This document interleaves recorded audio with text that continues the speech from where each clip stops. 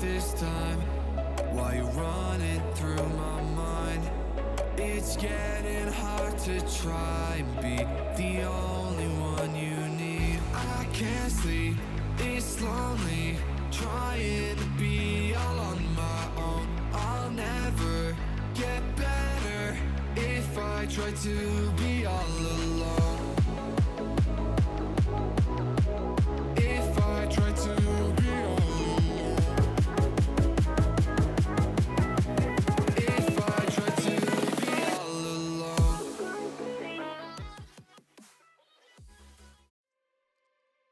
Hello everyone, and welcome to stream today.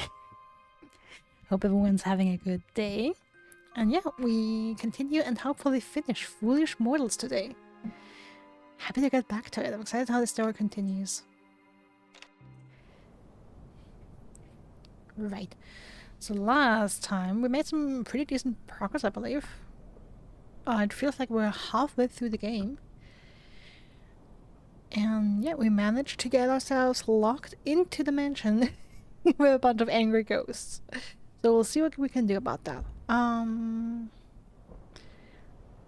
Alright. So we did the ritual.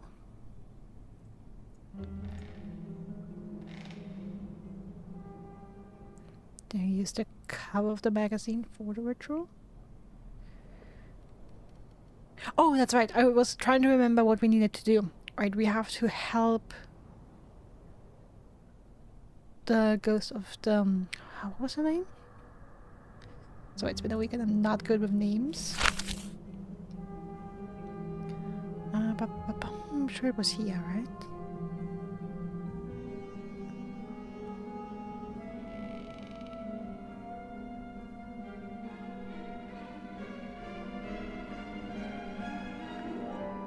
Abigail Bellemore. Right, we have to help Abigail remember the day of her wedding. And we have to get 3 items. A rose, some cake, we have to get the right music, and I believe there was something else. Okay, but yeah, let's get going.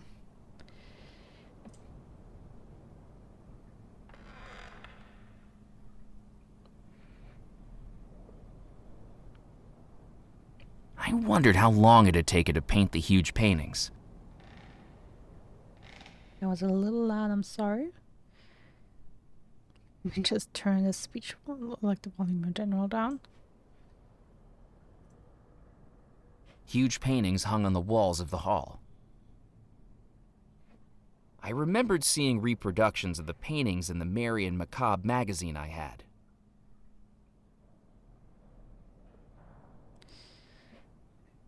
Okay. Bride corridor, east corridor. Okay, let's check in with the bride again. Cordelia Lockett, the maid, right? The maid folded the blankets with a wicked smile and eyes like saucers. I knew her body had a tenuous hold on the world around us, but it seemed like her mind was going the same way.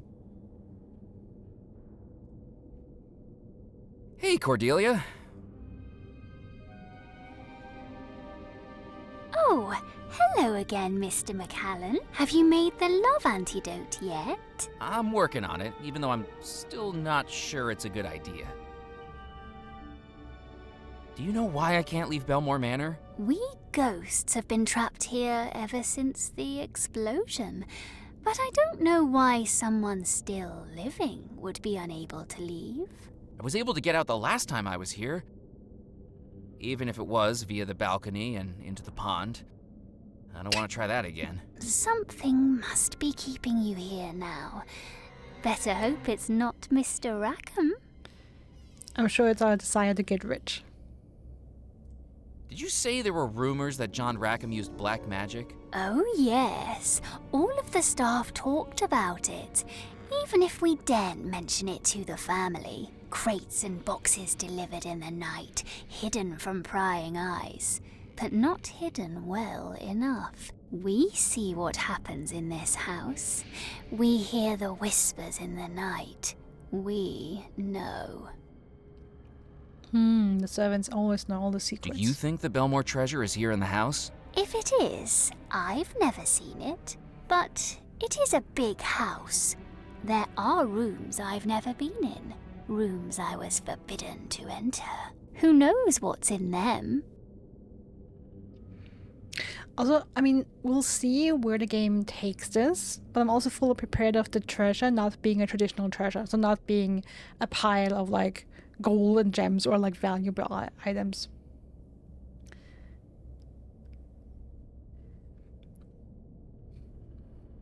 And honestly, I love when stories do that. When they tell you, oh yeah, a great big treasure or like a great big weapon. Yeah, and then it's something that, you know, to some people is a treasure and to some people is a weapon, but traditionally speaking, it's not, you know what I mean? And I always think it's fun when and gives a nice little twist when that happens. The skeleton hanging from the tree outside.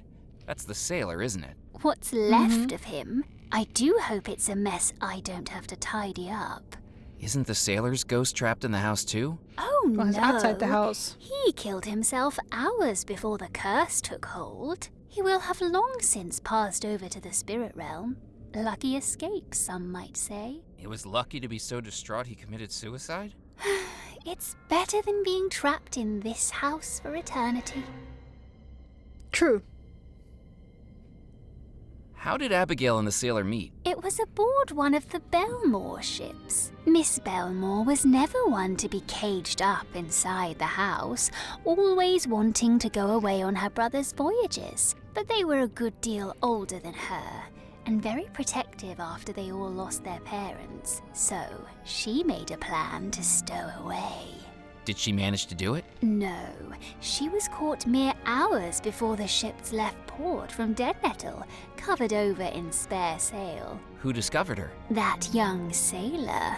I don't think she was best pleased that he had to tell her brothers, and he did, but she didn't hold it against him. Instead, he told her of the voyages on each return to Dead Nettle, and as the months progressed, she took more and more of a liking to him.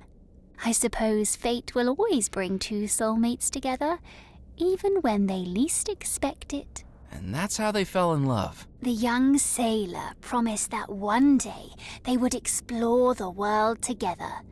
But until that day arrived, he would carry her in his heart on every voyage he undertook. He carved a wooden compass, split it into 2 pieces, and they each carried one, promising that despite their time apart, the necklace would be reunited once they were back together. How romantic. Very romantic indeed, and has me wondering if that is an item we have to find. How did the Bellemore's parents die? A shipwreck off the southeastern coast. 28 perished, with just 1 survivor. Who was the survivor? Why, it was Mr. Rackham. I was just about to say, don't tell me it was Rackham. Oh, interesting. Where do these doors behind me go? The middle door goes up to the cupola, but the key's been lost ever since Master Cecil died. There's not much up there from what I remember, just old sheets, linens and lace. And the door on the right? That's where the parlour witch lives. The what? Did you say a witch lives in the house? Oh yes, didn't you know? Mr. Rackham isn't the only one said to delve into the supernatural. Perhaps poor little Abigail was just an innocent, caught in the middle of Mr. Rackham's and her brother's dark dealings. Who is she? Is she still there now? I should think so. The Bellemores brought her to the house not long before they disappeared, though after moving into the house, she was never seen again. No one ever goes in, and no one ever comes out. I don't even think Mrs. Craddock can get in there. Curious. Very curious. Do you know what happened to the Bellemore brothers? That certainly is a mystery, isn't it? But I'm afraid I don't know. My duties were to help Miss Bellemore, while Mrs. Craddock dealt with the masters. Although what? I did see Master Xavier on the day he died. What was Xavier doing on the day he died? Preparing for an expedition. He'd been given a birthday present not long before, an old pirate map of Devil's Rock that he'd hung over the fireplace in his bedroom. And on the map, marked in red, an X marks the spot. Pirate treasure? Of course. On Devil's Rock? I doubt the treasure even came into it. A cove on Devil's Rock, where no one has stepped foot in over 100 years. That'd be like a moth to a flame for Master Xavier. He left before dawn, and then never came back. Who gave him the present? I expect you can guess. Of course. Orchestrating the brother's death, then marrying the girl for the fortune. Classic. Also, the pirate's treasure might be real. After all, the great-grandfather, something like that, of the guy who runs the jewel store. He was a pirate, and the story that we've been told, if you dare to believe it, was that he hid his treasures in a cove, in a cave, on the coast. Thank you for your help. You're welcome. It gets pretty boring after 30 years trapped here. You're much more exciting to watch. Well, happy to please. It was a door to an unknown room. Well, now we know what's there. They told us. The door was locked. So they didn't magically open it. The door was locked. Well, if I friendly knock, maybe the witch will open.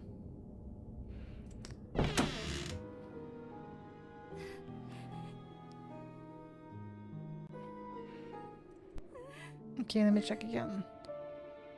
Okay, we have a handkerchief, we have the roses, we have the The ring. mirror's reflection showed a wedding band, one of the items I needed to bring to Abigail. The wedding ring. Oh, the A veil. veil Okay. lay on the table in the mirror, one of the items I needed to bring to Abigail.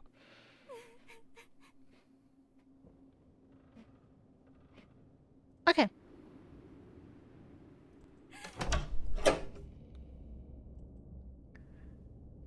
So let's see then. The Guessing door these are was marked also- X, presumably the room of Xavier Bellemore. The door was locked. Okay, these are still locked. Right, then I guess we do have to continue exploring down here.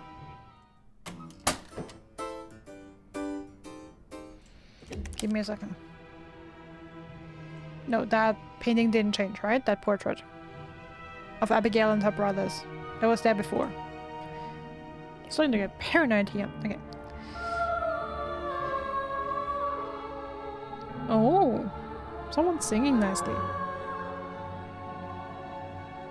Okay, just want to remind myself of the items I have. It was a battered suitcase that I deduced belonged to the pianist. A machine I didn't recognize sat on the table next to the piano. I wondered if the pianist knew more about it. Without knowing what it was, I didn't want to break it. The pianist wouldn't have been happy with me rifling through his belongings.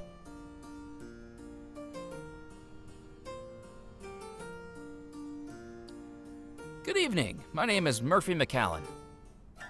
Pleased to make your acquaintance. Ezra Hughes is the name. Pianist for hire is the game. Got any events coming up that you can use a pianist at? I do weddings, christenings, bar mitzvahs, funerals. You're still hustling for work? Isn't being a ghost an impediment? Hey, when you're self-employed, you've got to keep that next paycheck coming in. But you're trapped in the house. Well, I admit I'm not normally based here, but Bellemore Manor makes a lovely venue. How's the gig? It's the gig of a lifetime, quite literally. I just didn't realize how short that lifetime would be. Still, I should be making out like a bandit at the end of it. Why's that? My contract says I charge overtime at time and a half. So far, we're 30-something years past my original end time. Is there much to spend your money on when you're dead? They say you can't take it with you. But I don't seem to be going anywhere at the moment, so why not find out? Hey, Lambrick, welcome in. And you're right, capitalism literally never ends. Are you local to Devil's Rock? No, New Orleans born and bred. Hard to grow up in the Big Easy and not fall in love with this music. Street performers in the French Quarter, brass bands on the balconies, parades at Mardi Gras. It's in the air down there. So what brought you here? Work.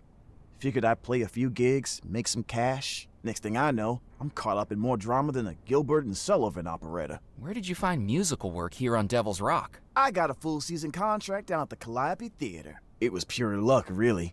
The original pianist broke his arm. How? Before the renovation, that place was falling apart. 14 people in the audience watched as the stage gave out right in the middle of Claire de Lune. Pianist and piano falling straight through the floor into the basement. Ouch. Physically, he was fine. Emotionally, devastated for months. Sounds like he went through a bad stage. Nice pun. Hope you're doing alright today, sweetie. New Orleans is great. It's great, this ghost is right. I couldn't tell you, I've never been to New Orleans, but I'm gonna trust you both's words.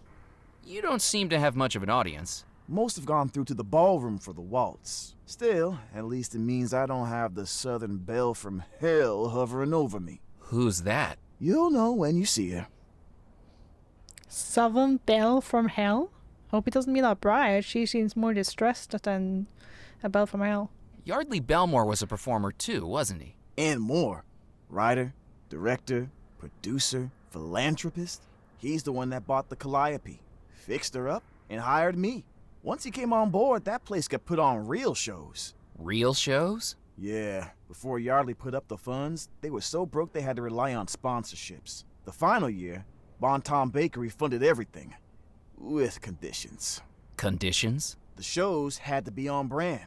Before Yardley put a stop to it, we were looking at 3 Shakespeare plays that season. Romeo and Baguette, A Midsummer Night's Cream Cake, and Much Ado About Muffins. Cringe. Do you know what happened to Yardley Bellemore? I haven't a clue. But you know what? I think I was one of the final people to see him alive. Ooh, do tell. He came down to the Calliope to offer me this gig for the wedding, and I overheard him talking to someone backstage after I had finished rehearsing. What were they talking about? Well, after Yardley scrapped the baked goods from Romeo and Juliet, he was after ideas to bring something new to the story. This fella was telling him about a place he'd found, an actual crypt. Such a missed opportunity, really. Can you imagine? Romeo and Juliet's tragic finale, played out in a Capulet tomb, the star-crossed lovers' final doomed moments in a real-life, honest-to-God crypt. The last thing I heard was them setting a date to check it out. And then, well, after that, no one ever saw him again. Do you know who the man he was talking to was? Rackham, I think you call him. Don't know where his interest in the theater came from all of a sudden. I'd never seen him in any performances. Yeah, Rackham again. So yeah, welcome back, Lambrecht. I hope you have a wonderful day. What you missed is that I talked to the maid, and interestingly, she told me of another brother. I think hers was Xavier.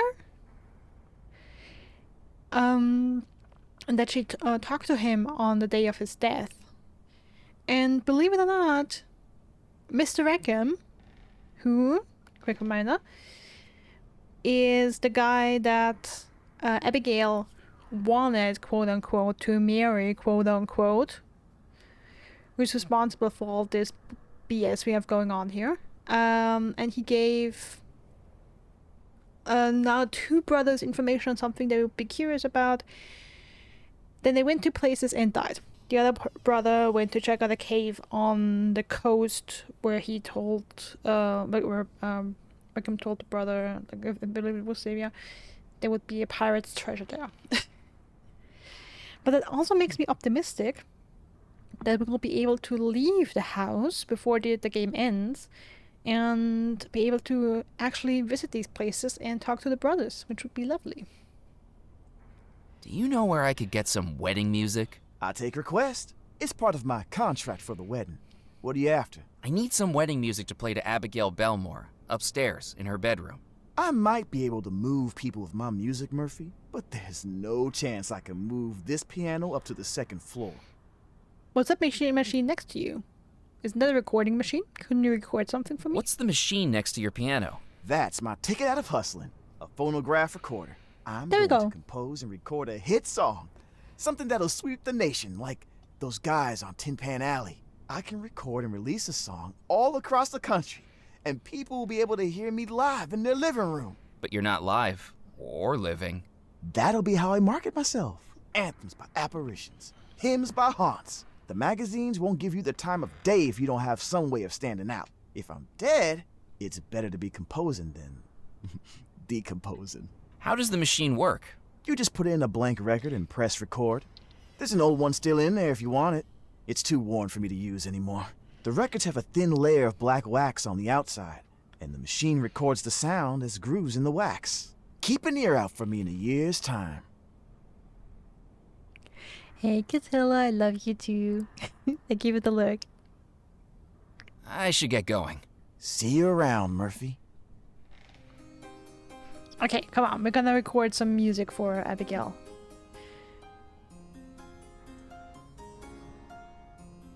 I took the record from the recording machine. With its outer coating worn away with age, it wasn't in a state to record onto. Okay, so I have to restore it or find another one. It was a cylindrical record for making sound recordings, covered in a thin layer of black wax. This one was old, worn, and unusable. Maybe I can dip it in fresh. Yeah, so either restore it or find a new one. Let's try that one. That is an insult to my honor. I didn't know you had any honor left to insult. Boys, you don't want to be fighting over little old me. Tallulah, this man is nothing but a scoundrel. Then you, brother, are a no-good fraud. What did I walk into? Other than twin brothers fighting over a lady. The bookshelves are filled with tomes on every subject I could imagine. Astronomy to music, numerology to zoology, each with faded spines and dusty covers.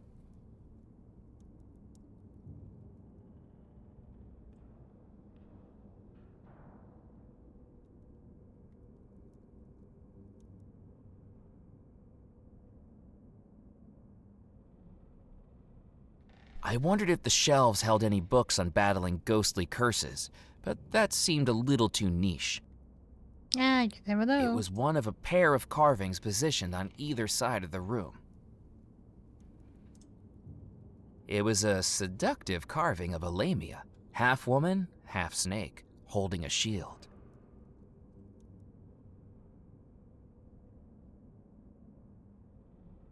It was a devilish carving of a satyr, half man, half goat, holding a shield. Oh, just twin and twin. Okay, so twin A and twin B. The twins scowled at each other. Their energy was as strained as the strings on a banjo. At any moment, it felt like one of them could snap. Hello. Beat it, bud. Okay, rude. Hi there. Keep walking. I don't have time to waste on you. All you have is time, bro. You are dead. Step it down. Okay. Good evening, miss. Oh, another fine young gentleman. My name's Murphy McCallan. Pleased to meet you all. Back off, Peanut. Yeah, keep walking. We were talking to the lady first. Now, boys, we must be welcoming to our new friend. My name is Tallulah LaRue. I expect you've heard of me. My daddy Nope. owns the LaRue Oil Exchange. We're the richest family this side of the Mississippi. But don't be getting any ideas. Tallulah, don't you think this gentleman is a little beneath you? He looks so poor, he probably waves a popsicle around and calls it air conditioning. Let's not be rude to him just because he's less fortunate. You boys be welcoming and introduce yourselves. If we must. I am Humphrey Tallulah. And I am Orville Tallulah of the Tallulah Textiles Company. I think you made the pants I'm wearing.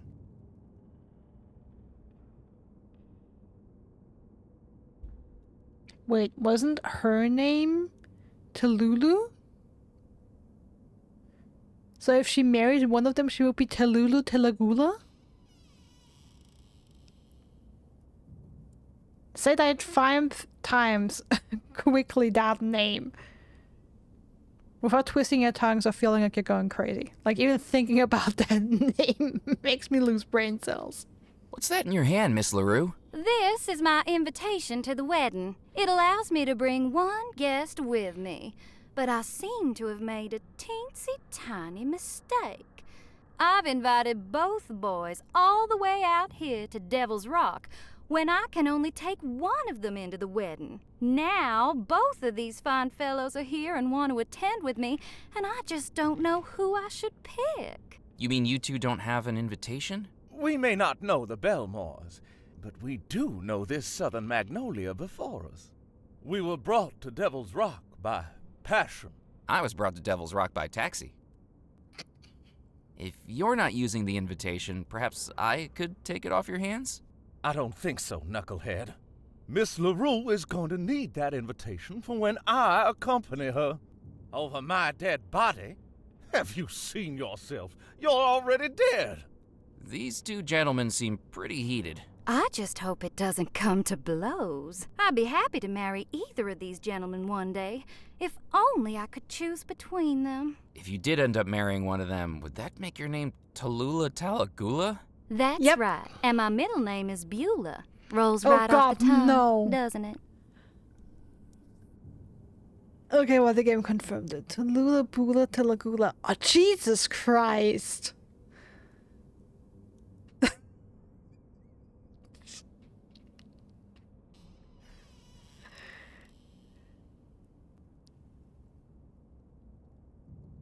Whoever came up with that name should stop using whatever recreational drug they're using. This second. It's too much. How are you going to decide who to take to the waltz, Miss LaRue? I just don't know if I could decide. I think I'll have to leave it to the boys to decide for me. Choose me, Tallulah. I'm the one who inherited our family's good looks, I assure you. Good looks? Your reflection hides when you walk past a mirror. I have the southern elegance she desires. Elegance? You have all the elegance of a drunken pelican. I believe the lady would be better suited for a man of my sophistication. Sophistication? You have all the sophistication of a rodeo clown. It's my bravery that she needs. Bravery? You'd run away from a June bug.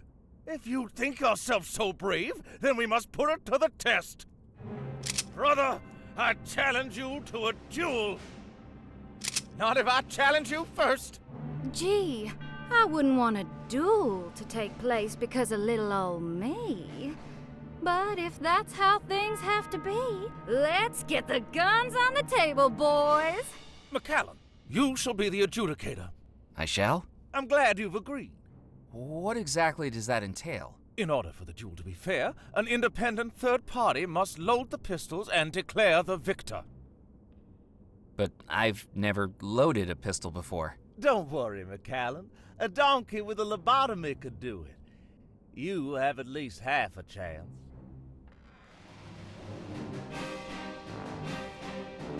Okay. Loading a pistol. Powder shot, ramrod aim fire.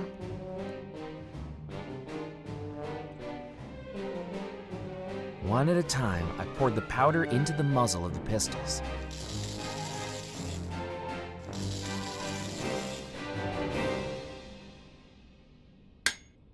I then dropped the shot into each muzzle. Finally, I patted the contents down with the ramrod. No pussyfooting around here, boys. I want to see some But I think I could have action. done that If you without miss, you're not instructions the in man the game. For me. Watched enough movies, old movies, to know how to do that, actually. Fire! Well, I've been hit. Me too. In any other situation, this would have been a tragedy, but it quickly became clear that a duel to the death wouldn't be conclusive when the duelists were both already dead. oh, neither of you missed? Well, sorry, boys, but I think that's a draw. What a terrible waste of everybody's time.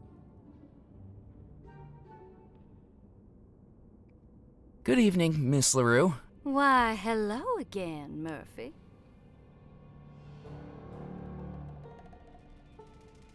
Were you friends with Abigail Bellemore? Friends may be a bit of an exaggeration, but I'd seen her around at the debutante balls before she got engaged to that sailor. I mean, really, what was she thinking? You don't think they should have gotten engaged? What's the point? Mr. Rackham was an improvement. I do love the powerful. Why don't you marry him then? Alright, so we'll need to figure something out here. Not sure what, though. I best be running along. Ta-ta for now. Well, I'm sure it will all reveal itself. Okay, this looks to be going to the basement. Oh yeah, oh, we have some water damage. Walking into the cellar, I was hit by the pungent smell of rotting wood and mildew. 3 decades without upkeep hadn't been kind to this section of the house, and it was now knee-deep in floodwater. The wine racks were largely bare. What few bottles remained were cracked and empty. Wine racks adorned each wall of the cellar. Bellemore Manor must have been quite the spirited place once upon a time.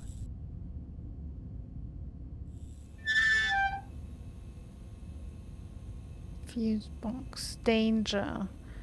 Magnetic carriage. It was a small paper label used to mark which fuse was which. Okay, magnetic carriage. Theater rotation. Orrery track.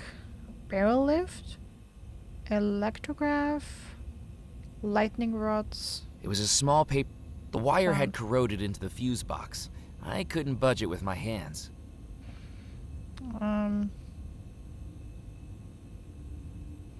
Shockingly, I didn't want to risk electrocution by cutting the wire. Oh, candles. I took the handful of candles from on top of the fuse box. Almost missed these. Okay. The candle wax looked like it might work as a replacement coating for the record, if I could find a way to apply it. Mm-hmm.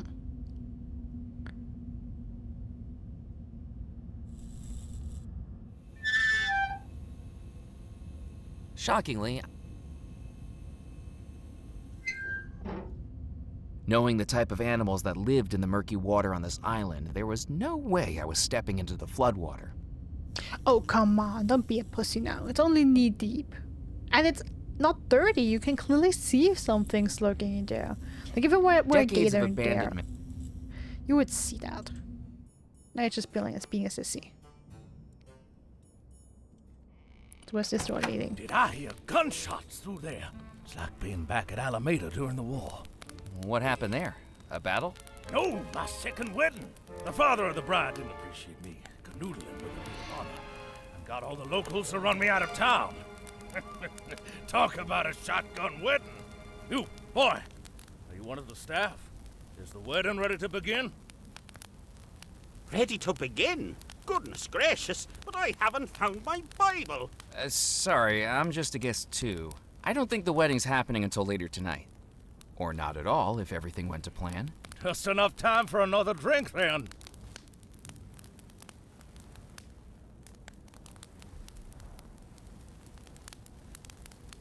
Ooh, candles in the pot.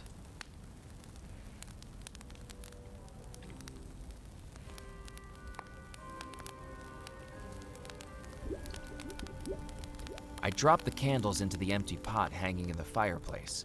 They soon began to melt and bubble. Double, double, toil and trouble. Goodness gracious, that isn't more satanic sorcery, is it? I'm sorry, I was just quoting Macbeth. Well, don't.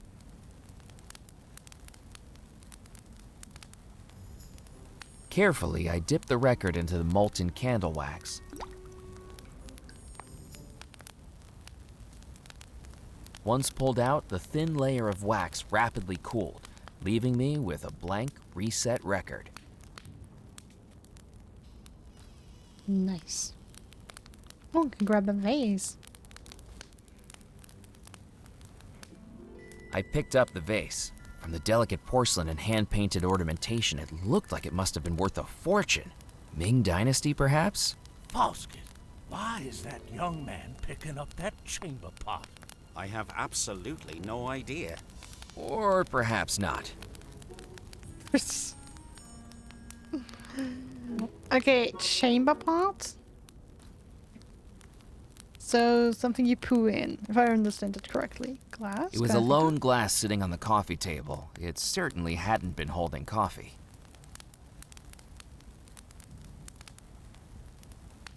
The empty glass was best left where it was. 4 animal heads protruded from the wall like those painted boards you'd push your head through for a photograph at the seaside. Good evening. Hello, my child. Oh, don't get him going again. And what is your name? Murphy McCallan. Hello, Murphy. I am Father Pexygate, spiritual shepherd of St. Juniper's Parish. Have you seen the good book? I'm not the most religious person, but I have read parts. No, I mean that rather more literally. I've lost my Bible and have no idea where I put it. Have you seen it? I haven't, I'm afraid. Pity. Are you here for the wedding? I am officiating the wedding. With everything that's gone on in the house, we must thank God we have someone like me to keep us on a righteous path. I've been told that Abigail Bellemore doesn't really want to marry Rackham. You need to call the wedding off. We shall stick to the system, young Mr. McCallan. Objections should be heard during the ceremony, not before, when all parties may articulate their feelings on the matter. These things are greater than you and I, you know. Until then, we must treat the wedding as the joyous occasion it is. What do you think of Abigail Bellemore? A little headstrong, in my opinion, but a lovely young lady. I baptized her, you know. She grabbed my nose as I held her over the font, right up the left nostril. Wouldn't let go until her brothers distracted her with a teddy bear. Still, she's a very caring girl. Just not two ecclesiastical noses. Is St. Juniper's your church? That's right, young man. A beacon of godliness on an otherwise spiritually desolate isle. I hate to be the bearer of bad news, but I think St. Juniper has been taken over by rum runners. Criminals? In my church? Good God! They must be removed immediately. Let's not be too hasty. They sound like my type of gentleman. That's the type of church I can see myself attending.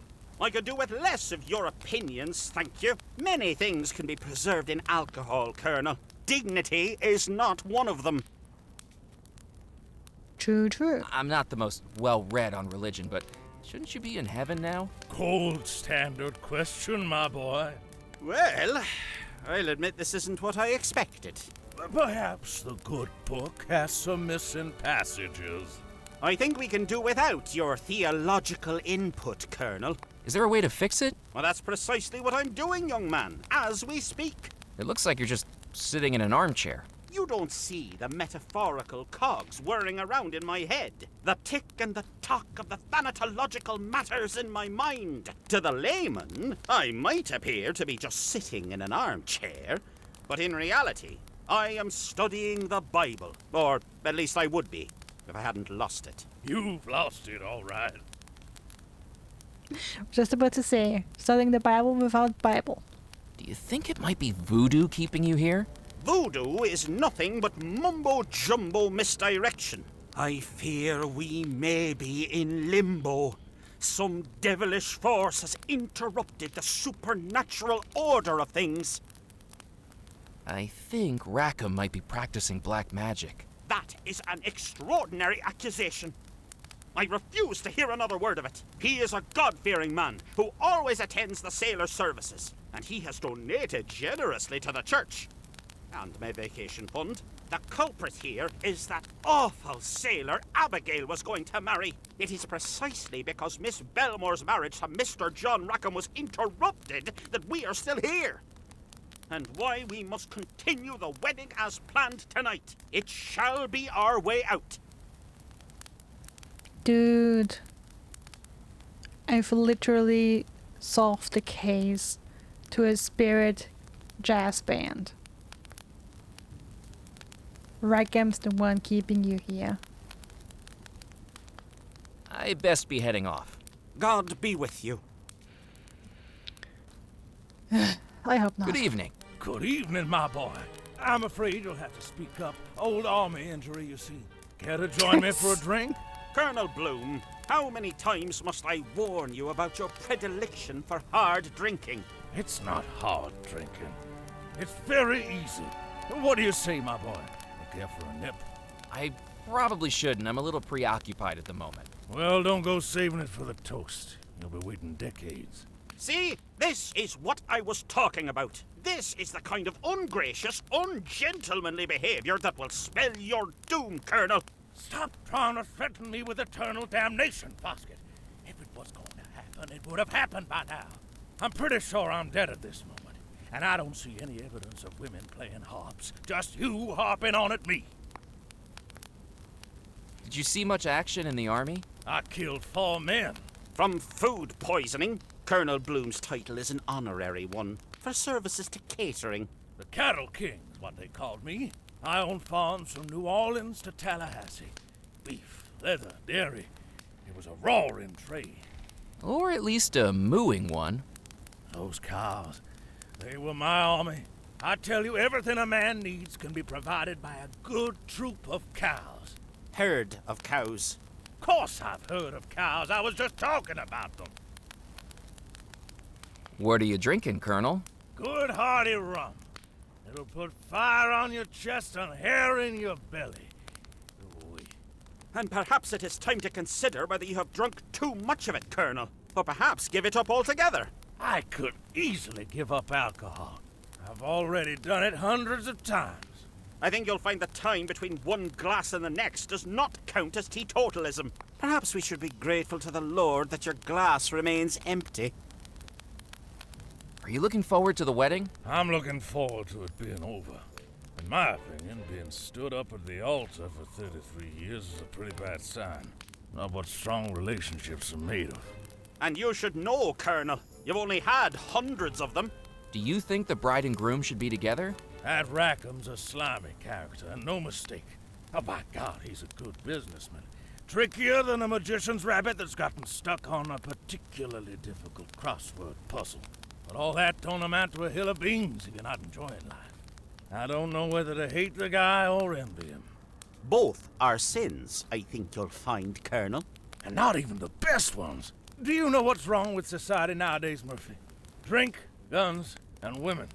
There's just not enough time for them all. I don't know if hate is a sin. I mean, wrath is one, but wrath is... Not sure if wrath is the same thing. I mean, hate is a thing of wrath, I guess. Sorry, I'm a little distracted because the animals are blinking. The taxidermy animal heads on the wall are blinking. That's kind of distracting me right now. Have you ever married, Colonel? Oh, yes. I've been married for 47 years. Yes, but to 9 different women. It still counts. His shortest marriage was 2 days, and that's only because they couldn't find him to serve the annulment papers. I ended up in a bordello in East Nevada with half the members of the Albuquerque Militia Marching Band. Best honeymoon I've been on. Some lovely girls. Lord forgive him, for he knows not what he does. That's not what the girls were telling me. Those two are a funny pair. Do excuse me. I'll be back. At your leisure, my boy. I have nowhere to go and nothing to do. Idle hands are the devil's playthings. Try idling your mouth for a change, you old curmudgeon. Oh yeah, those two are fantastic together. After my escapades with the fish and its hidden horseshoe, I had had quite enough of taxidermied animals. Even if they're blinking? That seems rather curious. Stepping through the doorway, I found myself in an ethereal black void that stretched in every direction. Draped in green fog, all I could see were staircases floating in all directions, and in the center, an eternally ticking clock. At the center of the void was a clock supernaturally hovering in the air, with a single hand that constantly ticked its way around the face. The clock was too far away to reach. All I could do was watch. Honestly, that looks calming and I would like to go there. That's an interesting room.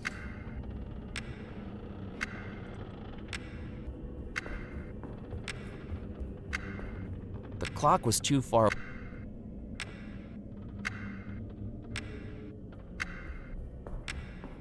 The clock was too far. Is that little whippersnapper playing on the staircases again? No, it's not him this time. But how that wayward whelp's mother allows him to run riot through that cursed room baffles me. When it comes to Sebastian Pock, I think King Herod might have had a point. You just lie down and nap? I mean, that's an idea. Okay. Staircase room. I needed to think of something else. Nope. That didn't work. Okay, just trying to see if I have something. I couldn't do that.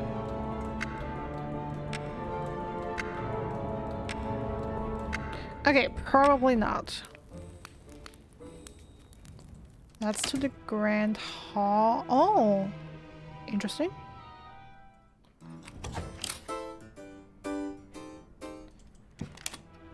Okay. Archway.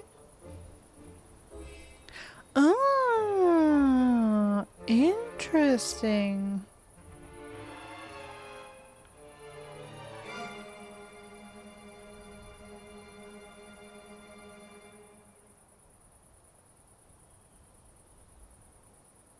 Okay, so how do I get up there? I wonder if that's one of the bedrooms or if it's another room. I have to go there through the staircase room.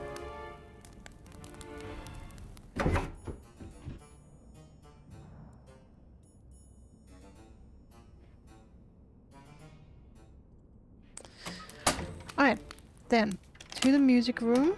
Let's record some music.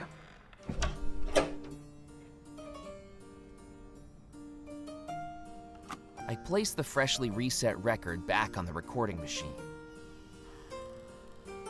Excuse me, Ezra, could you play the wedding march? A request? Sure thing, Murphy.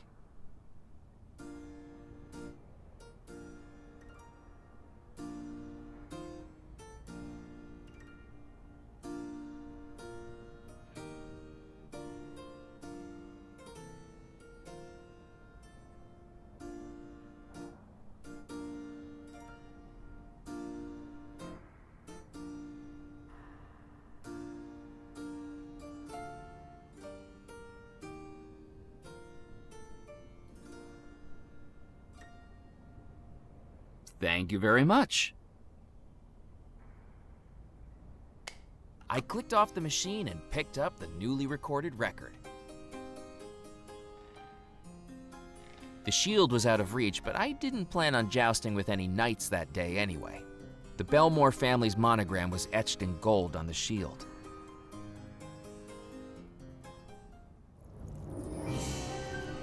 Oh, hello. The macabre warning was definitely serving a purpose where it was. I decided to leave it there. Oh, roses. I wouldn't do that if I were you. Why not? You're still flesh and blood, aren't you? That's right. Nothing to be ashamed of. But you'll end up see-through blue like me if one of those thorns nicks you. And don't try cutting them. Even so much as a snap and it releases a toxin so deadly you'll be on the ground within 3 minutes. Certainly keeps things exciting, doesn't it? Okay. Deadly roses. Weaving throughout the conservatory was an overgrown mass of intimidating-looking thorns.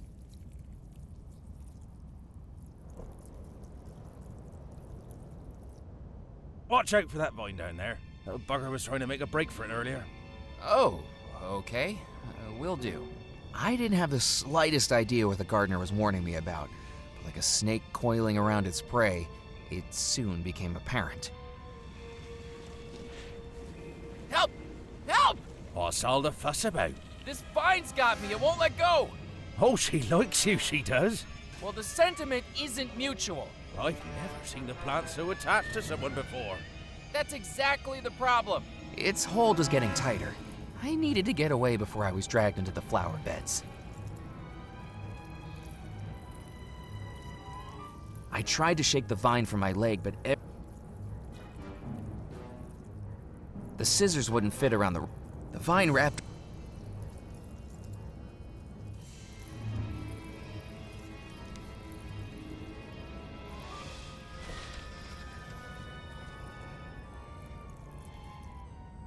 Well, you didn't need to do that. I wasn't planning on doing the pruning till tomorrow. What was that? Just a Devil's Rock creeper. Oh, they do seem to have gotten a lot more active since I was last tending the garden, though. First, the animals on this island had tried to eat me. Now, I was finding out the plants wanted a nibble too.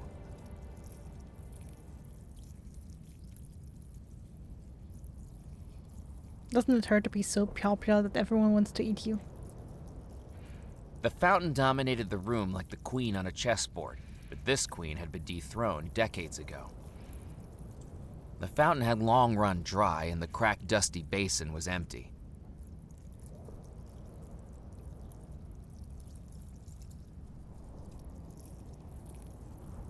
I couldn't see anything I could do with the statue. It was an ornately crafted metal statue of a Maharaja prince, with one hand outstretched and the other clasping a scroll case. Good evening. Pleasure to meet you, young man. I'm Rupert Riddle. I'm the gardener for the Bellemore estate. And whom do I have the pleasure of meeting? Murphy McCallan, pleased to meet you. Do excuse the state of the conservatory. After 30-odd years without so much as a pruning or watering, it's taken on a mind of its own. Don't be telling the Horticultural Society or I'll be having my golden trowel taken off me. You've won awards for your gardening? Oh yes. This conservatory is rather famous. Welcome, Murphy, to the Poison Garden. Poison? Why would the Bellemore brothers want a poison garden? Academic interests, prestige, and morbid curiosity, I should think. Master Cecil liked to study them. Master Xavier used to collect them on his expeditions. And Master Yardley, well, he just liked the theatricality of it all. Isn't it dangerous? Well, it all depends on how you use it, doesn't it? A few berries of deadly nightshade could kill a person, or cure their headache. Hemlock killed Socrates, but I used it to treat my arthritis. These plants may be dangerous, but that's because they're powerful and mysterious. From medicine to murder. Exactly. The power to heal and the power to kill. That's what makes them so interesting. Remind me never to get on the bad side of a florist. What's the secret to growing your garden? Plants need the same things as you and me, they do. Food, water, sunlight, and someone to chitter-chatter with. You talk to your plants? And sing.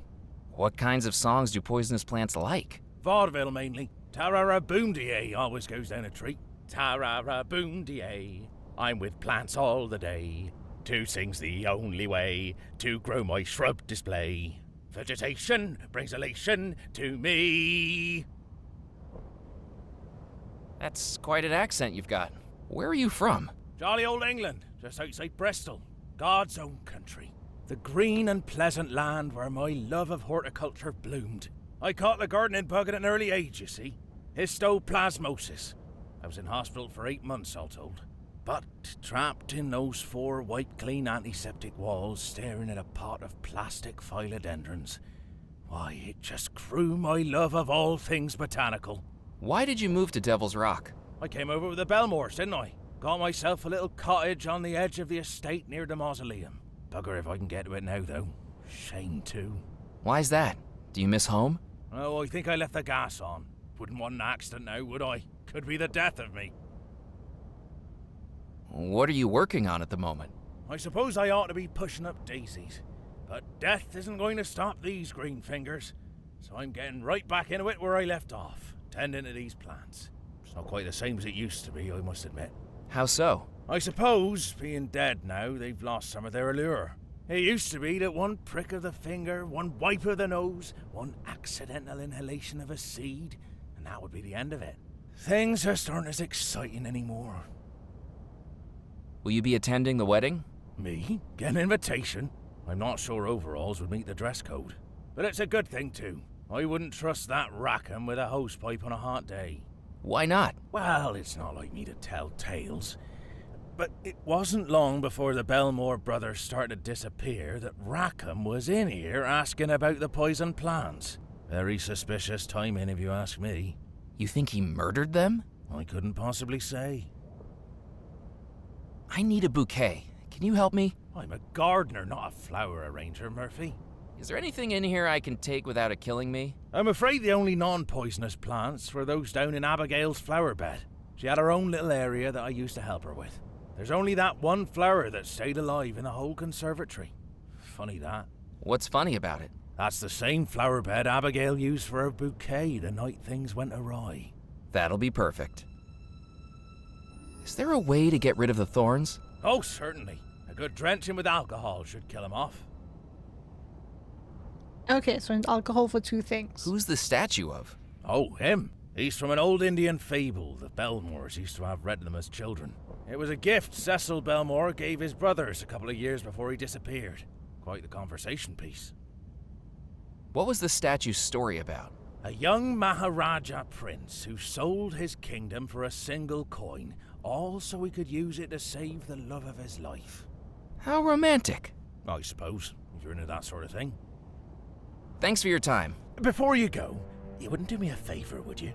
What kind of favor? Well, I was just wondering how that flesh and blood thing is working out for you. Excuse me? It's just, and I don't mean to impose, but my eternal frustration is that I have 187 different ways to die in this conservatory, but I was never able to test any of them out.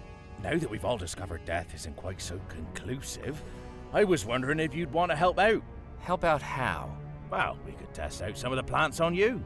They'd kill me! Fingers crossed. The dainty old man's eyes glowed with unrestrained excitement at the mention of murder. His dottery demeanor offered a complete contrast to his apparently homicidal tendencies. He was like a tortoise holding a machine gun. Now, don't make such a drama out of it. We could put it in a nice pie, and maybe some herbal tea. I know the recipe for a lovely cobbler. Definitely not. Let's cross that possibility out right now. I was only asking. Maybe let me know if you change your mind. Okay, so if I need to die, I know where to go. I couldn't see anything alive in the plant pot, despite the gardener's best efforts.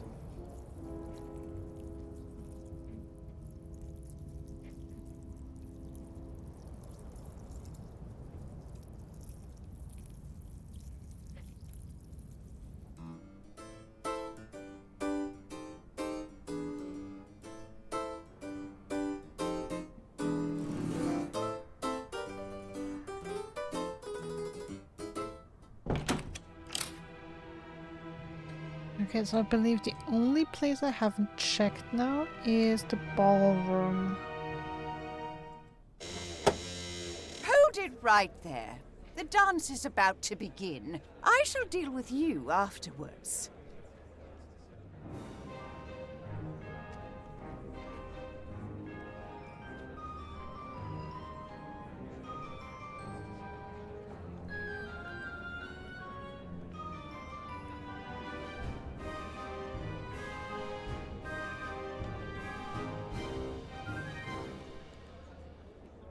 The skill, the movement, the passion. It certainly gets the blood pumping. Now then, do you have an invitation? An invitation? To the waltz. This celebration is only for wedding guests. We have all manner of help running around the house who certainly aren't invited to the festivities. Imagine the smell. If you want to come in, you'll need to retrieve it. Rules are rules, and it's my job to enforce them. I am Mrs. Elaine Craddock, housekeeper of Bellemore Manor. Who are you, anyway? Murphy McCallan. I'm just a visitor. Evidently. Bitch. Stop right there, young man. Only guests with invitations are allowed to watch the waltz.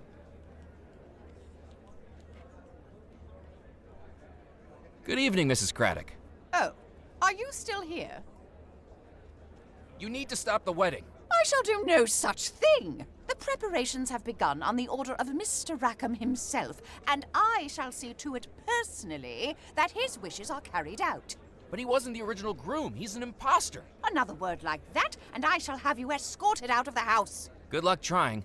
I seem to be rather supernaturally stuck here. Mr. Rackham is a fine man. Motivated, determined, ambitious, rich, and roguishly delectable. Precisely the type of person a well-to-do debutante like Miss Bellemore should be marrying.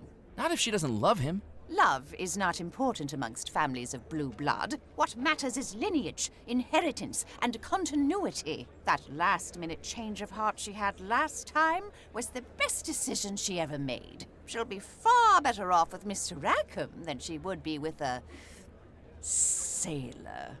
She sputtered the word with such disgust I half expected her to scrub herself clean afterwards. I mean, really, what was he going to do for her? Fetch her a fish supper, clear the decks, and sing the sailor's hornpipe? Do you get a funny feeling when your wealth keeps on depleting you should never marry sailors when your funds run low?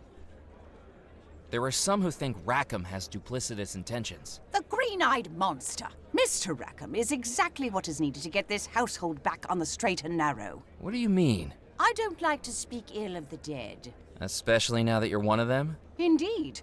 But I'm afraid that the Bellemore brothers were becoming increasingly unusual before their disappearances. Their interests veered away from the economic and turned towards the esoteric. And now look where we are. You think the Bellemore brothers caused you all to be trapped in the house? Perhaps not directly, but their decisions certainly led to it. To find out the Bellemore brothers were inviting sinners into this house when I gave this household the best years of my life. And the best years of your afterlife now. I am a servant to serving, but even I have limits. When you talk about sinners in the house, do you mean the parlor witch? Don't even mention her. Why the Bellemores thought to bring her into this house is beyond me. Oh, thank goodness we have Father Foskett trapped with us to keep this house holy. Where is the parlor witch? Now don't go seeking her out. You'll only regret it. We barely ever see her, but she's up there in one of the locked rooms, tainting the entire household. I found some of her black candles one day, you know. Who knows what she did with them? Voodoo spells and magic rituals. I confiscated them and put them on top of the fuse box in the cellar. At least if there's a power surge, they can do some good for a change. I've heard Rackham deals in the occult as well. What poppycock! Mr. Rackham is a good, honest, hard-working man. The cure for the ailments of this house. Which is why we are cursed to remain here. And it is why a good, honest marriage between Mr. Rackham and Miss Bellemore will finally allow us to move on. Just as I wish to do with this entire subject of conversation. Please, could you let me in to see the waltz? Certainly not. You know, you're the second person tonight that won't let me in somewhere. I'm beginning to take this personally. The guests at this wedding are titans of industry and jewels of the aristocracy. Industrialists from Chicago, magnates from Philadelphia, dukes from England. And you are? A now unemployed auditor from Yonkers. Precisely. How long have you worked at Bellemore Manor? I've been here since the final finial finished off the cupola. Before even the Bellemores themselves moved in, I was getting this house ready for them. It is a position I was bred for. I may not have blue blood, but I should think it's at least a shade of plum. I spent 17 years at some of the most prestigious all-girls schools, you see, followed by training in Blenheim Palace for 3 years, and subsequent coveted positions with some of the finest families in England. Well, I'm glad you managed to escape all that and come here. I can quote you Mrs. Beaton's book of household management in my sleep. It was an interesting offer, but I couldn't think of any situation where I'd need that, short of terminal insomnia.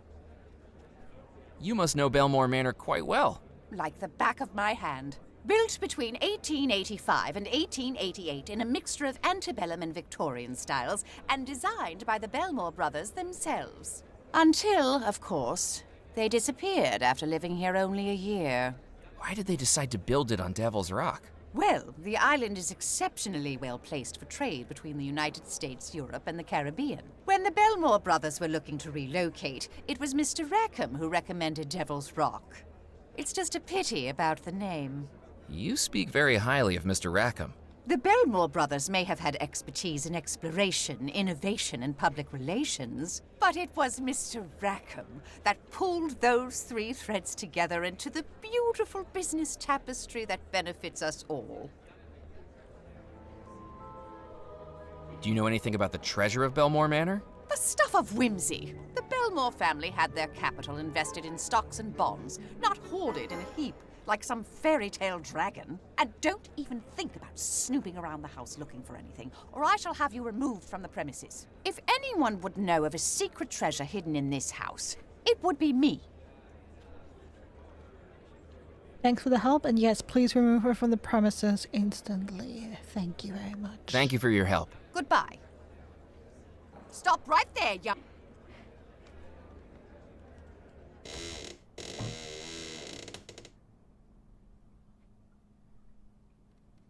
Alright, but interesting that Rackham was so involved in their lives even before he tried to marry Abigail. No amount of force is going to open the door. I was definitely trapped here.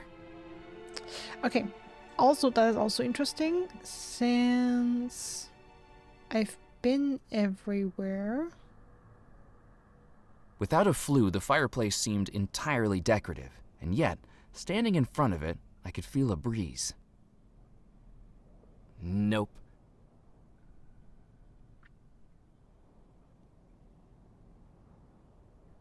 Okay, because the thing is, I've been everywhere now.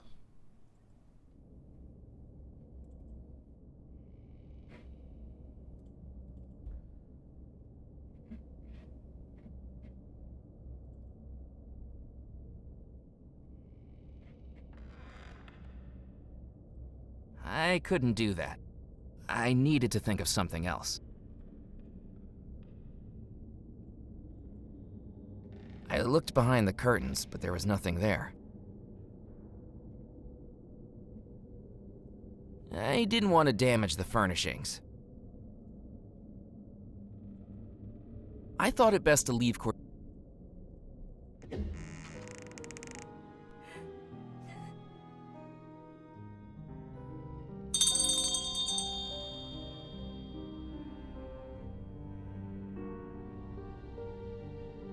Coming!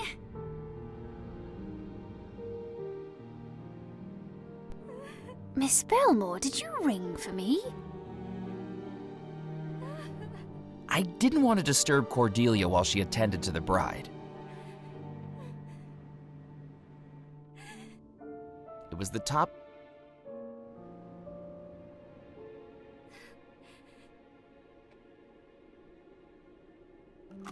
I placed the record into the phonograph.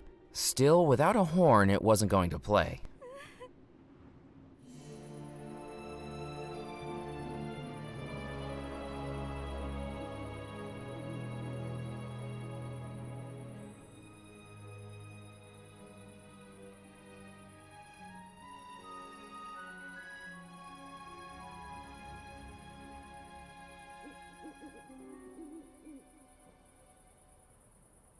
Oh.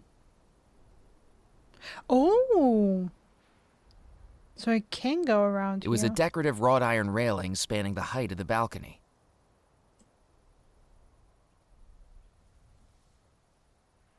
I couldn't reach the whoa! As I rounded the corner of the balcony, I saw that the walkway had dropped away, the mortar crumbling after decades of neglect. The ground was a long way down.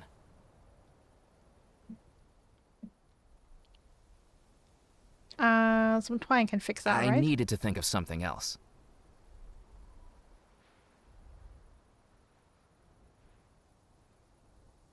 It was the cupola, the highest point of Bellemore Manor, with windows looking out in each direction. I guess I could come down from the cupola once I won't get up there.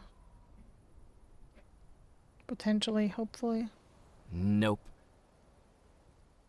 I didn't want to make a hole in that.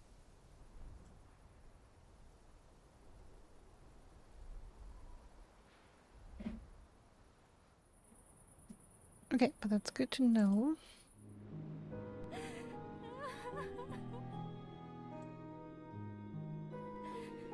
I thought that Abigail would prefer them to stay where they were.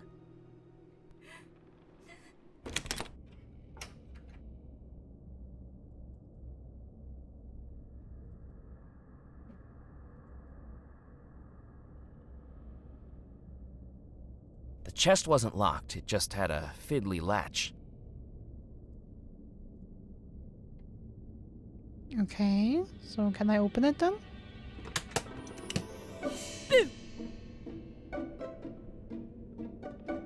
Haha, the look on your face. What are you doing? Oh, you could have scared me to death. Imagine how cool that would be, I don't think I'd be very happy about that. baby. Who are you anyway? My name's Murphy McCallan. I'm a guest. Who are you? I'm Sebastian Pop. The little boy puffed out his chest with a grin that would make the Cheshire Cat jealous. What were you doing in the trunk? Playing hide and seek. That stuffy old vicar challenged me to a game and hasn't found me in more than 33 years. Don't you know it's dangerous to shut yourself up in places like that? You could have gotten locked in. Well, it's funny you say that, actually. I think the latch closed on me while I was inside. Still, what's the worst that could happen? I'm already dead.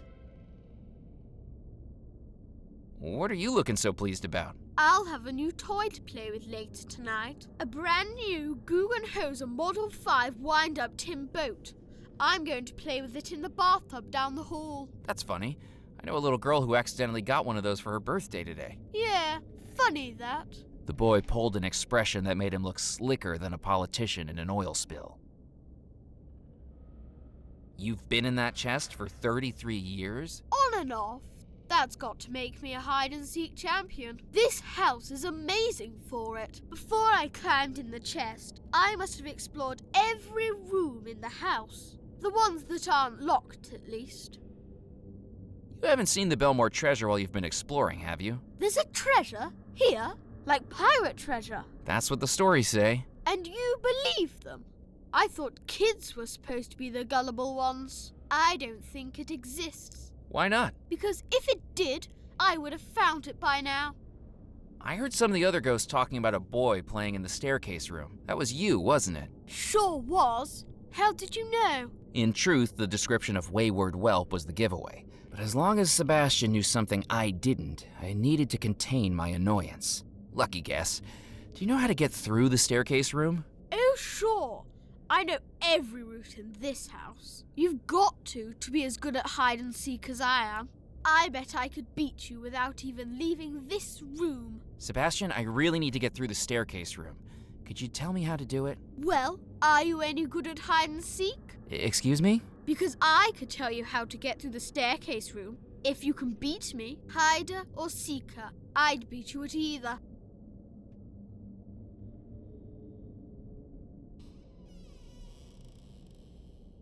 This is a long shot, but do you know Mallory Wisp? Sure, I know Princess Stink. She was getting a tin boat too. I know. I swapped over the pages in the toy catalogue, so she ordered the wrong thing. She'll get fed up with it, and I'll get to play with it instead. Well, that wasn't a nice thing to do. Nice guys finish last. That's what my father says.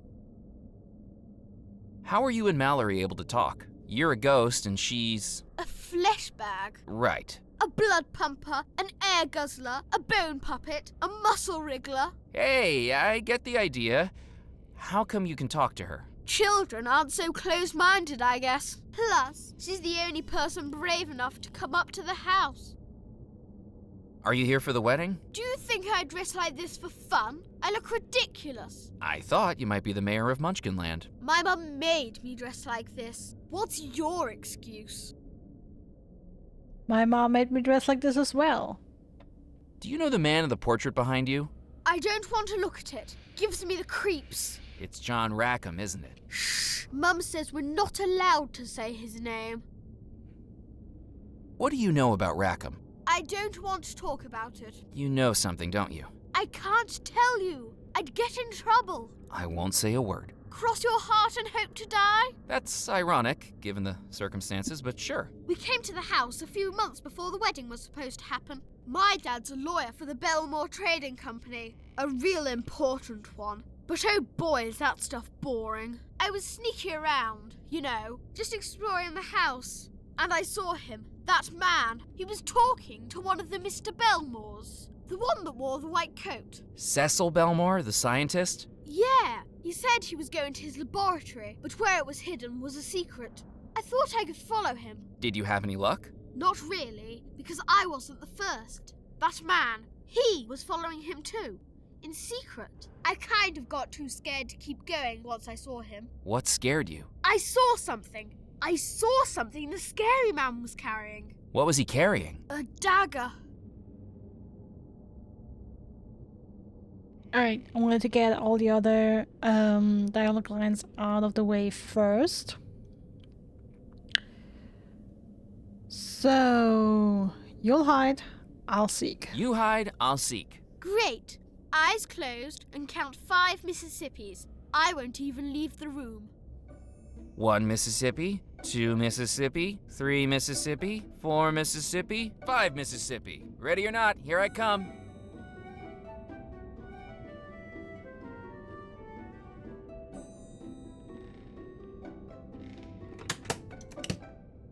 Boo!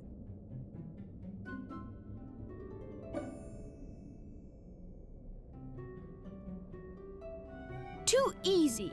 I just wish this was more of a challenge. Hello, Sebastian. Back for a rematch? You must be cheating. How could I cheat? I don't know, you're a ghost. Can't you dematerialize or something? This isn't a bedtime story, you know. I may be a ghost, but I still touch things just like you.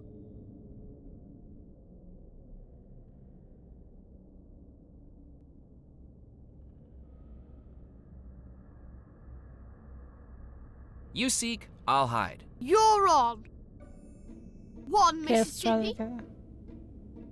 2 Mississippi, Hiding inside a locked chest 3 might have been... Mississippi, I was far 4 too big to fit... Mississippi.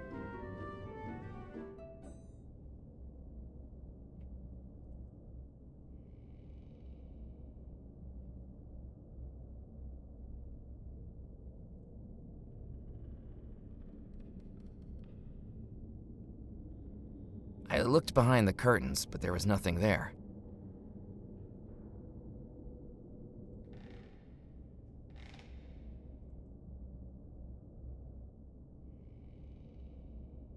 Oh, I can take the feather duster. You can't have that. I might be needing it later. Okay, then we call her in there.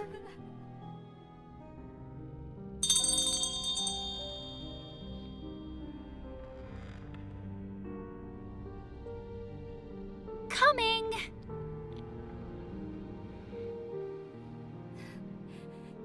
Miss Bellemore, did you ring?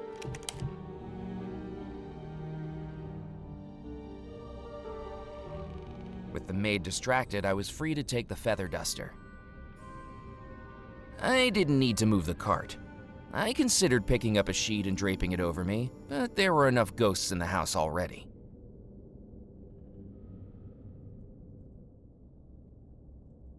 Hey, where'd you go? You're meant to hide somewhere in this room. That still counts as a win for me, you know.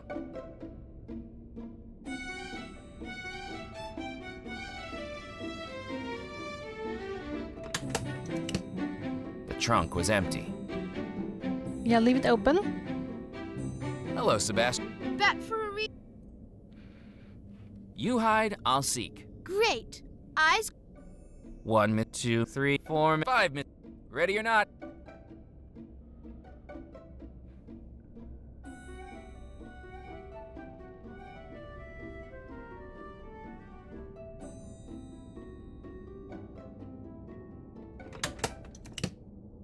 boo.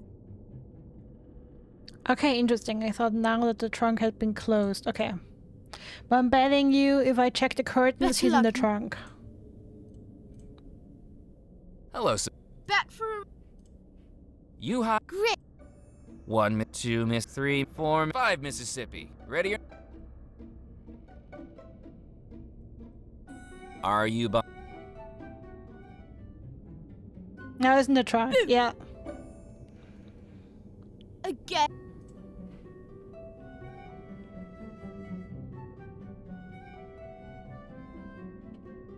Okay, let me try something. Hello, Sebastian.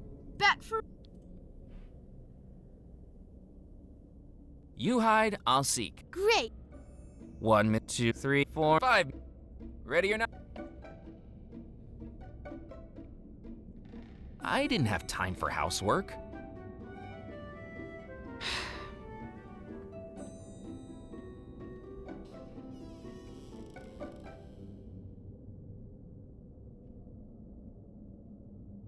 I couldn't do that. I need... Are you behind? Okay, so I need a way to see. I was thinking feather Too dusting. easy. I just wish this was more of a challenge. Because what kind of hide and seek gives you only one guess? One with a ghost child. But yeah, so you need to open something that will allow me to see where he goes. Something like feather dusting for fingerprints or something. Like that doesn't make sense, but you know.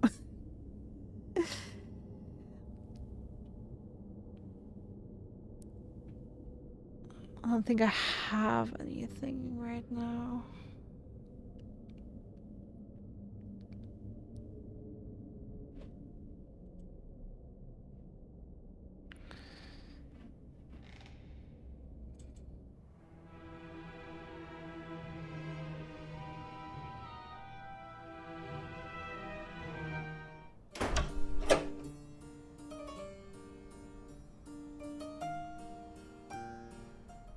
Okay, so I need alcohol.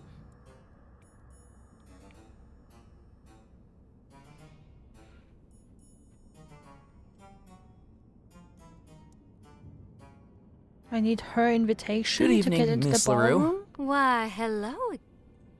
Would you like a rematch on the pistol duel? What a wonderful idea. Boys, guns on the table. Murphy, load 'em up.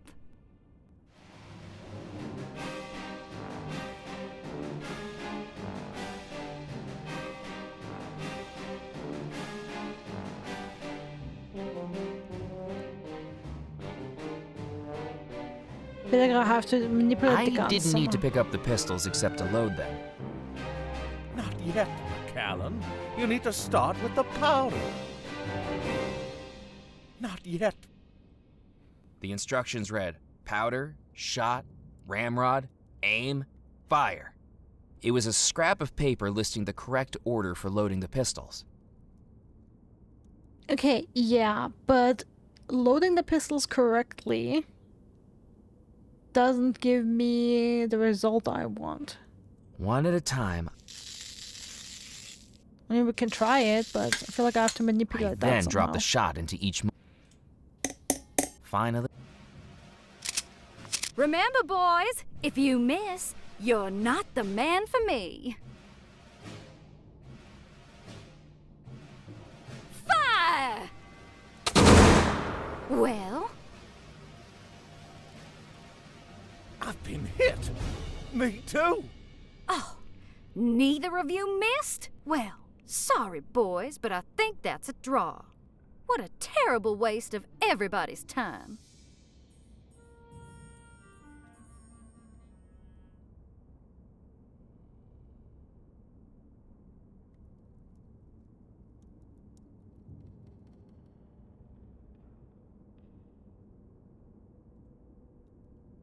hi there. Keep walking.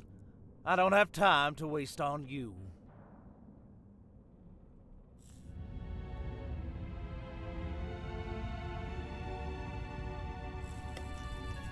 I flipped the switch, but nothing happened. It seemed the barrel lift lacked power.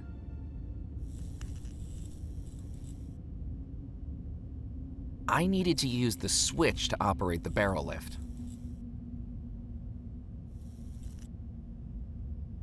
That was going to be the perfect container to scoop the water out, but I would have been here for days. I needed a way to automate it.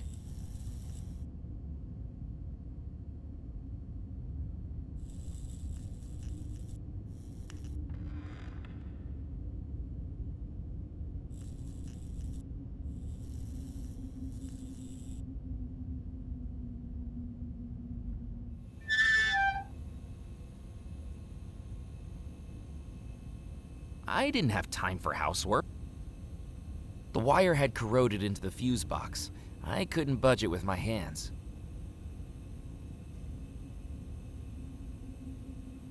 I didn't want to...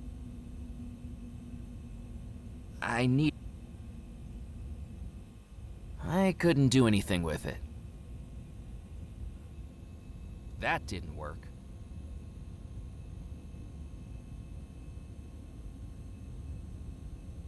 That wasn't going to work. That didn't work. I'm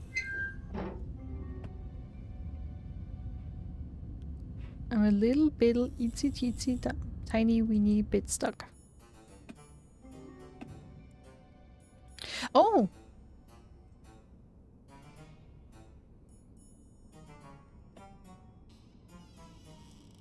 Miss LaRue, would you mind if I borrowed your parasol? Don't be silly, Murphy. It's a beautiful evening outside. You have no use for it. But I'm sure I can be of help to you if the weather turns sour. Miss LaRue, would you mind if I... Don't be you have no use, but I'm sure I can... Okay, so she won't give it to me. It was one of a pair of carvings positioned on either side of the room.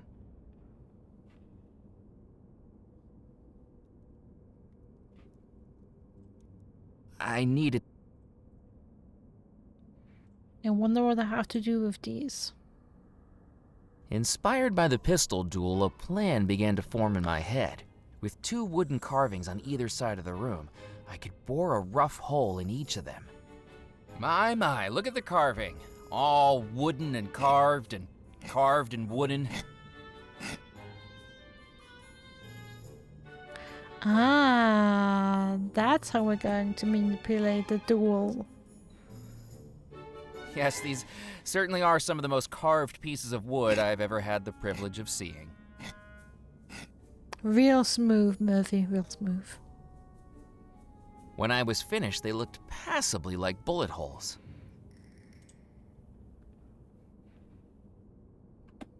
Alright. Good evening, Miss LaRue. Why, hello again, Murphy.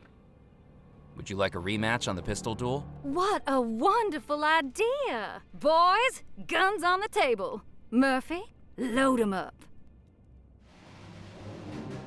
One at a time. I then... finally... Remember, boys, if you miss, you're not the man for me. Fire! Well? I've been hit. Me too. Oh, neither of you missed? Well, sorry, boys, but I think that's a draw. What a terrible waste of everybody's time. But what I may about have the... forged some bullet holes, but when the shot ended up inside the duelists' chests, they didn't have much reason to go looking for them.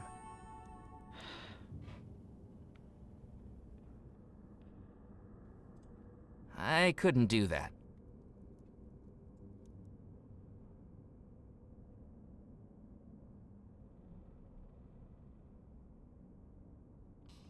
No, the only other thing I can think of is incorrectly loading the guns, but I've tried that. The game doesn't let me do that.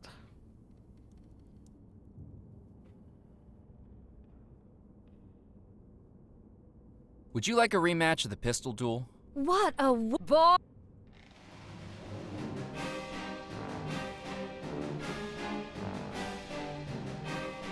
That would have been better used on... That would have been better... Not yet. One at a time. No, Macabre. No, No. See? I didn't need to blow... I didn't want to make a... Without the twins catching on, I ran the button magnet across the mound of bullets and saw they began to wobble. The shot must have been an alloy of lead and something ferrous. Okay. I needed to... Stealthily, I took the button magnet from my pocket and affixed it to the end of the ramrod. With its small size, it could barely be spotted.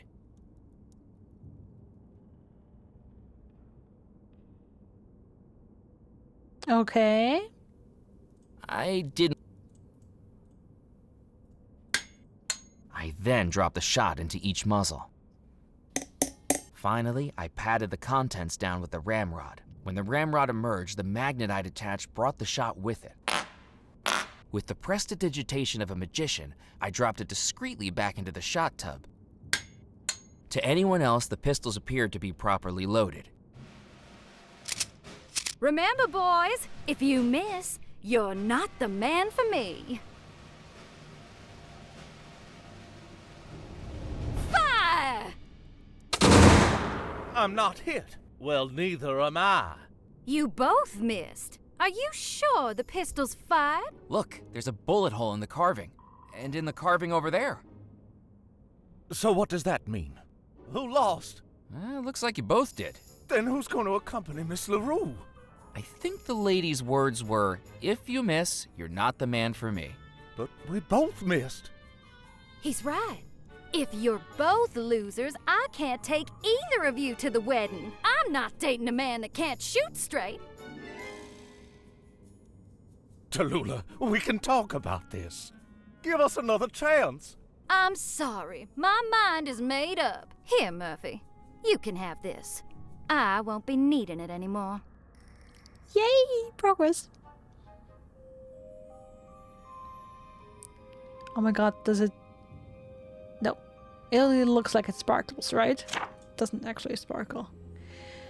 The Bellemore family cordially invite you and one guest to attend the union of Miss Abigail Bellemore and her betrothed, to take place on the evening of All Hallows Eve 1899 at the stately Bellemore Manor on Devil's Rock, Louisiana. Please bring this invitation with you for a spirited evening of dancing and merriment in celebration of the eternal soulmates.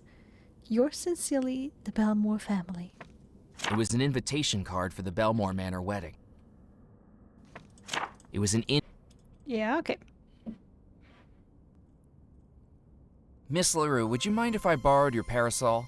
Don't be silly. You have no... But I'm sure I... You don't know that I have no use for it. I didn't need... I did... It was a yellow parasol resting against the chaise longue. Mm-hmm.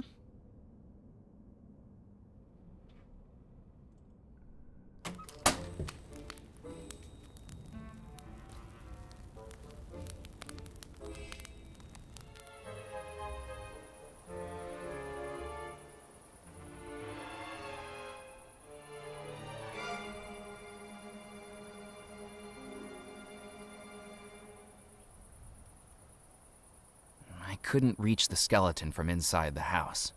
I needed to be outside if I wanted to reach the tree.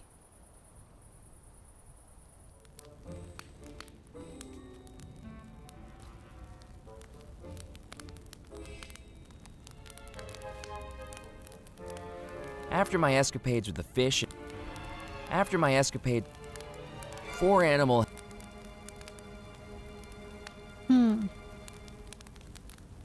Nope. That didn't work. I needed to think of something else. It was an old chamber pot, hopefully thoroughly cleaned. The fire beneath the pot was already burning steadily.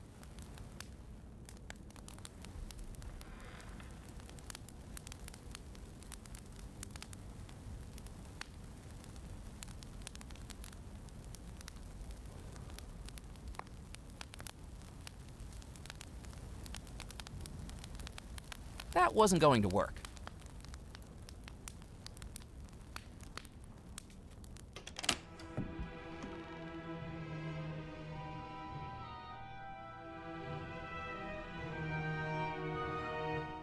Okay. Eat that, bitch. You know, it's funny, I completely forgot I had the invitation on me the whole time. It's these vest pockets. They're much bigger than they look. Seriously, you wouldn't believe the number of things I've been carrying around with me tonight. You have an invitation?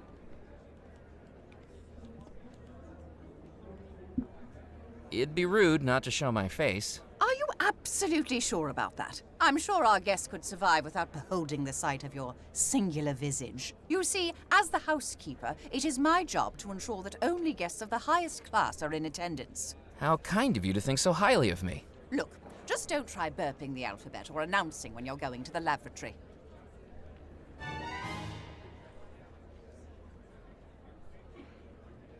Please, keep clear of the dance floor! The centerpiece of the dance floor was an elaborate wedding cake, sitting on a wheeled cart and towering over the dancers around it.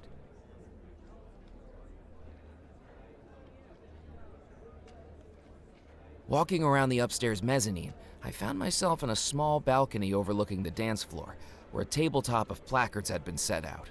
At the side, a board marked dance steps looked like it would hold the placards in a chosen order, directing the dance below. All I had to do was set it up, then ring the bell.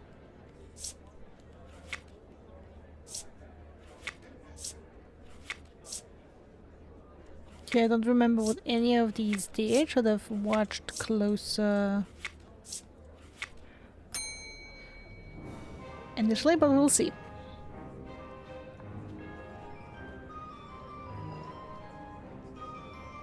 One left, one right, one left. Ah!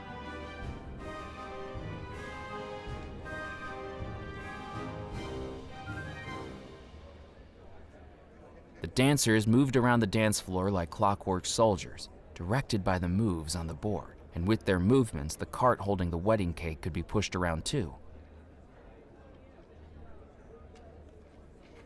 Okay, let me watch that again.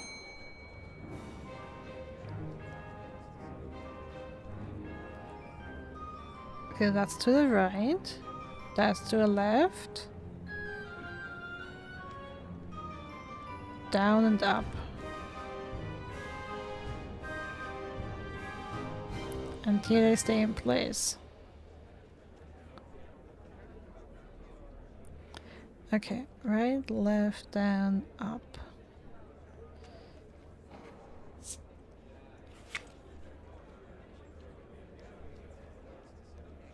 So let's go one down.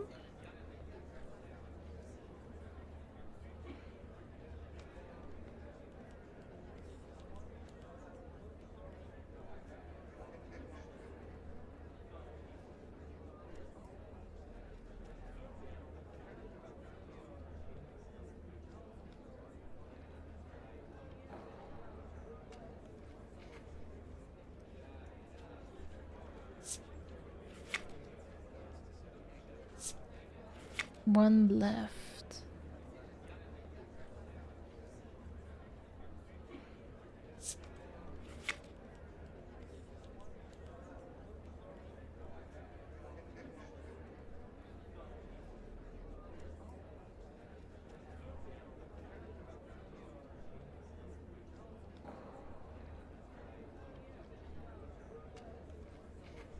No, wait. Ah!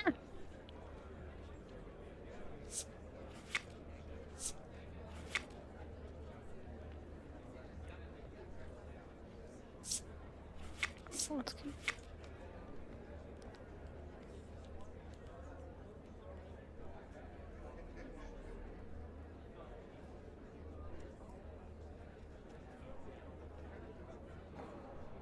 No, that wasn't left, right? That was... Jesus Christ.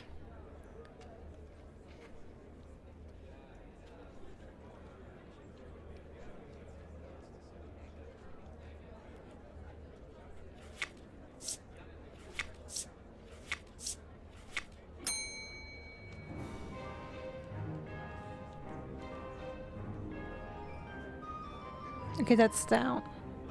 That's up.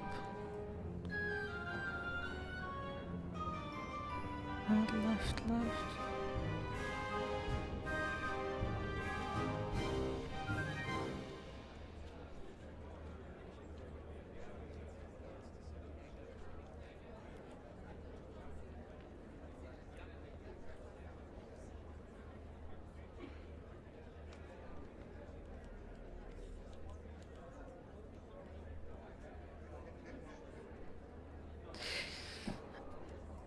god, I feel so stupid. Like after 2 seconds, I forget what each move is.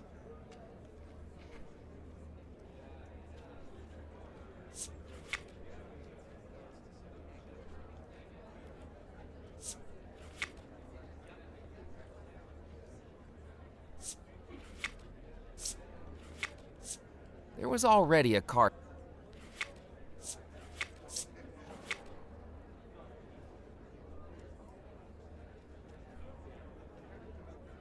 Where's my notebook?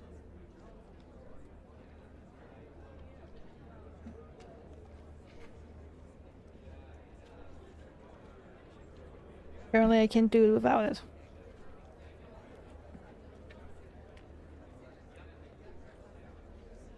Okay, so one more time.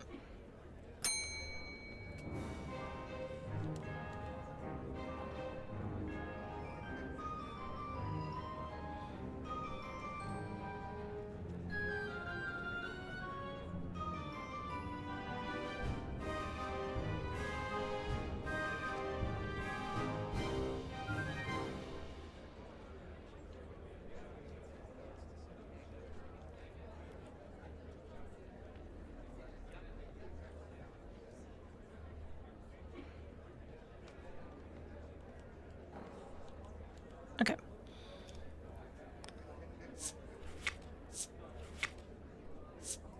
Let's take all of these off. There was. Yeah, shut up. Okay, so how do I want them to move?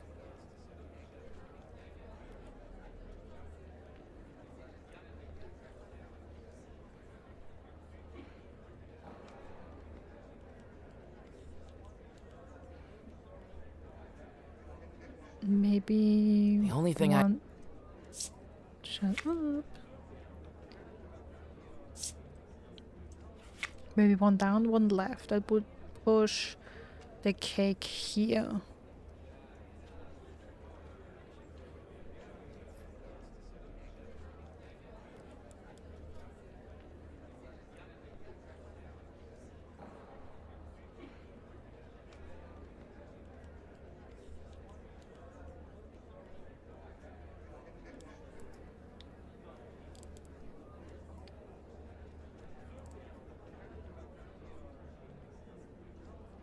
I'm just guessing I cannot push it left twice. Because then one of the couples would get out of the dance floor. I'm guessing that that's not possible.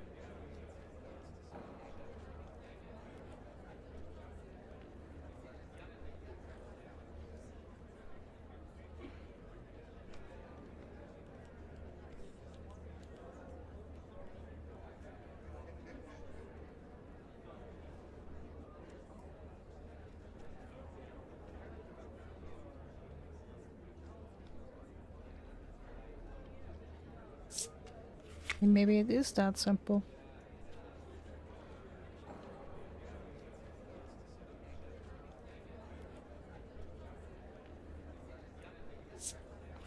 Oh, I don't think so though.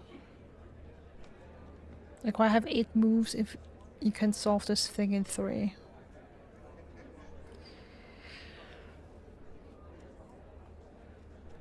Okay. Maybe sometimes it's good to work things backwards.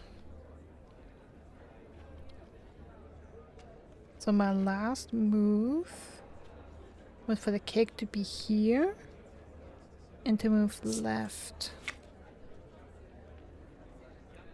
And the cake needs to be here. And the couple is either here or here.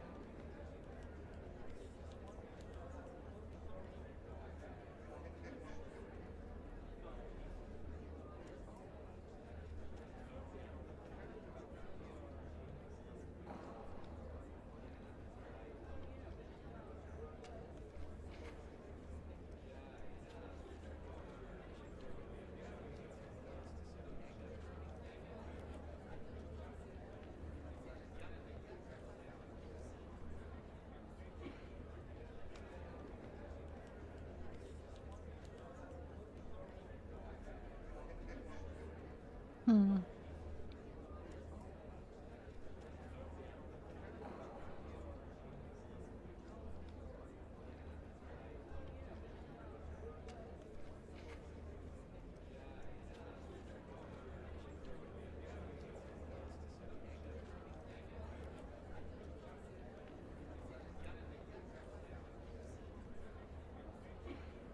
The only thing I could...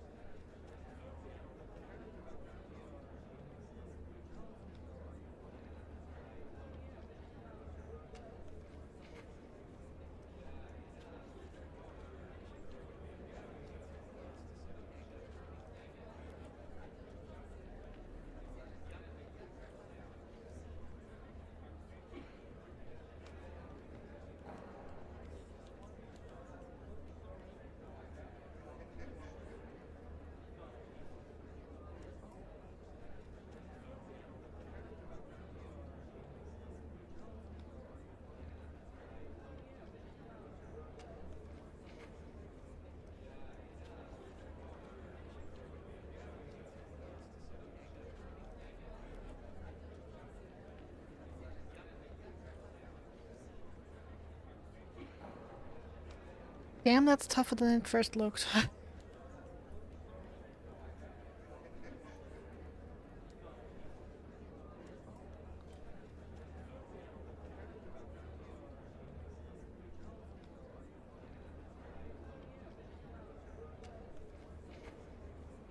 It's also curious that I have like a move that does nothing when I just stand in place. Like, what's that supposed to do for me?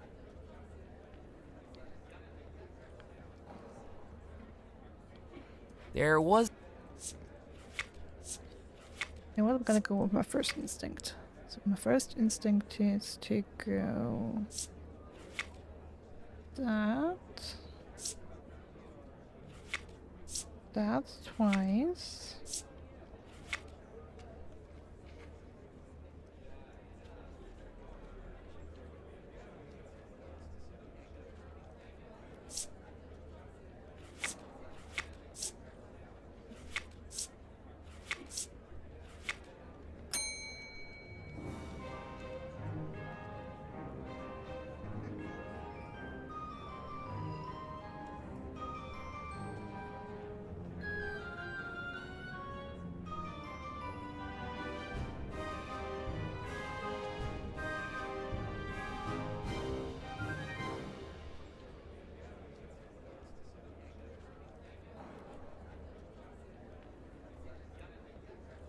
Okay, wait a second. It looks like I don't know yet what carousel does. Seems like they don't stand in place with that move.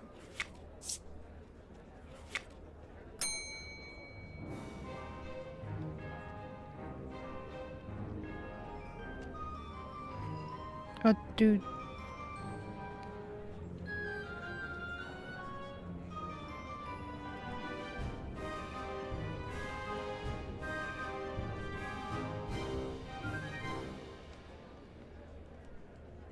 No, they do stay in place. Okay. Huh? Or don't they? The thing is, when that one couple was here at the border and they were supposed to go further to the left, right, whatever, they didn't do anything because they would have left the dance floor. You're telling me I have a move where I don't know what it does?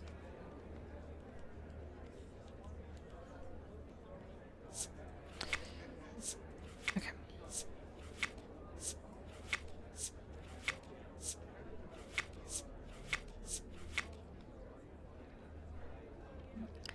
Okay. So that would have to be my last move, right? So that's the last one.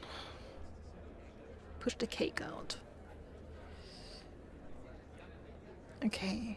Having carousel at the start didn't do anything. Like, just for now, what would it do?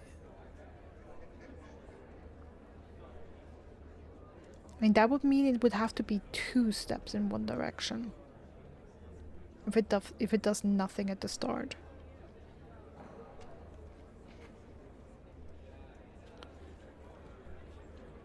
Maybe it's 2 steps in. Yeah, that would actually save me here. Give me a second.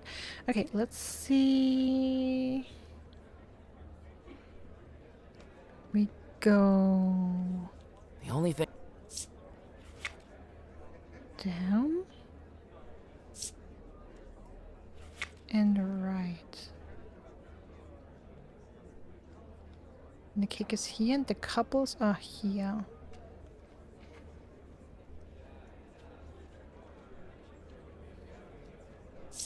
Then let's move up. Let's see whatever that does. Ideally it would push people that direction.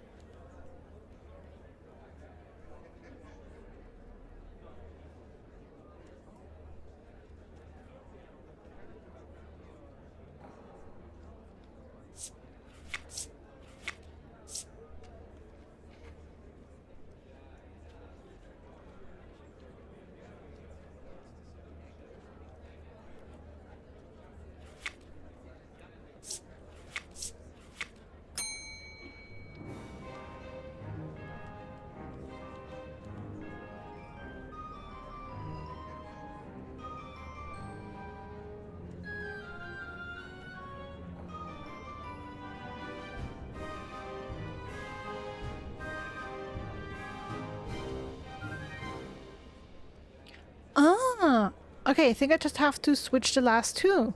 So carousel is repeat the move you've done before, apparently. If possible. Without leaving the dance floor.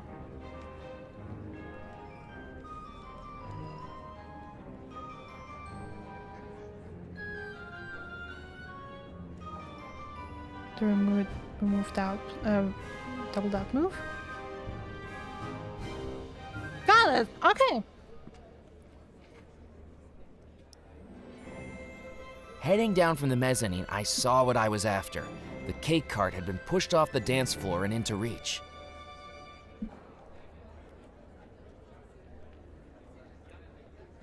I couldn't cut a slice out of the wedding cake with my bare hands. Of course you can. If Mrs. Craddock saw me cutting the cake, I was pretty sure I'd end up being the next thing the knife was used on. So what?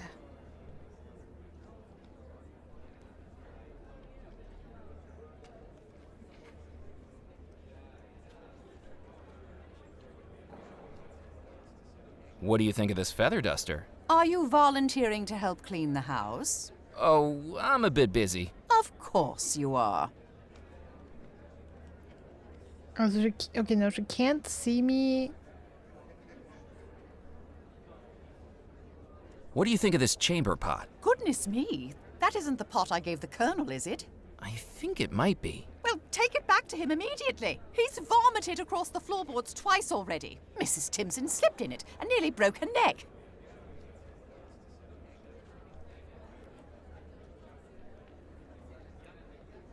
I couldn't cut a...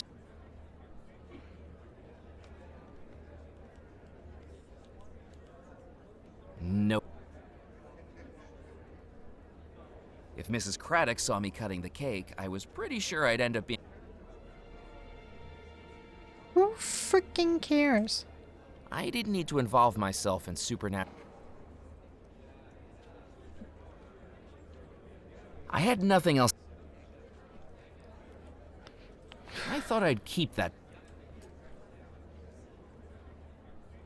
I didn't think...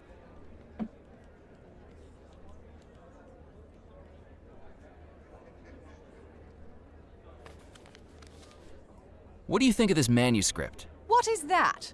A recipe of some sort? If it is, I know I wouldn't need it.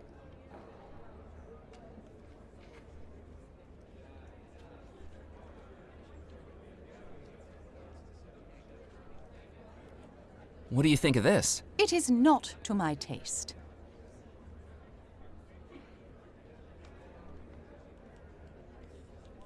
What do you think of this magazine? How dare they depict Bellemore Manor in such an uncouth way? I put a good deal of work into keeping this house shipshape and shiny. Perhaps a meeting with Mr. Pox Sr. and his law officers is in order to stop such slander.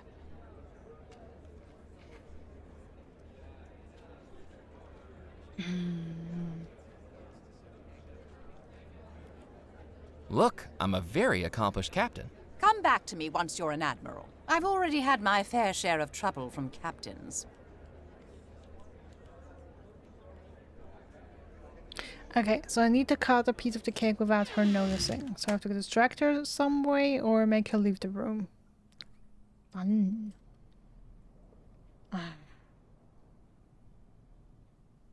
I didn't have time for house. A marble fireplace sat between... Without a flue, the fireplace seemed entirely decorative, and yet, standing in...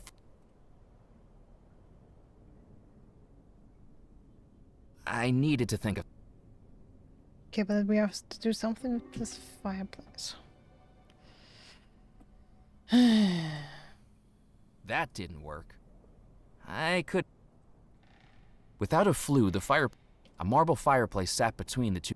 Without a flue, the... Okay, what's a flue? I have to check that term in the dictionary. So we have to do something with this fireplace. I'm guessing it might be...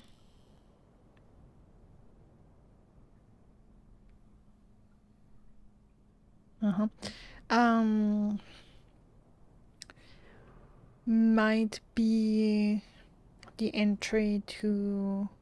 What was it? Xavier's lab? One of the brothers. Sorry, Cecil's.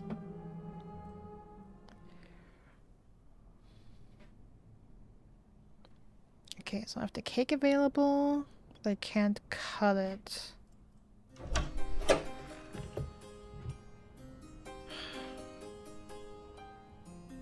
Can't reroute the energy because I cannot loosen the wire. Can't get the rose because I don't have alcohol. Can't get the parasol because the weather's too nice.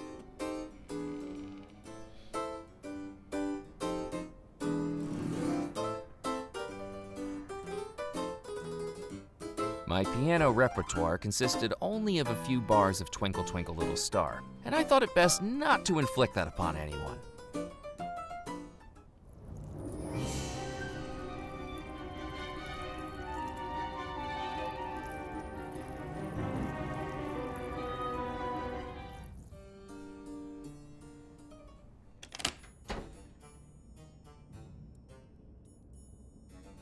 Oh! Didn't see the catalog Good before. evening. Why? Where did the Talagula twins head off to? Ugh, who cares? What a pair of duds they turned out to be. Say, Murphy, you wouldn't happen to be romantically unattached, would you? Tallulah looked at me like she was homing in on her next prey. She was a killer combination of brains, beauty, and a psychopathic lack of empathy. You know, I'm really not looking for anything like that right now. Pity. I best be running along. Ta-ta for now. I didn't need to search for a book right now. I already felt like I was in one.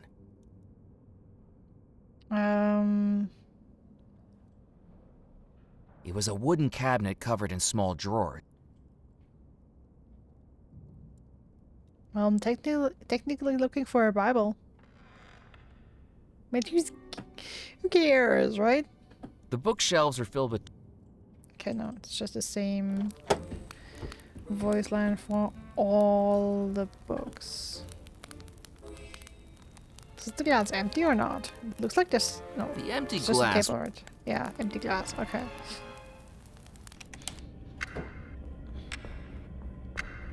The clock was too far away to reach. At the center of the void was... The clock was... I needed...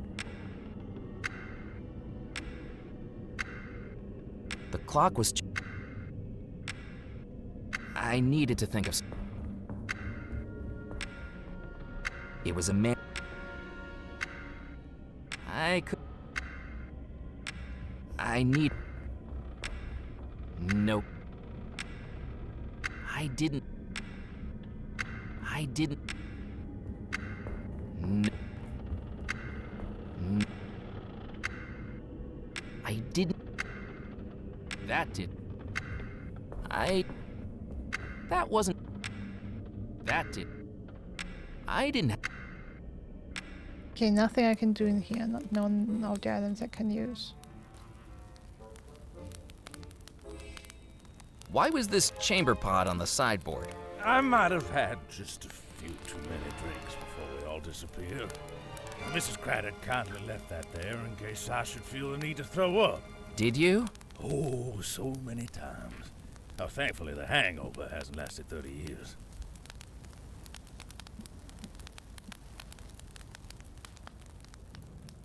The trophy room was warmed by the fireplace.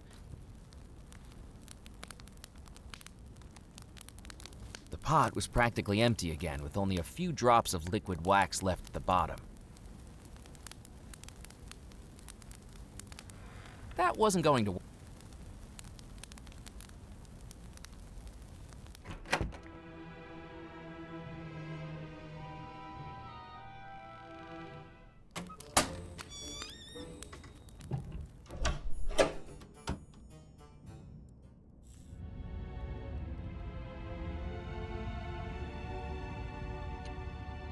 The water was murky and stagnant, even confined to a bottle I didn't want it.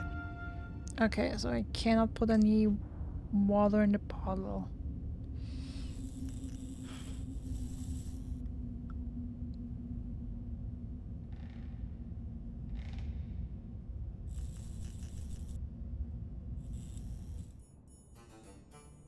Not sure what I would have done with it, but it would have been something.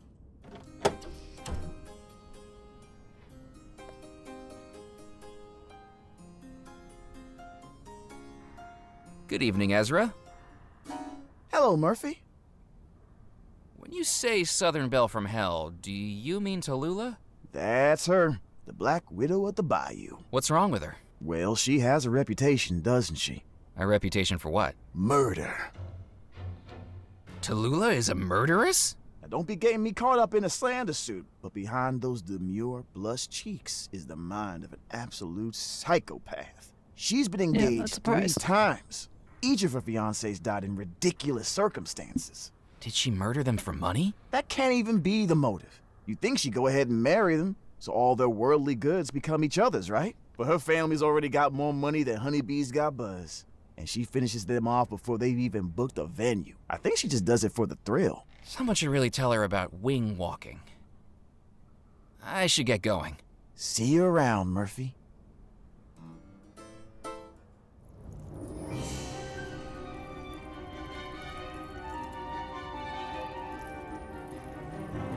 That didn't work. I couldn't get the rose while those thorns were there.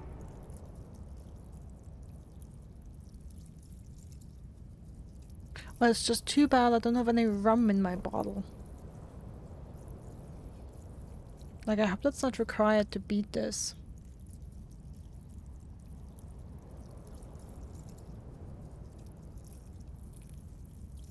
The thing is, that's impossible because I also needed water in the bottle to take out the fire on the ship.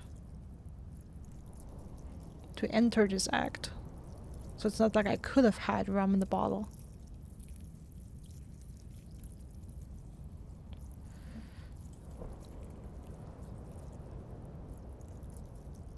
I had nothing else to say.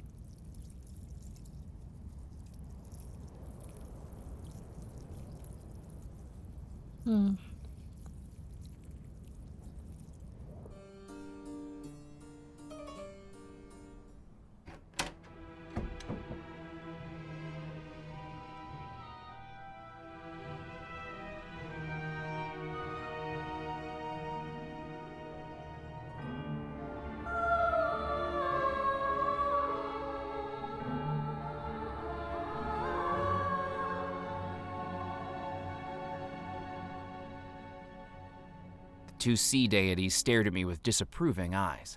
I didn't know what I could have done to disappoint a statue.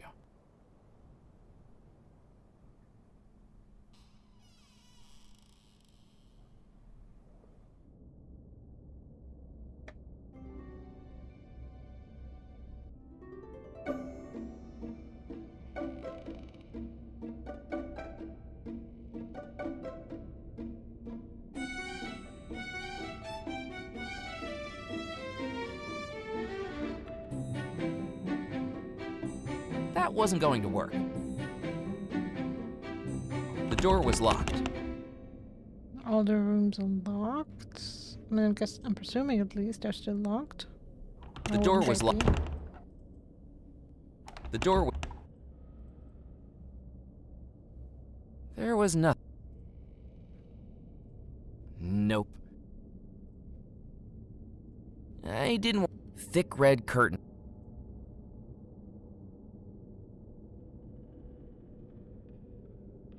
That wasn't going to work. I needed to think. I thought I'd. That wasn't go. That didn't work.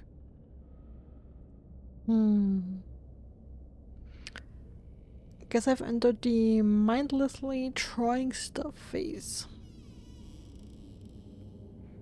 Okay, so I have to win a game of hide and seek with him. Hello, Sebastian. Bet for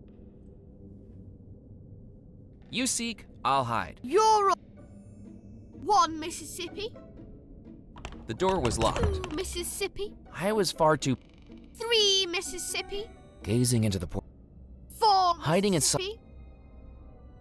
5 Mississippi. Ready or not, here I come.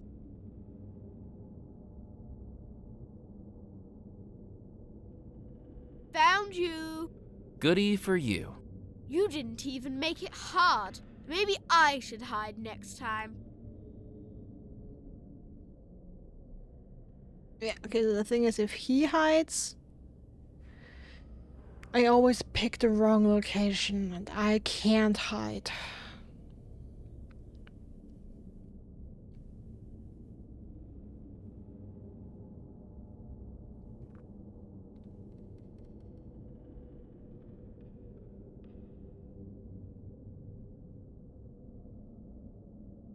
That wasn't going to work. I needed to think of something else. Okay, but how can I tell for sure? Like, there's only 2 places. The curtains, like I've tried to cut the curtains, I've tried to bind them back with the twine, so you can't hide behind them. Question is, can I do anything to the trunk? The chest wasn't locked, it just... To close it, to manipulate it? I didn't need...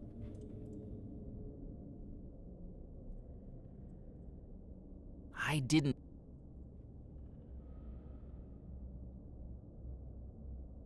Like, honestly, who cares for the house? Just smash the fucking door in.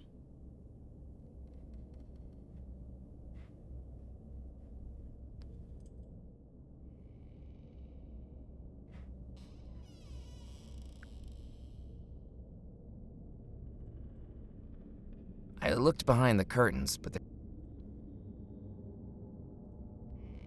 I didn't want... That didn't...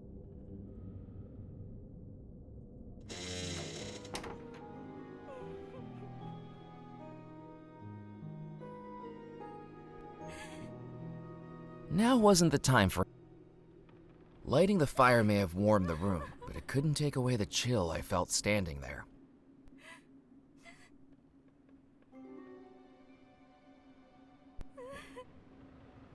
Excuse me, Miss Bellemore? It was no use. She was in...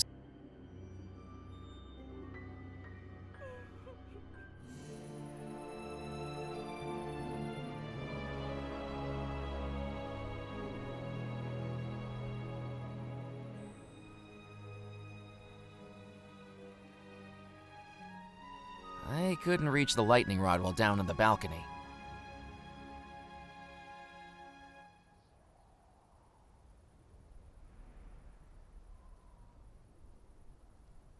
I assessed whether the railing would be safe to climb. With the slippery ironwork and crumbling masonry, the answer was obviously no.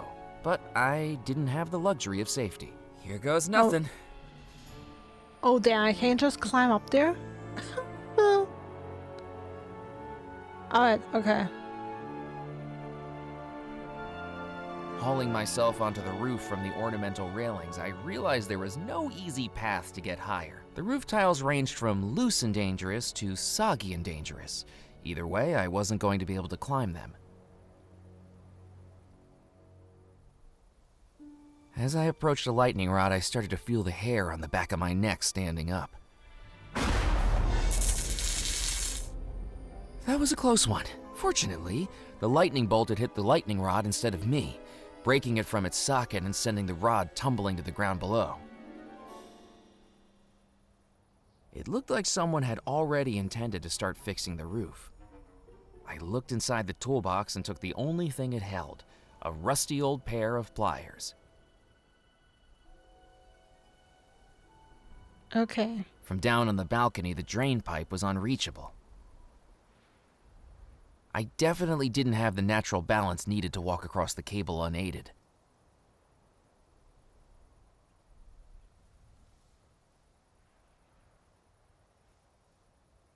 I didn't want to break the cable.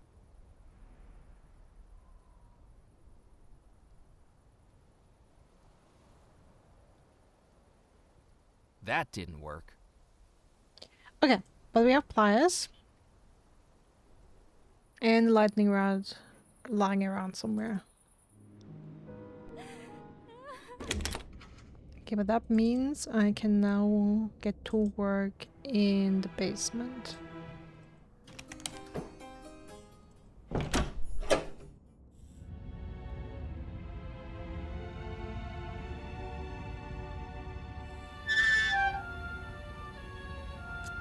pulled at the wire with the pliers and managed to dislodge it from the fuse box. I hooked up the lightning rod wire to the socket, but with the lightning rod broken, I wasn't going to get any power.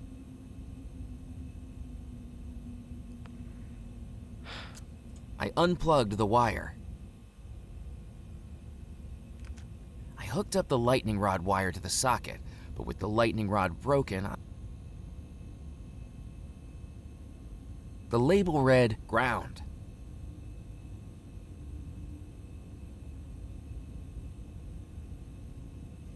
Magnetic carriage, theater rotation, orrery track, barrel lift. I unplugged. I hooked. Electrograph.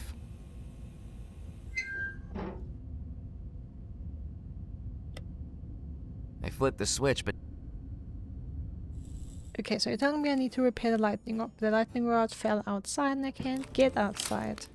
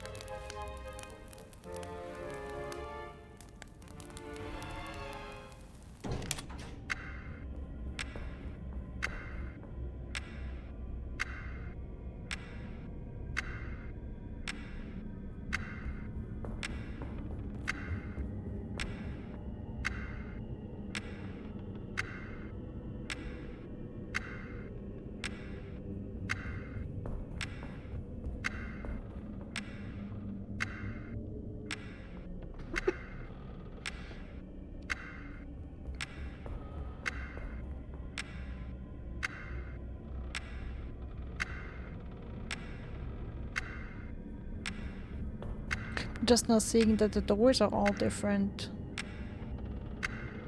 Like the top of them. Like the ant shape. Just noticed that.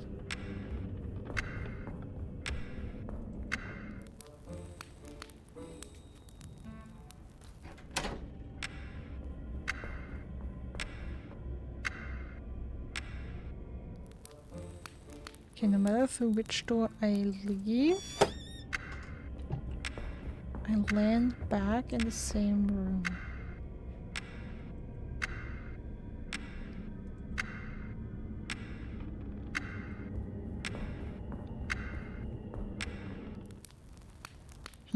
Okay. Oh! That picture. So you're telling me I'm supposed to be able to walk the cable once I have the umbrella? Interesting. Oh, can I take that now? Didn't you hear the lightning? Miss LaRue, would you mind if I borrowed your parasol? Don't be silly, Murphy. It's a beautiful evening outside. Didn't you see the lightning? A parasol's to protect you from the sun, silly. Carry this out in a lightning storm and you might...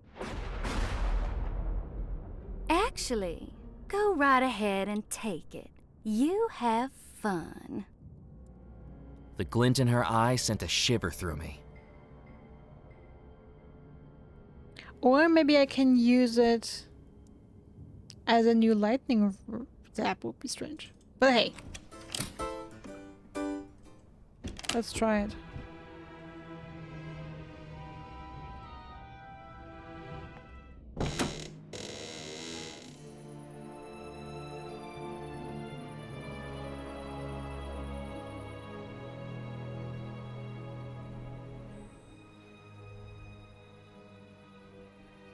That didn't work.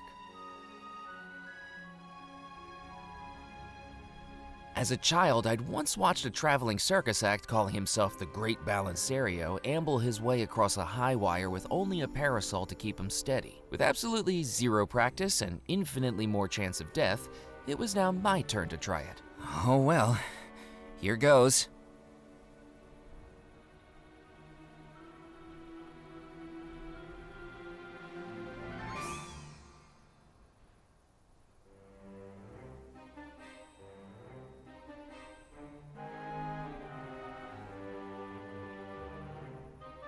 Whoa, oh, oh, oh! Also, you're telling me you can't climb some tiles, but you can totally walk a rope. Oh, that was a close one. While I may have lost the parasol, I did have one thing on Balancerio. I accomplished my stunt without having to wear a leotard. There was no way to reach the weather vane, but despite that, I noticed something curious. No matter which way the wind blew, the weather vane stayed fixed in position.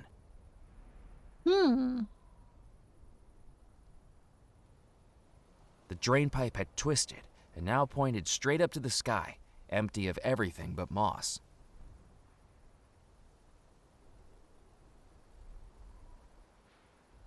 That didn't work. Can we clean it? I needed to. Something else? That Okay. wasn't going to work. I needed to. I needed. That wasn't. I did. I need. No. That wasn't going.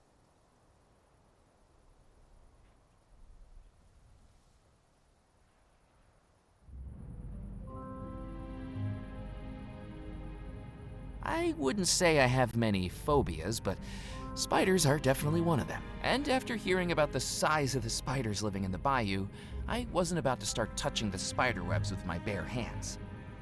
Alright then. Using the feather duster, I began sweeping away the spiders and their webs from a relatively safe distance.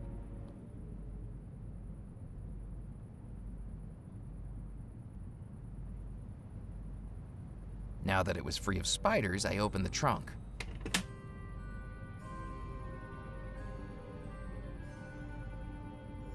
The face reminded me of a man I used to buy milk from. From the neck up, he looked like an Italian nobleman. From the neck down, he'd wear denim dungarees and nothing else. It probably wasn't the same guy.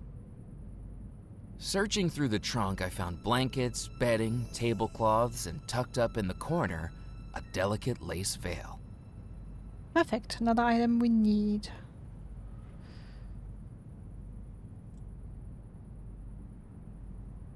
Looking through the telescope, all I could see was a blur. I soon realized why. A telescope without a lens wasn't going to be much use. I needed to... I didn't need to dust that. Really? It's covered in The globe cobwebs. looked more decorative than functional, like a chihuahua with a bow tie.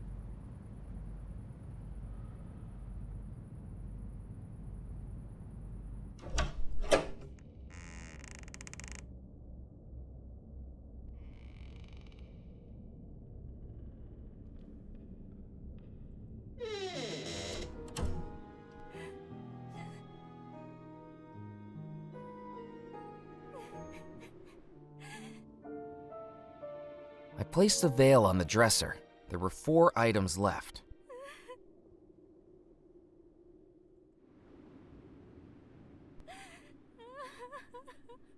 There was nothing left in the ash pan.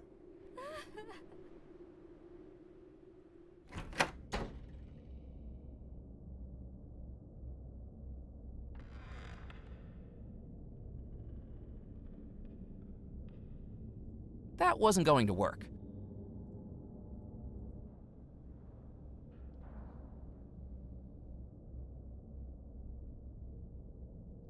Okay. Oh wait.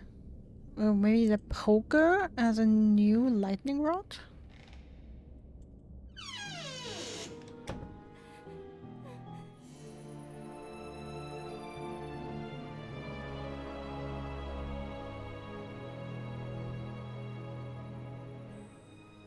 With a spark of inspiration that worried even me, I decided to test whether I could improvise a replacement for the lightning rod, breaking all manner of building codes in the process. Oh, okay, nice.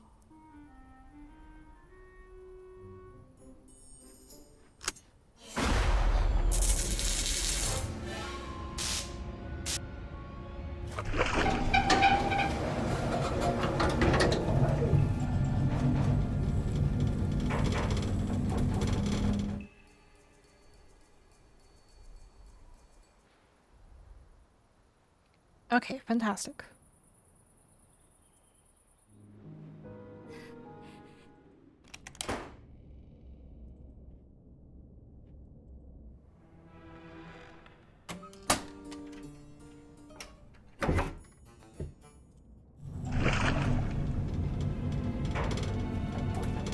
With a surge of electricity from the lightning strike, the barrel lift came to life, disappearing into the water, then rising up to the hatch above. So this was how they loaded barrels in and out of the cellar.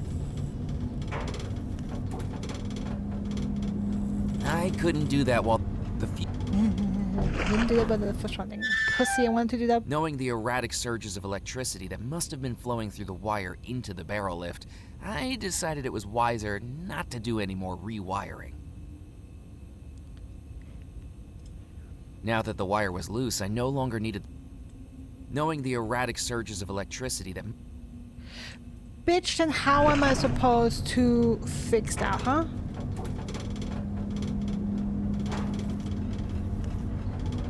I couldn't do that while...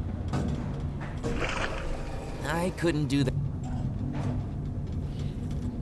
Are you kidding me? First the game tells me, oh yeah, that would be perfect to get all the water out, but only if it's automated. Now the barrel lift is running and I can't put it there. Like I couldn't put it there before the lift was running, and now I can't put it there because the lift is running. Oh, I'm dumb. The switch.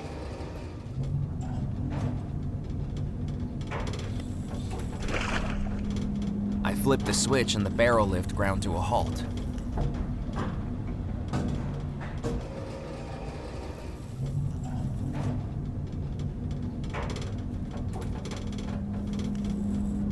That's really grinding to a halt.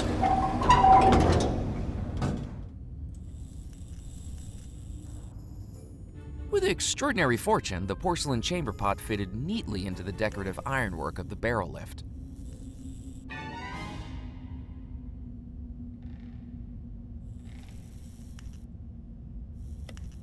I flipped the switch and the barrel lift started up again, held by the barrel lift. The chamber pod plunged beneath the... With time, the jury-rigged machine began bailing the cellar like a sailor trying to save a sinking dinghy. That's gonna take all night. Like, realistically speaking, that is going to take all fucking night. Are you kidding me? Now that I had my contraption working, I thought I'd leave the barrel lift running, just in case the cellar started to flood again.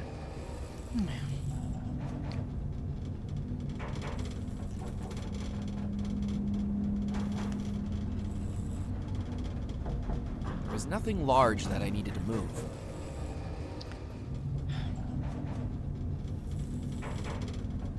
The wine racks were largely bare. What few bottles remained were cracked and empty.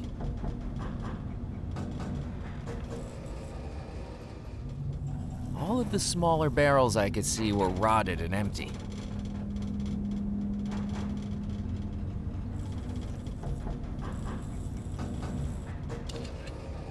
With the bottle positioned beneath it, I turned the spigot.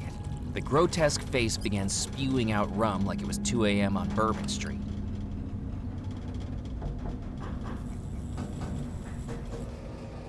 All right.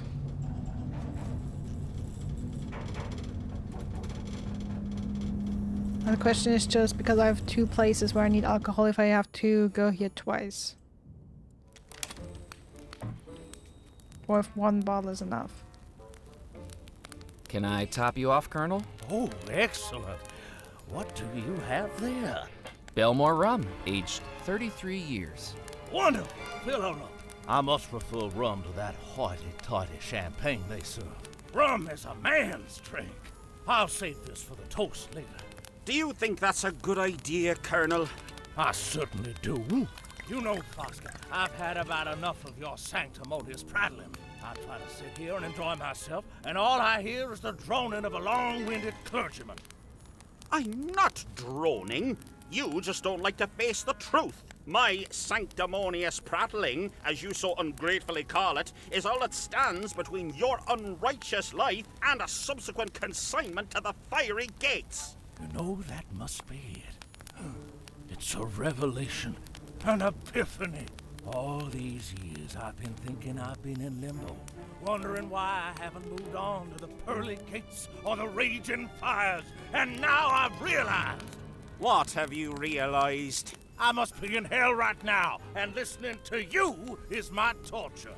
Well, that's it. I can't bear any more. Nice. There! Now I can't hear a word you say. Infantile. Well, I should certainly hope she does. Great. Now we have that for the gramophone.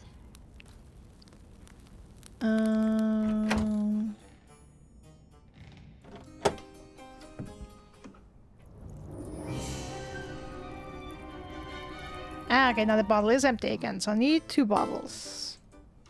Should have checked that before.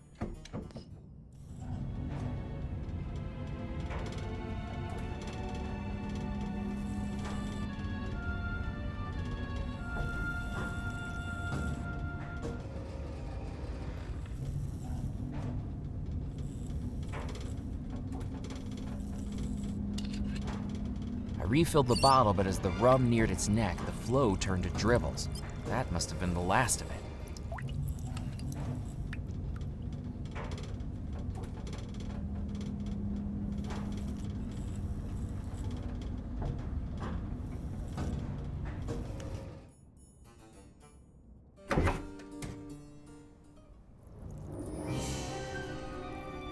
I emptied the rum onto the thorns and waited.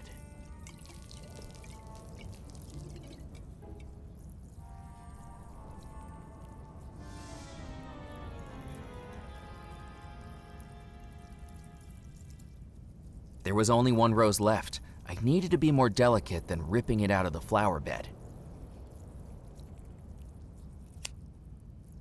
Delicately, I cut the stem and picked up the last rose in the house. Okay, so I need cake and the wedding band now.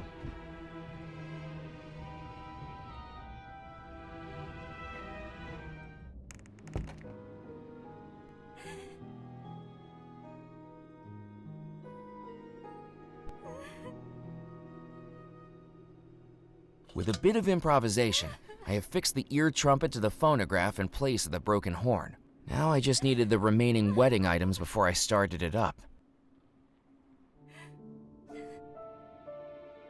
I placed the rose in the vase. There were 2 items left.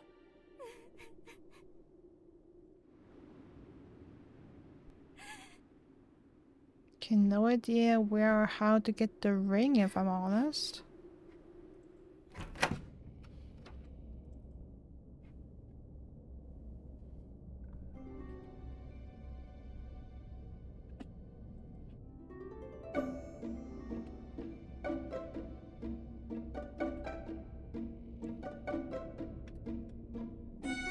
Hello, Sebastian. Bet for a rematch? See you around. Bye. Nope, since I haven't figured out how I can beat you at your game yet.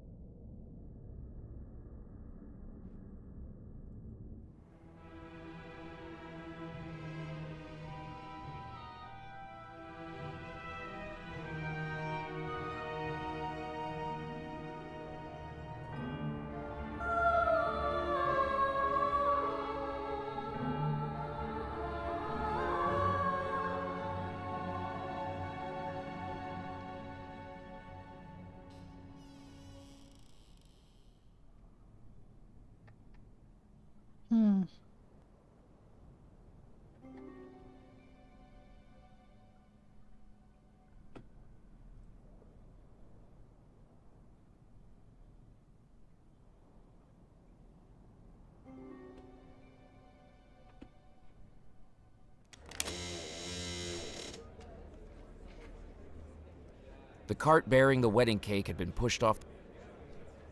I had nothing.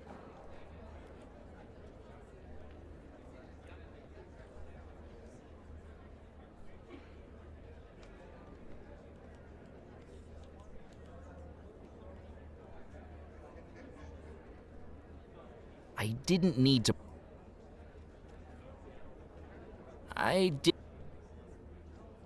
The question is, can I get some cake without I her needed. going crazy? That wasn't going. It was a feather duster. I didn't. That didn't work.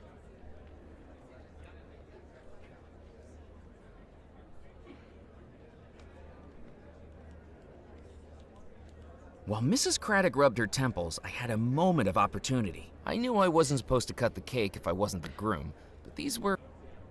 Okay, so I just have to wait until she rubs her head. Okay, so I didn't. Okay. Did you just touch the wedding cake? No. Certainly not. I was just admiring it. I should hope so. If I catch you with so much as a crumb on your fingers, you will be in serious trouble.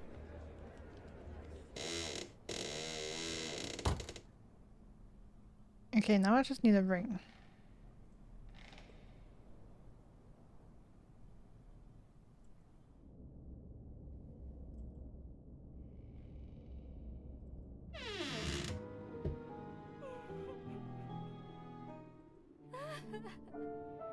I placed the wedding cake on the dresser. There was just one item left.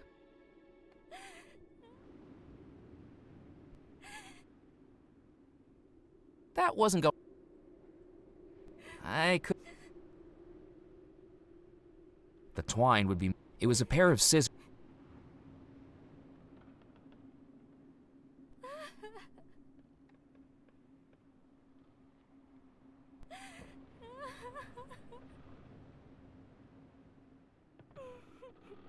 I'm wondering if I can get the ring from Sebastian. Maybe the kid was supposed to be the ring bearer.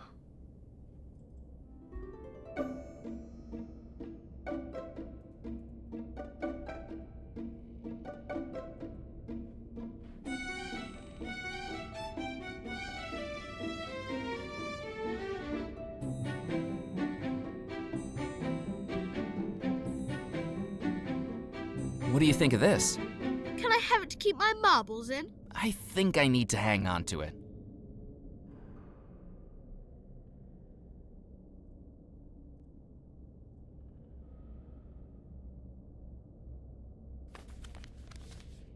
What do you think of this manuscript? I can draw better than that.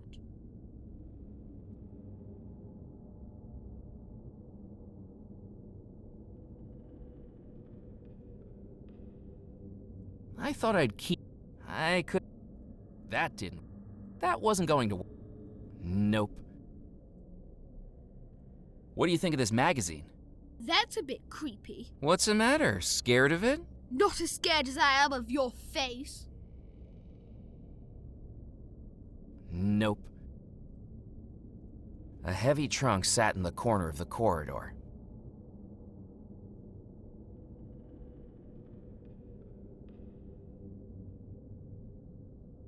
I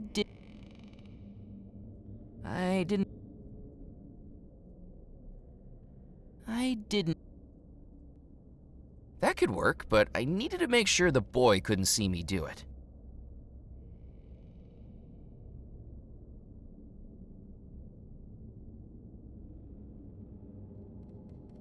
Hello, Sebastian. Back for... You seek, I'll hide. You're... 1 Mississippi. 2 Mississippi. 3 Mississippi. 4 Mississippi. 5 Mississippi. I was Ready really or just... not, here I come. I was really just trying around stuff. I cannot believe that's the answer. He's a fucking Found ghost. you. Goody for you. You didn't even make... Hello, Sebastian. Back for... You hide, I'll seek. Great. Eyes closed and 1 Miss, 2 Mississippi, 3, 4, 5 Mississippi. Ready or not?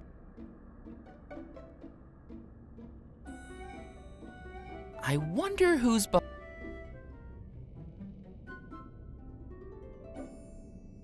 What? How'd you find me? Maybe you're not the best at this after all. You cheated! You tied that string to me! Don't be a sore loser. You never specified in the rules that it wasn't allowed. Now about that route through the staircase room. Grown-ups are tricky. Here, this'll tell you how to do it. Cheetah, cheetah, pumpkin eater. I almost felt bad. Almost. Okay, I forgot that Because when I looked he at the was document, about I was sure I'd been swindled. What I'd been given wasn't a blueprint of the house, but a wedding schedule scribbled on in colored crayon.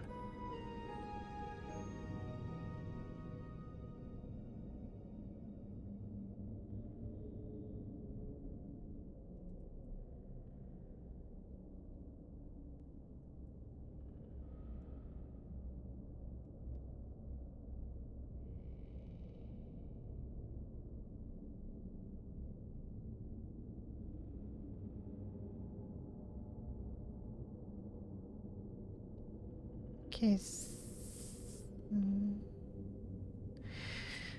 Okay. So I was wondering if I have to, like, traversing the staircase room is, like the solution that was to go through the doors at specific when the clock shows specific times. That seems to be it.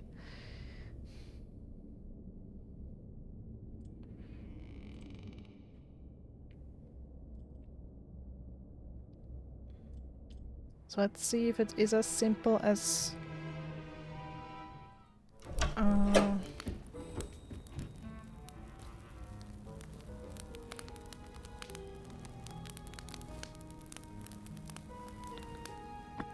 so at 7, at 3, at 11, at 9, at 4, at 8.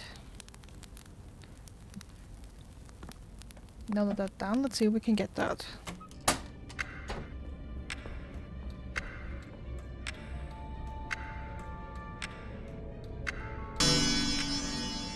Uh-huh.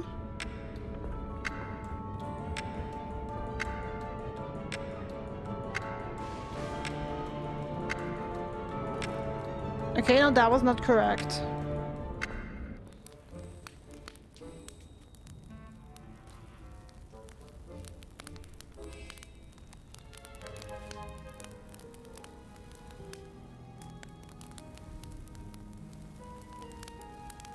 Okay, but the first one at 7 o'clock was correct.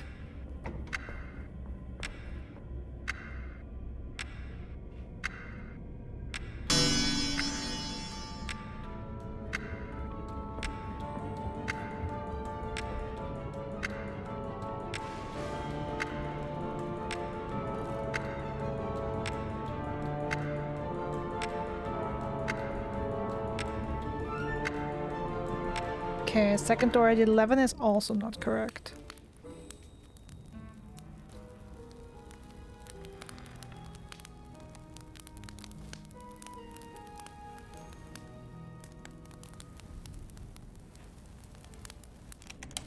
Let me try something else.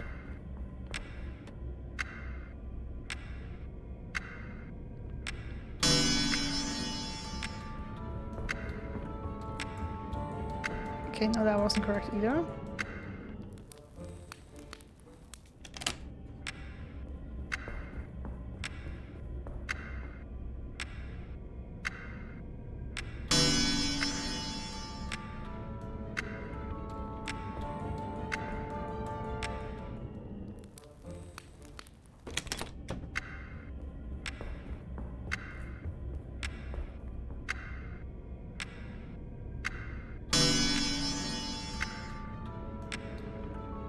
Okay, the second one at 9 is also not correct. I can't believe it would be 8, so it would have to be 4.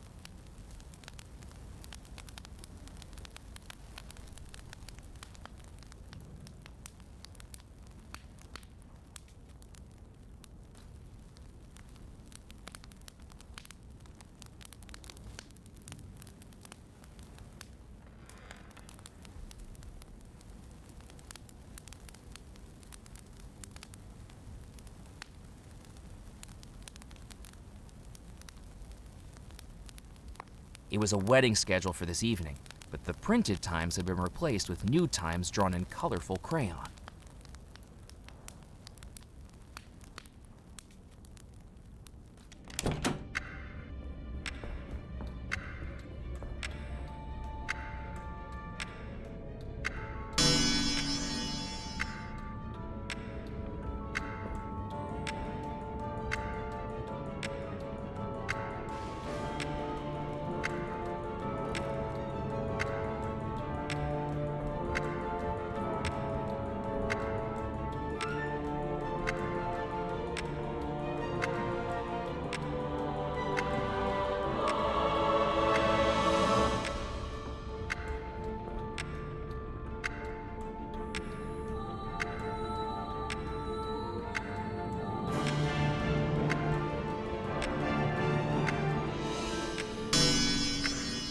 I was back where I started. Something was telling me I was still on the right track. I passed through each door just as the times on the schedule had told me. Maybe there was more to being spun around than I realized.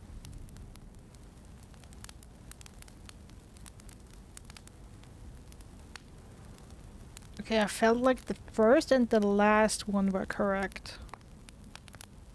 That's when I heard the bell ring.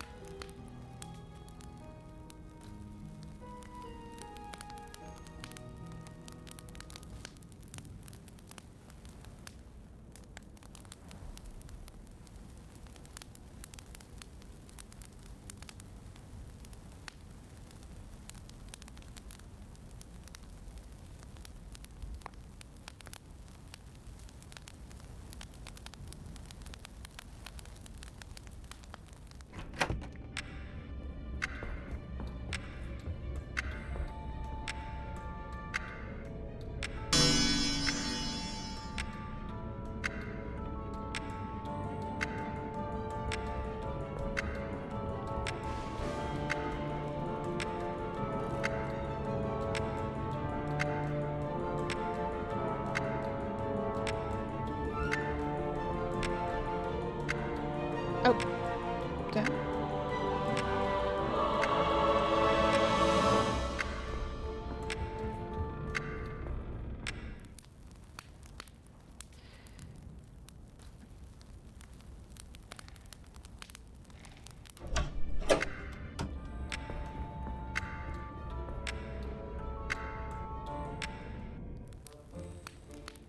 Okay, trying to. I mean, I believe I tried the second door. I think it was already 4.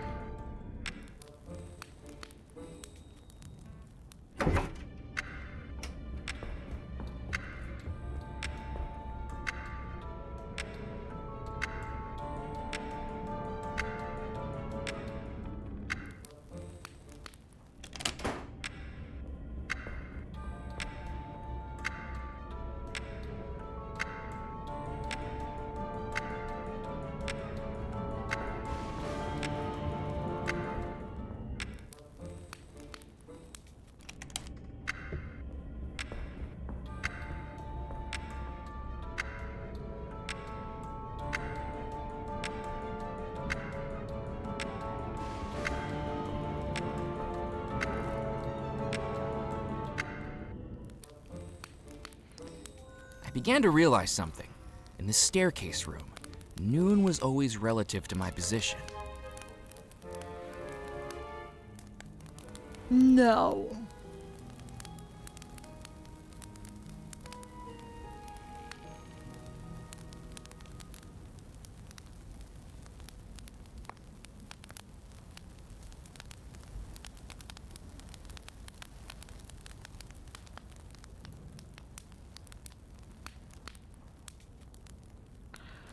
Oh, fuck me.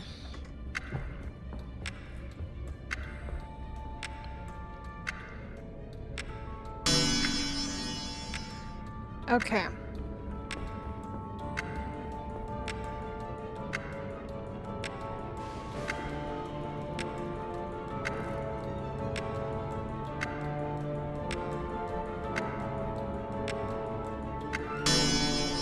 Jesus Christ.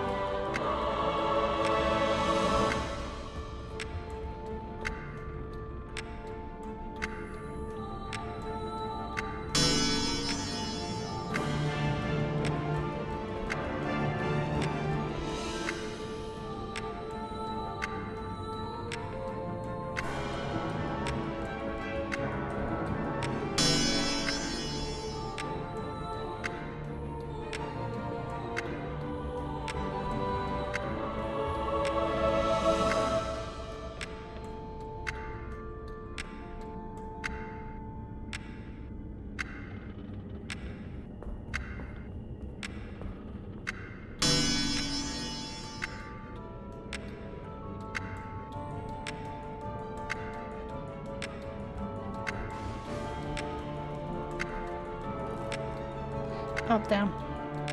Okay. Forgot to click on the aid.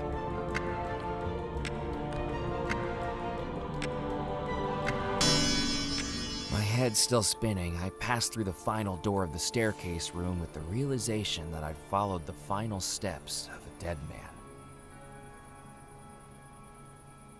Oh, of course, he has the wedding band. That's how I get it. I'd never been in love, yet seeing the drastic measures the sailor had resorted to, I felt his pain all too viscerally. The happiest day of his life became the day his true love rejected him. It must have broken him. The sailor's skeleton still clasped his wedding ring for Abigail. With some unease, I took the ring, promising the skeleton I'd return it to the woman who loved him.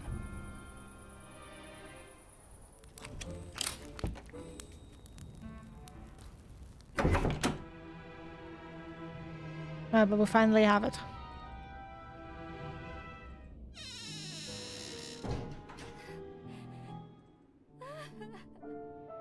I placed the ring on the dresser. The 5 wedding items were ready. It was time to start up the phonograph. Abigail, if you can hear me, try to come back to your final happy moment. I began to feel a change in the room. The air not quite so still, the shadows not quite so dark, and the bride not quite so distant. I just hoped I'd made a wise decision. You cannot be allowed to do this. I will stop you.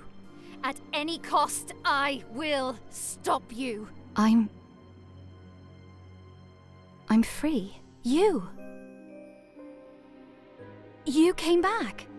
Please don't try to kill me a third time. Don't worry, Murphy McAllen. I'm not here to do that. I think I might have caused all of this, but I can explain everything. I'm afraid to say I think you might be right, but at least there's a chance we can do something to fix it. If only... Oh no. He's coming. Who's coming? Rackham, you need to hide. If we're going to fix this, he can't know where you are. Quickly, out on the balcony.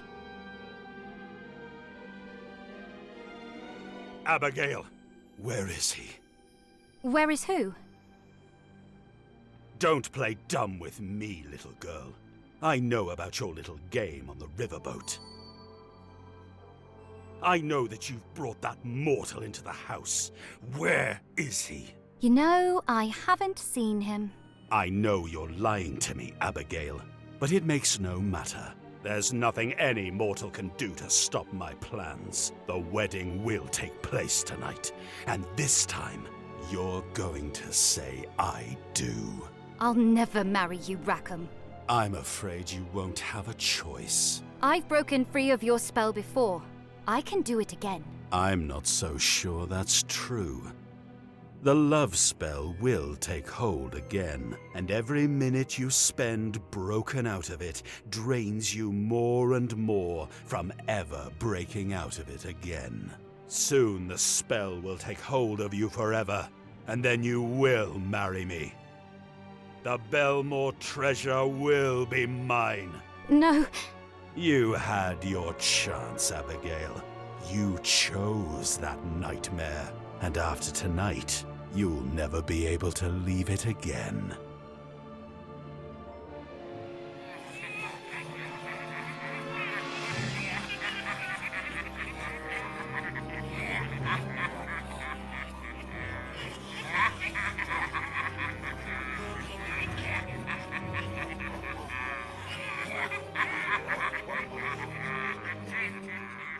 What a creep.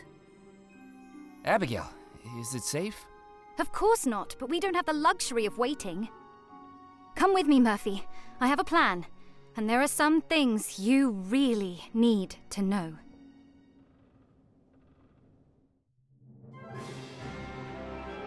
Alright, part 3, the skeleton keys. Okay, now we have to find the 3 brothers where they died.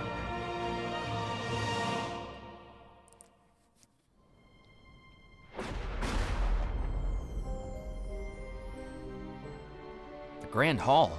Why are we back here? I suppose you have some questions for me, Murphy McAllen? Just a few. This trip to Devil's Rock isn't going anything like I planned. So, Abigail. May I call you Abigail?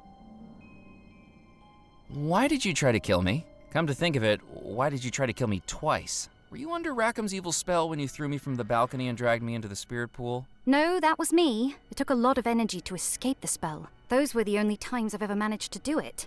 But it needed to be done. So you tried to kill me on purpose? I wasn't trying to kill you, Murphy. When you came into the house, I knew what you were trying to do. Summoning the ghosts. And in doing that, you'd free Rackham. I was trying to stop you, to save everybody. I was the threat? And pulling you into the spirit pool? Once you'd done that damned foolish deed, I knew we needed you in the house to fix it. So I brought you here. I was never trying to kill you. Oh, I see. I guess we had a slight misunderstanding. What were those faces I saw through the broken glass? Those are the faces I've seen every minute of every hour of every day for the last 33 years. Those are his punishment.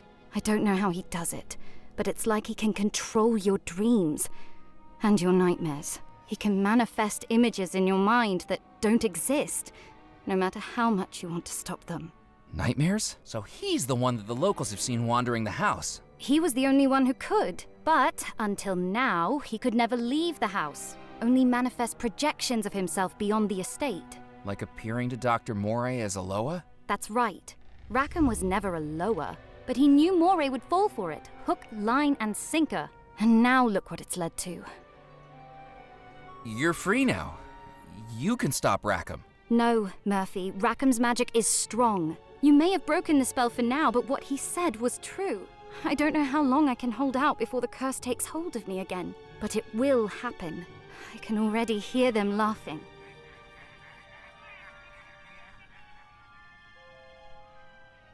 What are we going to do? I have a plan, but I need you to carry it out for me. You need to finish what you started, Murphy. You need to find the treasure of Bellemore Manor. Rackham's looking for it too. You'll need to get there first. What's so important about the treasure? What do you think the treasure is, Murphy? $13 million? Unaccounted for and unclaimed? No, Murphy. The treasure is much more insidious than that. $13 million is just what my brother spent trying to contain it. Listen carefully. I need you to know something. Do you want to know what the treasure of Bellemore Manor really is? Yes. My brothers meant the world to me, and I missed them dearly every time they sailed away into the Caribbean. On one fateful voyage, they'd anchored in a lagoon to replenish supplies. There was a man there, so thin and weak he looked like a skeleton. He beckoned them along the beach, led them into a cave, and showed them an unfathomable pile of gold, coins, goblets, jewelry, the riches of 1,000 looted ships, topped by a wooden coffin. That coffin held a treasure more valuable than the rest put together.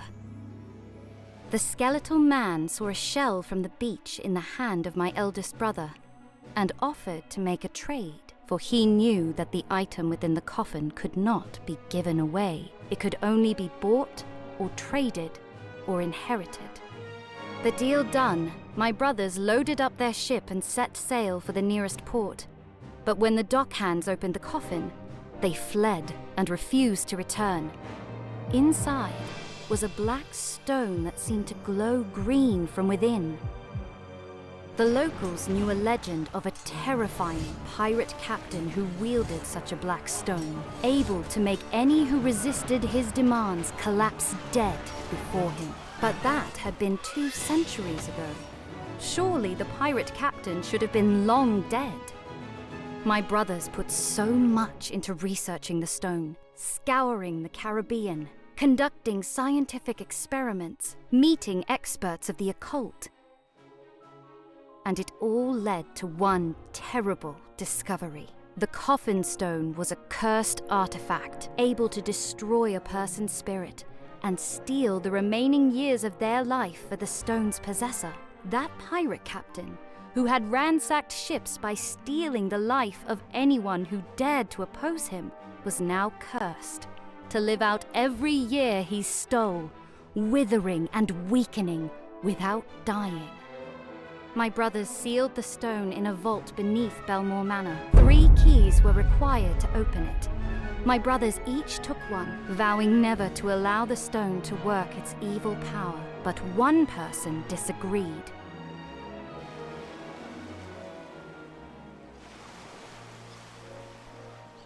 He had seen the stone and knew what it could do. The ship's first officer, Rackham.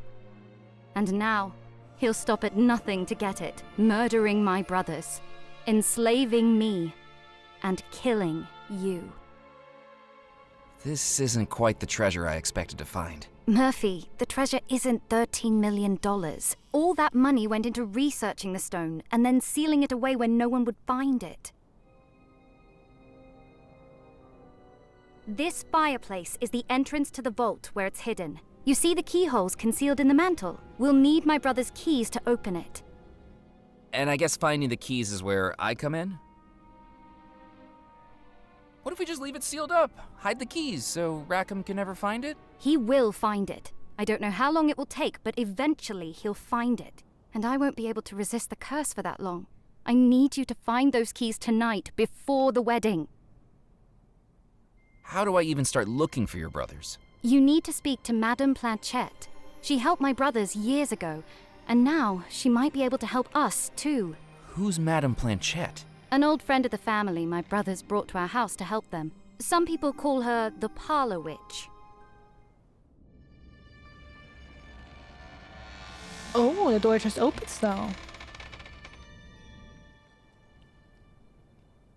What will Rackham do if he gets control of the coffin stone? Rackham fears the judgment of death more than anything. The stone will allow him to return to flesh and blood and remain here in the mortal realm for as long as he keeps taking people's lives. He'll keep murdering people? Exactly. And it's easy to know his first targets. Once he has the stone, there's an entire household of lives right here, ready for him to steal, including yours and mine. He can steal life from ghosts? The explosion may have interrupted things, but the spirits here still hold the years of life they're owed. They may never be able to use them, but Rackham will. Damn, that's a lot of years This already. house really needs its wiring looked into. Oh no, What's wrong? the spell. It's coming over me again. Listen, as much as it frightens me to say it, I think Rackham might be right. Everything I do is making it harder for me to resist the spell. I don't know if I'll be able to break out of it again. I need you to do this for me, Murphy. I will, just tell me what to do. Madame Planchette will be the first step of 3 journeys you'll need to undertake. 1 for each of my brothers, each finished only by reclaiming their key and placing it in this fireplace. I won't stop until I've done it, Abigail. I will beat Rackham to the treasure. For all our sakes, I hope you're right. I was on my own again, and baffled by the situation I'd gotten myself into. The $13 million, the whole reason I'd traveled to the island and then quit my job, was gone. I had every desire to wait until sunrise and get that taxi back off the island just like I'd planned. Free of magic, free of ghosts, and free of the very real possibility that I'd be joining them. But heck, plans change. And now there was someone I needed to see.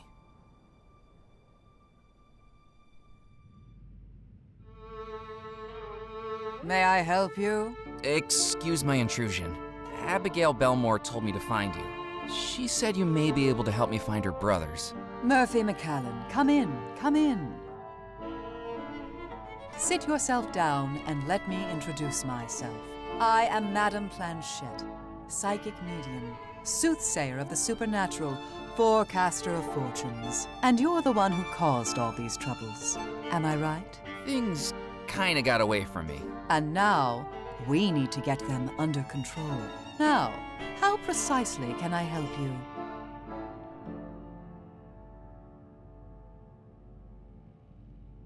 The man in the portrait was standing on a stage holding a cup and saucer. The man in the portrait was standing in front of a globe. The man in the portrait was seated at a desk with papers in his hand.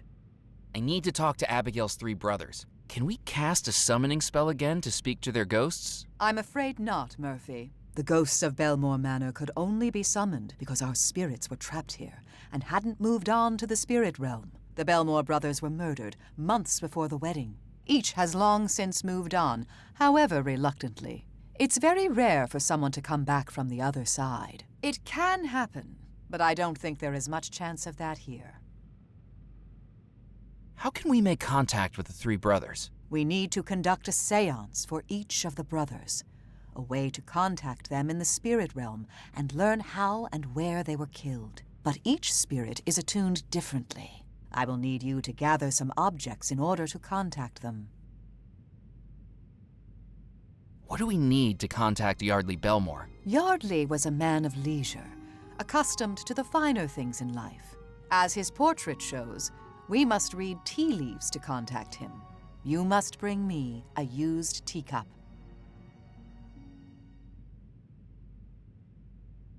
What do we need to contact Xavier Bellemore?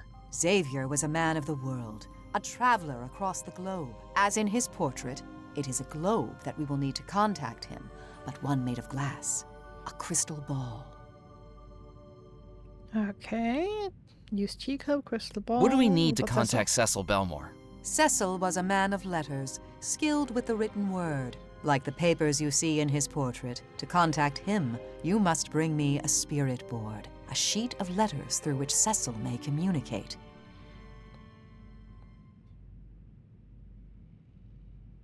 Alright. How can I find those seance items when I can't even leave the house? I don't even know what's trapping me here. That would be Abigail. Abigail is keeping me trapped in the house? She was.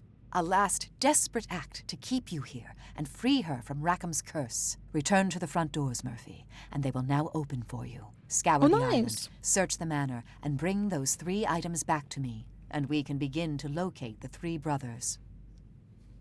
I'll start looking right away. Good luck. And hurry. Rackham will soon know what you're trying to do. And unlike the other ghosts here, his powers are no longer confined to the house. Just one more thing before you go. I have something that may help you.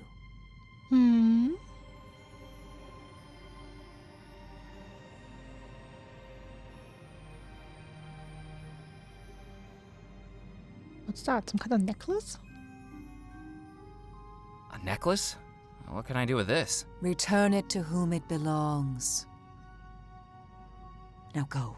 You do not have much time, and yet the mysteries of our entire island await.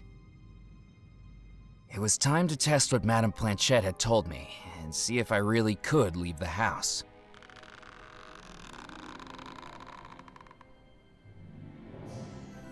Okay, So it was cool. true. Right now I was living my very own ghost story, with a household of people who needed my help and a villainous phantom who had to be stopped.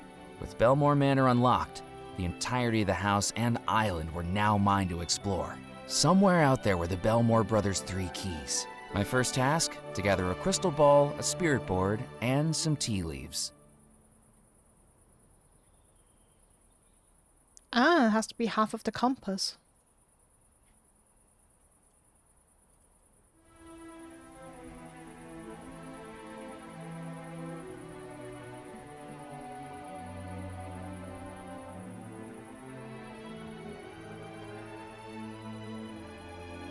Oh, the parasol. The parasol had landed decidedly out of reach.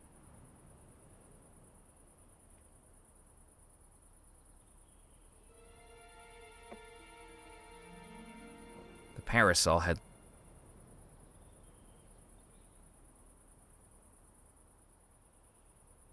That wasn't going to work.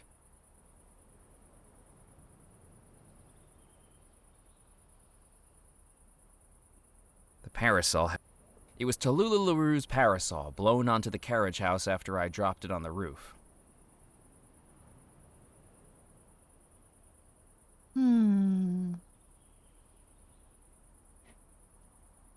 Okay, good to know that's there. I don't think I can get that right now. Oh, look who's reading tea.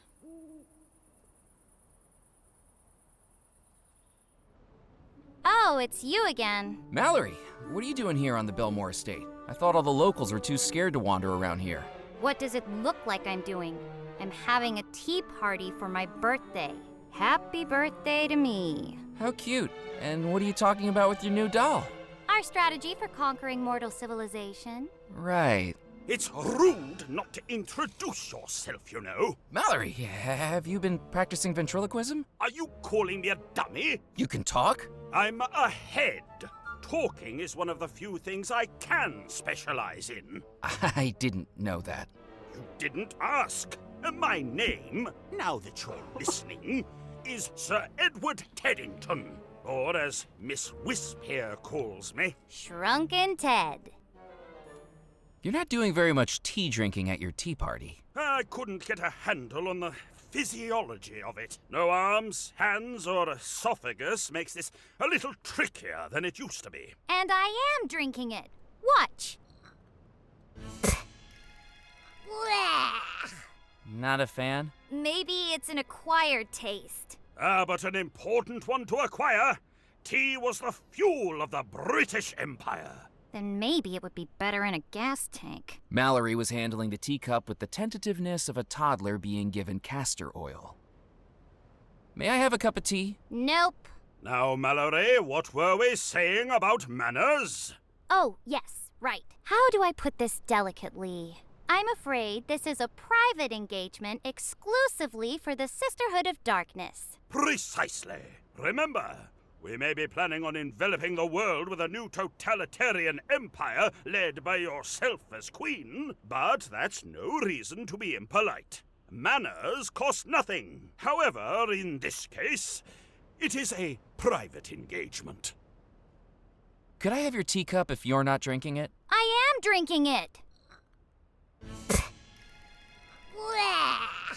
Well, I would if it didn't taste so bitter.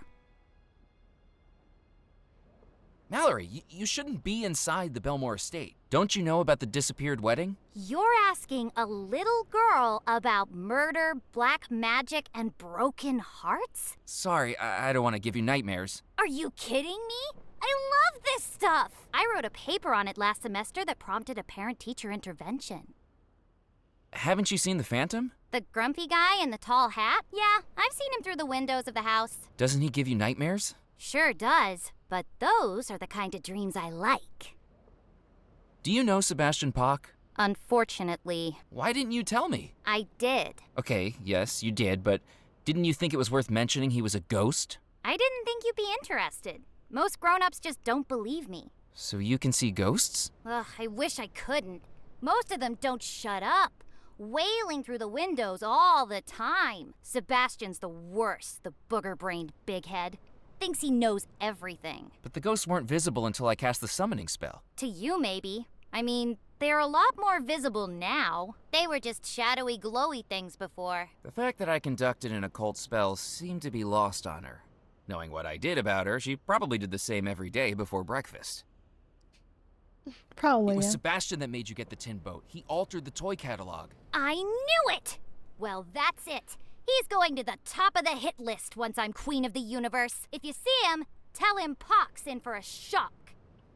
So, Ted, that whole time I was carrying you around in my pocket... Picking me up and stuffing me inside your vest without even a good evening? That's the living for you nowadays. Rude. I'm very sorry. I've just never encountered a shrunken head that could talk to me before.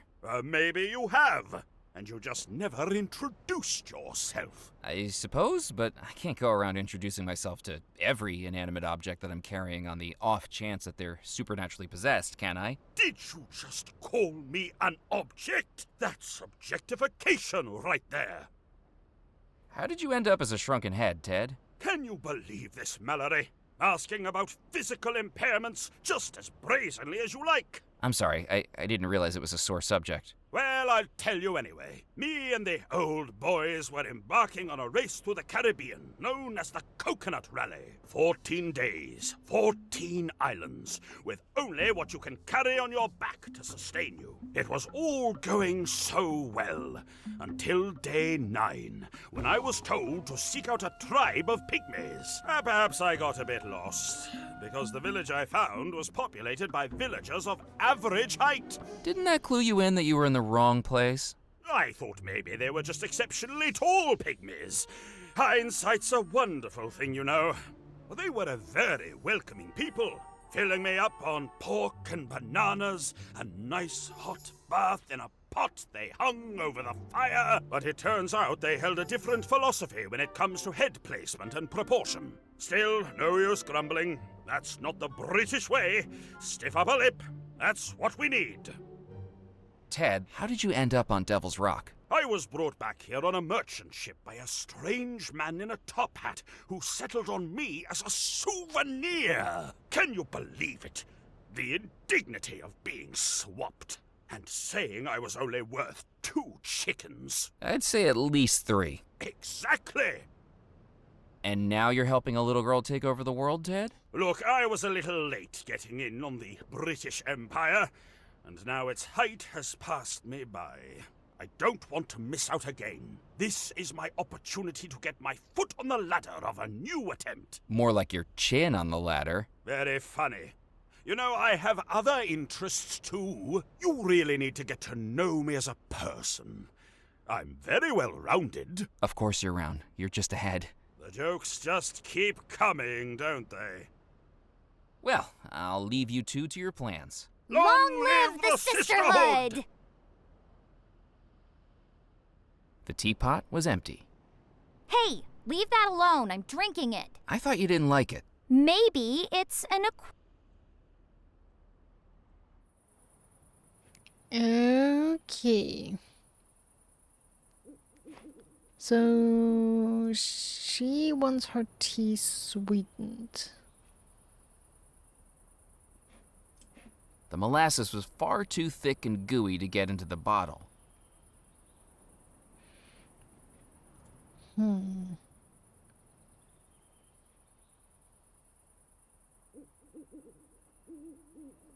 was strange. Yeah, before I leave the... What the hell is Decorative this? chalkboard stood by the door. That's new. The chalkboard was blank, presumably waiting a decorative welcome for the infernal marriage of an evil phantom to his cursed bride.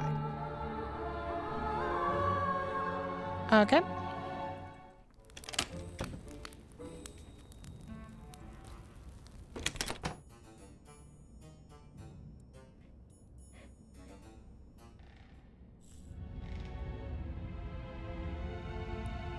Okay, is there some new stuff going around here? As I descended back into the cellar, the lack of mechanical noise quickly revealed that the barrel lift was no longer working.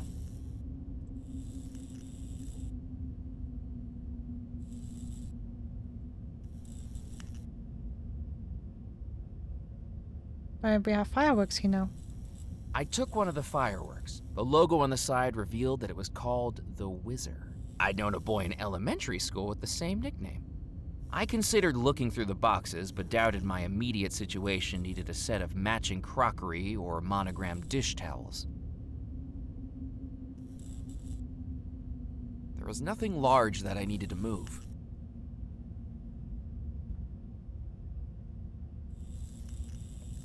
Okay, so maybe... Okay. The thing is, I just wanted to give the necklace to the statue in the greenhouse.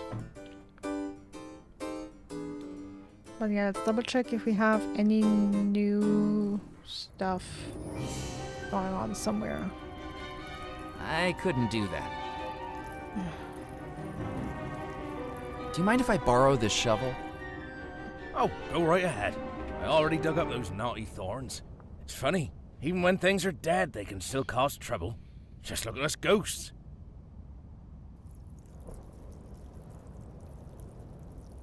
Okay, so I have a shovel now.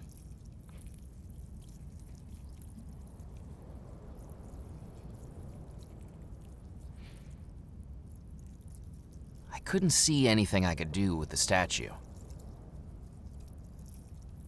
I had nothing else.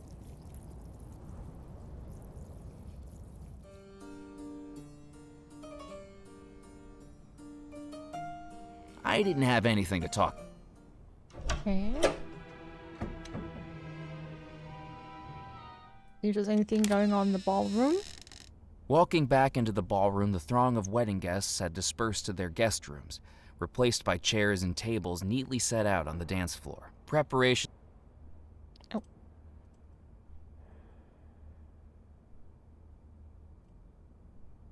The table was too large for one person to move. Good evening, Mrs. Craddock. Chairs at the far end, tables on the left. Oh, it's you again. Where have all the guests gone? To their rooms to get ready. Here I am tidying up after the waltz while they just waltz away. How long until the wedding begins? Just a few hours. Oh, good gracious, a few hours. And there's still so much to do. I'm sorry, but I can't stand around chitter-chatting. There is much work to be done. You seem a little stressed. Correct. And with all due respect, and I'm sure we can both agree much respect isn't due at all, talking to you only makes it worse. You need to find a way to relax, Mrs. Craddock. I don't think people realize how this job takes a toll on one's health. My doctor told me I need to rethink my diet, so I've decided to go more continental, by which I mean a glass and a half of wine with each meal and polishing off the bottle before bedtime. A la Francais. That's one way to do it. Where's the wedding cake gone? I had to hide it. Hide it? Why? Somebody had already helped themselves to a slice of cake. And I bet I know exactly who it was, Mr. McCallan. Oh, really? That horrible pock boy. The knave with his hand on the tarts. Perhaps the Queen of Hearts had good reason for her framework of justice. I'll leave you to get on with your work. How thankful I am for life's little blessings.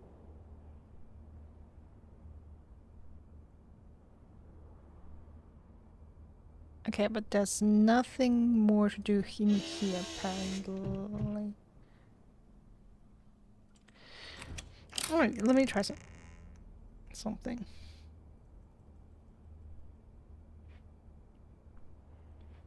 I needed to think of something else. Okay, no. Just trying to try that really quickly. Not that I have a reason to move the table right now.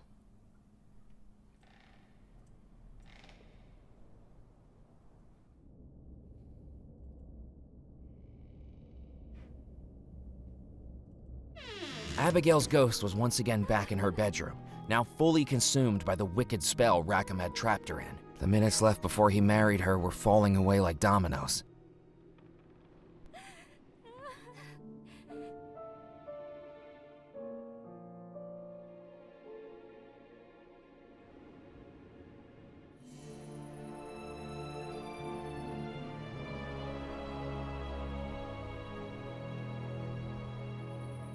I'm just trying to look around if there's anything, like if anything changed basically in the transition to part 3. The globe looked more decorative.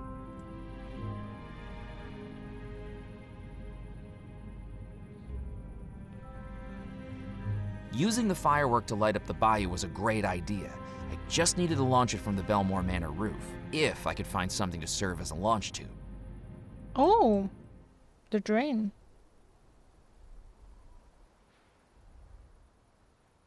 The firework dropped snugly into the drain pipe. If it needed a launch tube to fire, this was the closest I was going to get.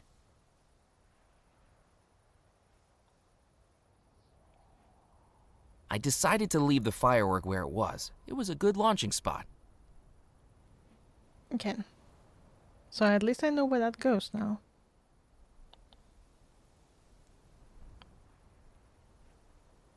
I didn't need to...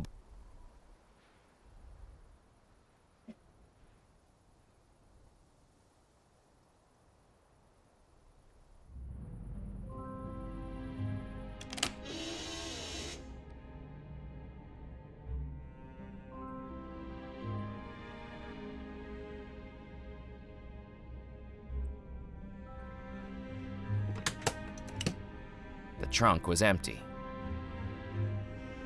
Okay. Then let's leave the house and look around on the island.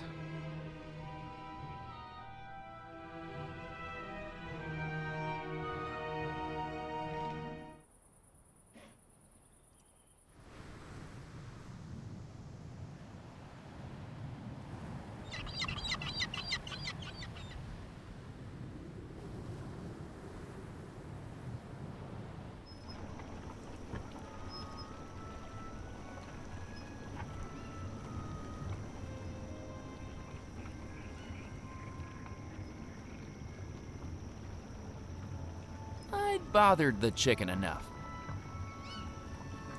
The wood was old and rotting. It wasn't going to be of any use. And who knew what critters might have made their homes inside the pile?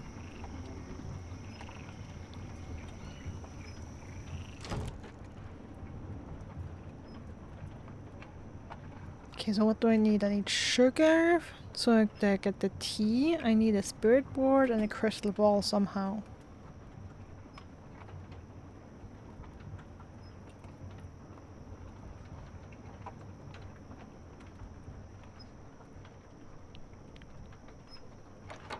I tried the door, but it was locked. I couldn't break my way through the door. It was peculiarly reinforced for a lumber mill.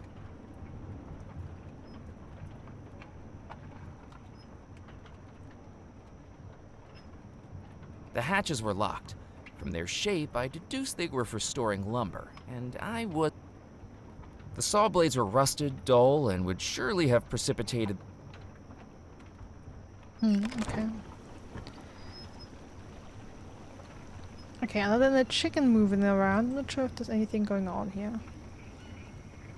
Now that the chicken was enjoying the fresh air, there was nothing of interest in the chicken coop. Good, then let's check in the Spirit Queen. Oh! My trek through the bayou was easier on the return. My destination glowed green through the bald cypress trees. And then I saw why. The Spirit Queen was now a smoldering wreck, the embers of the green fire still glowing from within.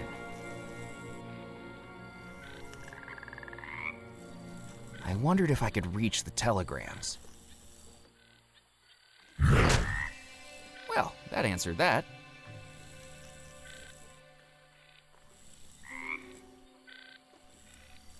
I may have been new to the bayou, but even I knew that plunging my hand into alligator-infested waters wasn't a good idea.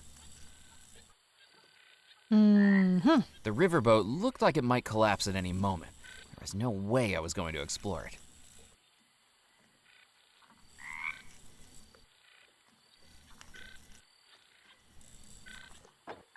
I jiggled the handle, but the door was locked. I couldn't do that.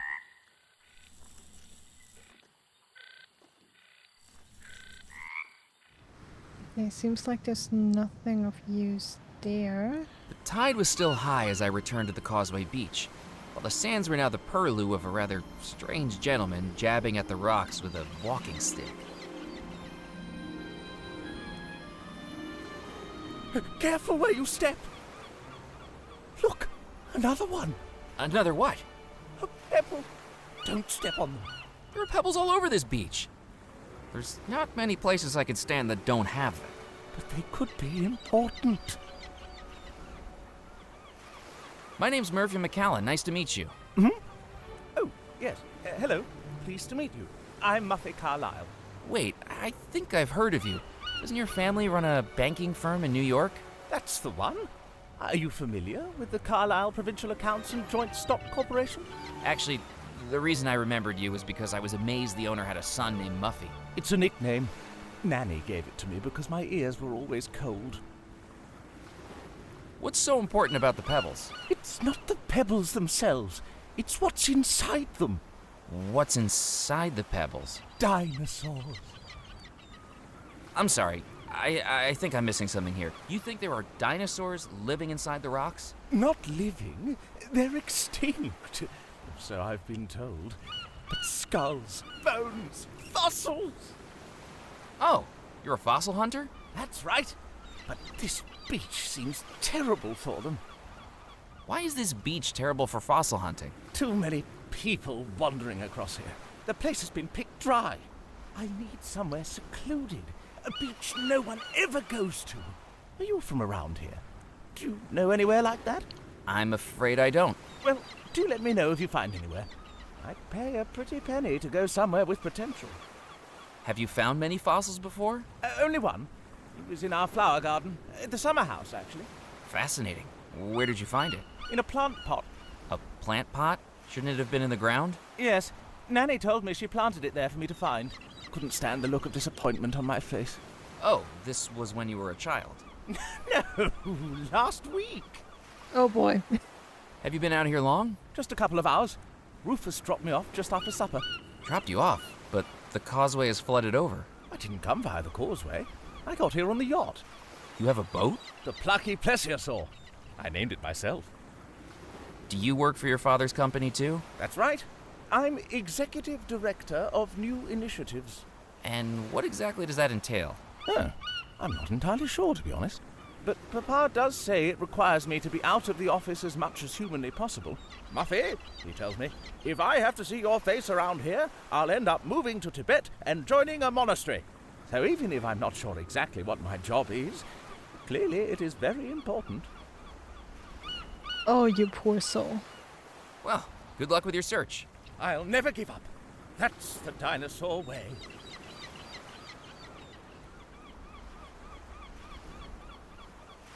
I picked up the vacuum flask from the portable table.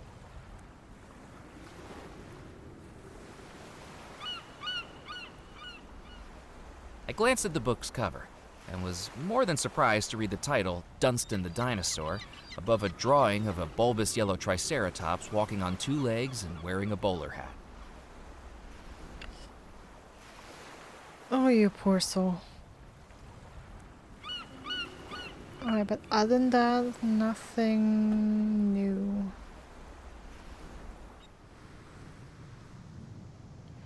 Alright, then let's try the Fort de la Mort.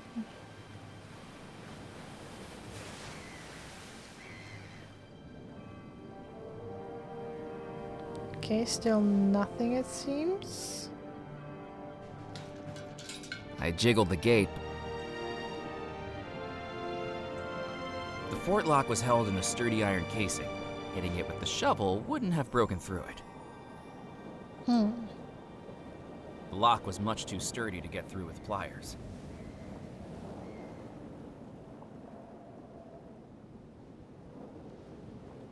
That wasn't going to work.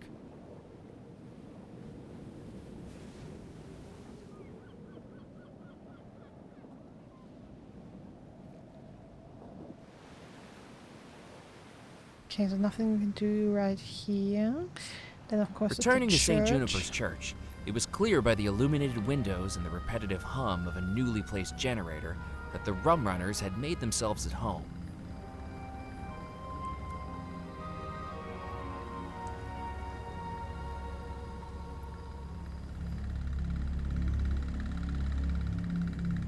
I didn't need the fuse.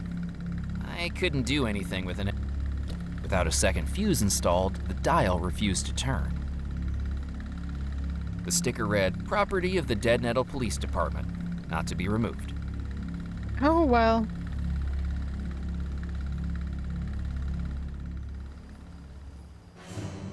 Musket! Did you hear that? Will you stop twitching, Morris? You're making me nervous. Sorry, boss. I just don't know if we should be doing this. Doing what? Using a church for morally dubious activities. Theology lays out pathways and guidelines to keep us on the moral road to righteousness. Did one of those barrels hit you on the head, Morris? Quit your belly aching. What's the worst that could happen? I'm getting the spooks, boss. This church has a lot of dead people. What if they don't like us being in here? Is that what you're worried about? Ghosts ain't real. Now hush up about it. I don't know, boss. The scientific consensus on paranormal activity still seems to be inconclusive. I read a book about it last week, and it's really giving me the heebie-jeebies. What have I told you about reading? It's no good for you. It gives you delusions of grandeur and indigestion. Sorry, boss. Just for the sake of argument, this book you was reading. What did it say about ghosts? It said that there are 3 signs for detecting paranormal activity. What's the first sign? First, the temperature drops as the ghost's presence descends upon the locality. Well then, until we start getting the chills, there ain't nothing to worry about. Okay. So I have to make them chilly, huh?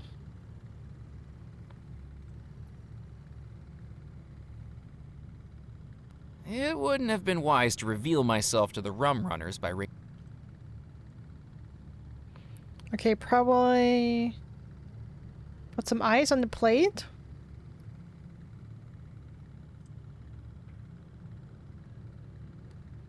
Now wasn't the time for a sit-down. I couldn't see anything to do with the statue. Okay, of course there's a lot I can interact with here, but the rum runners are in the way.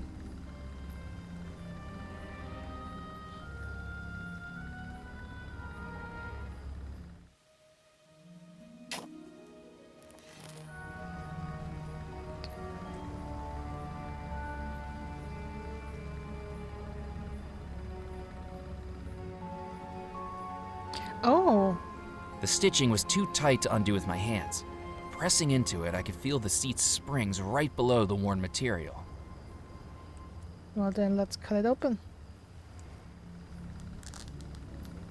Deciding the jalopy was so beat up that a little more damage wouldn't be noticed, I cut open the stitch. I pulled the spring from the ripped seat cushion.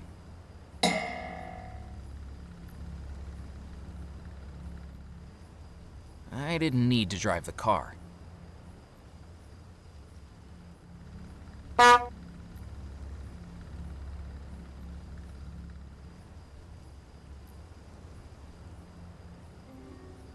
Okay, well I thought they came running, hearing that, but I guess not.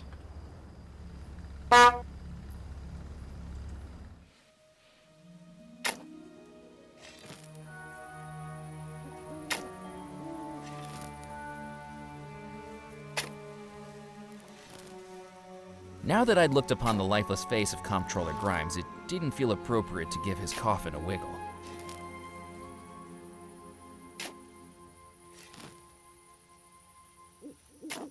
I scanned the headstones for anything of note, but didn't know what I was searching for.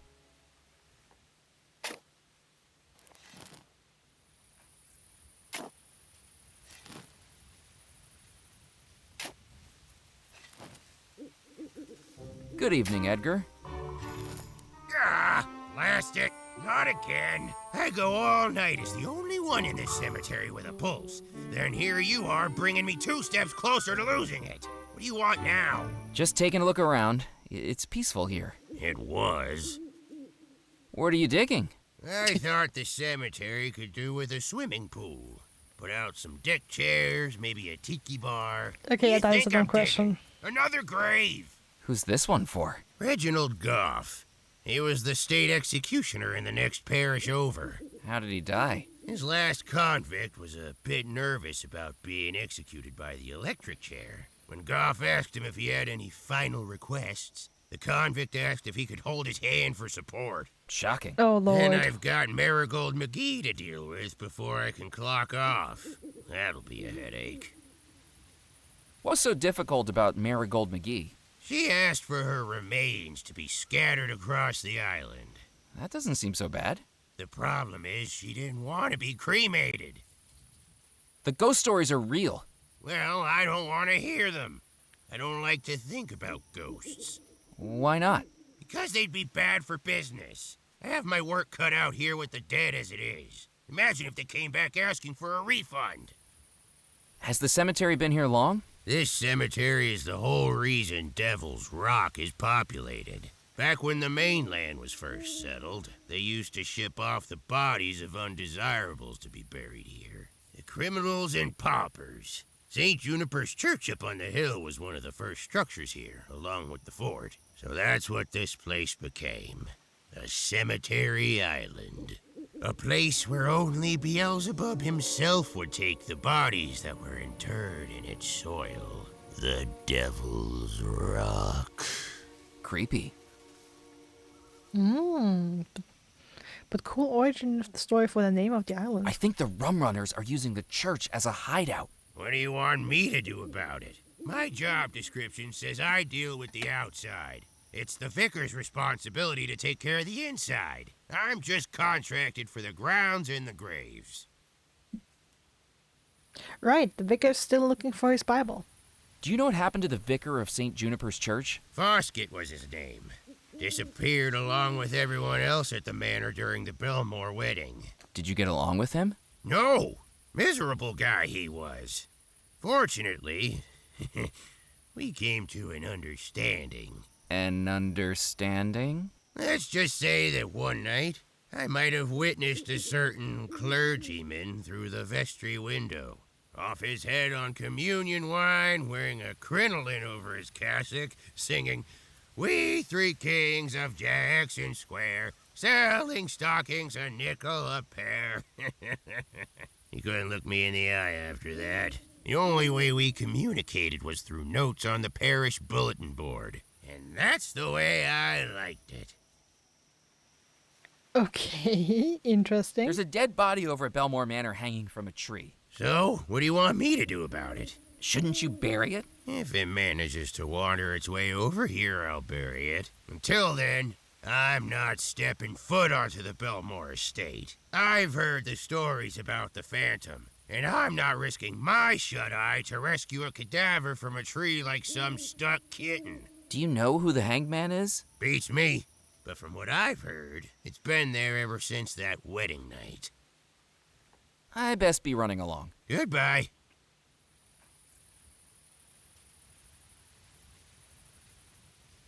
I couldn't see any way to open the crypt door.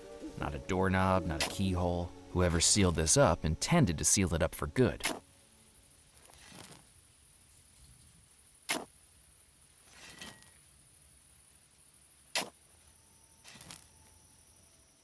Would you like some help digging? I don't need your help, Sonny.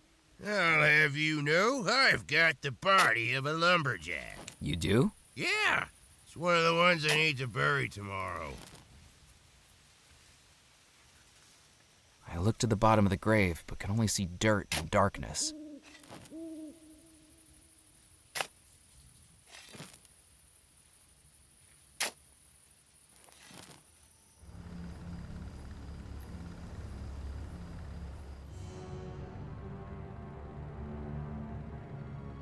I couldn't risk going up to the window while the rum runners were around.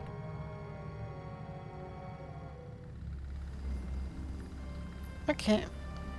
So I don't know of anything else I can do here. Means I've been everywhere. Let's go back to Dead Nettle. Life continued on in Dead Nettle, its citizens oblivious to the supernatural struggle happening on the far side of the island. Even with their predilection for local legend, I doubted they'd believe me if I told them. Welcome back. Good evening, Mr. Crumb. How can I help you? How come you're working so late? Well, the wife's gone to visit her cousin Winnie for a few days. And if I stayed in my bedroom, I'd just start going loopy. I'm looking for 3 keys. No, unless they're the gem-encrusted keys to a lady's heart, I don't think I can help you. I'm a jeweler, not a locksmith. Have you heard of something called the coffin stone? Jasper's eyes grew to double their size with a look of both excitement and fear. How do you know about that? I'm starting to think it's real. I thought you didn't believe my tale about the ghost ship. I do now. Then I'm happy to tell you everything I know. Now, don't be telling anyone this, but I've read the captain's log, and the coffin stone was what murdered my great-great-grandfather's crew. Try telling people that a little bit of rock could allow a single pirate to overrun a galleon, and you're laughed at. But that's exactly what he says happened. 86 crew members, all killed by a magic stone. Their souls dragged from their bodies. Who was wielding the stone? A pirate called Captain Skelet. Truth be told, he wasn't much of a pirate for the first years of his career on the high seas, but almost overnight, he became the most feared gentleman ever to fly the black flag. What happened to him? Nobody knows. And the stone? Nobody knows that either. But if you hear anything, do tell me. Are these fossils for sale? Goodness me, you're the second person today to ask me about them. Let me guess. The first one was a gentleman called Muffy? I didn't catch his name, but he pressed his face up against the cabinet so hard he left nose prints on the glass. Wouldn't stop asking questions about where I found them. Seemed to think they were from here on the island. Didn't have the heart to tell him I brought them all back from a vacation in Grimstone, Arizona. Total time waster. Who was he anyway? Friend of yours? Not exactly. His name is Muffy Carlyle. of the Carlisle Provincial Accounts and Joint Stock Corporation? That's him. You mean to tell me one of the richest men in the country was in my store? My store, selling the finest watches, necklaces, jewelry, and rings? And all he wanted to talk about was rocks and bones? Excuse me, I feel a little faint. Do you think I could buy a fossil? You certainly can, if you can afford it. Could I take it on account? On account of what? On account of me having no money. I think I'll just look around for now. I'm Nice here try. if you need me. There was no way I could carry a fishbowl full of water and a live goldfish around with me. If I wanted it, the goldfish was going to need a new home first.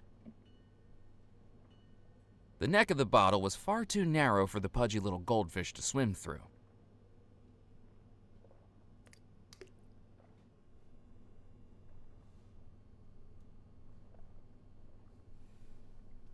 Nope. Okay, I was thinking the goldfish bowl as a substitute for the crystal ball.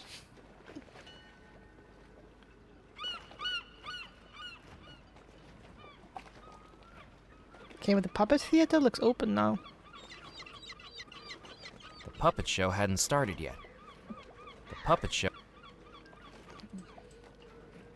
Hello, my name's Murphy McCallan. Hello, chum. Looking to hire a ferry? Maybe? Then come set sail with Crab Macready, when a ferry's really what you needy. Crab's breath hit my face like a custard pie, a cloud of air reeking of cigarettes and stale beer. Look, here's a promotional flag, so you can keep me in mind. I'll treasure it. Now, I can take you anywhere on the coast. Where are you looking to head to? Do you have a partner or an illicit liaison in mind? I do a very romantic sunset cruise. Is this your ferry? It looks like it's held together with spit and glue. That's right, but rest assured, my spit is remarkably viscous. You find yourself aboard the Creaky Crab 2. I am her captain, Crab Macready. I get most of my business ferrying over to the mainland when the tide's covered up the causeway. Are you a member of the Captain's Club? Oh, they banned me, those pompous buffoons. That Felix is full of himself. What happened? There used to be a club parrot called Squawkin' Hawkins, until he was taken away. Bird-napped, I'd say. See, I'm a big bird lover. They're very intelligent creatures, and I used to try to teach him poetry. Well, Felix Greer wasn't having none of that. I think he was getting jealous that the bird had more brains than him. He kicked me out. Well, I got a little upset, like anybody would. Words were exchanged, loudly, and he told me I wasn't welcome back. The cheek of it. Kicking me out when I'm a hard-working captain. That landlubber would get seasick using a washcloth. Why do you like birds so much? They're the sailors of the sky, even the ones that can't fly. You tell me, have you ever looked an emu in the eye and not felt a sense of kinship? Seen that look that says he wants to explore beyond the horizon? I've never imagined an emu thinking anything different to that. I love anything with a beak, except platypuses. Don't get me started on them. Now, I take it upon myself to look after the feathered friends on this island. Squawkin' Hawkins now lives on a perch on my balcony. I have a name for every seagull that flies over Dead Nettle. And I look after Doris. Doris? Doris the chicken, over at Baxter's Mill. Yo, I know Doris. What happened to the Creaky Crab 1? That's it over there, with its bow peeking out of the water.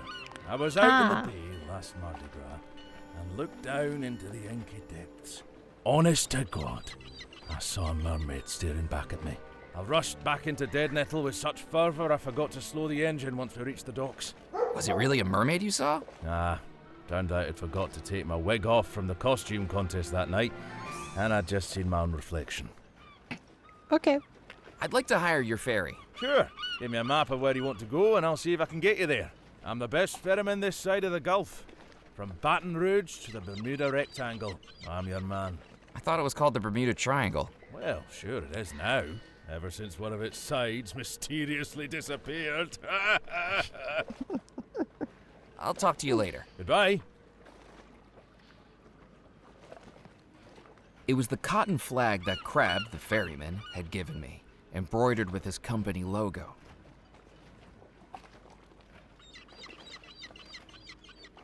Oh, look who's returned.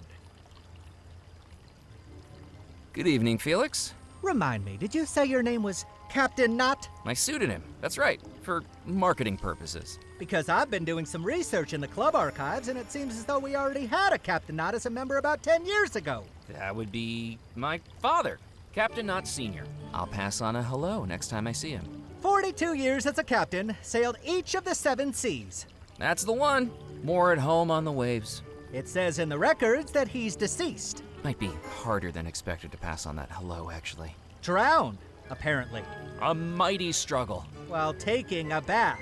Mainly a struggle with the plug, really. Look, I'm on to you, Sonny. When Mr. Perkins gets back tomorrow, we'll be having an investigation.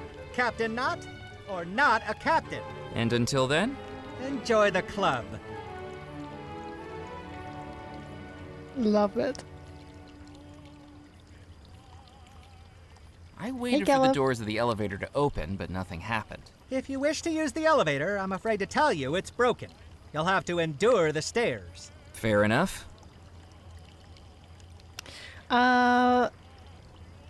Foolishness is going somewhat okay. Shiver me timbers. 'Tis a pleasure to make your acquaintance, me hearties. Yo-ho! What on earth are you talking about? I think your lighthouse might have lured in a loon.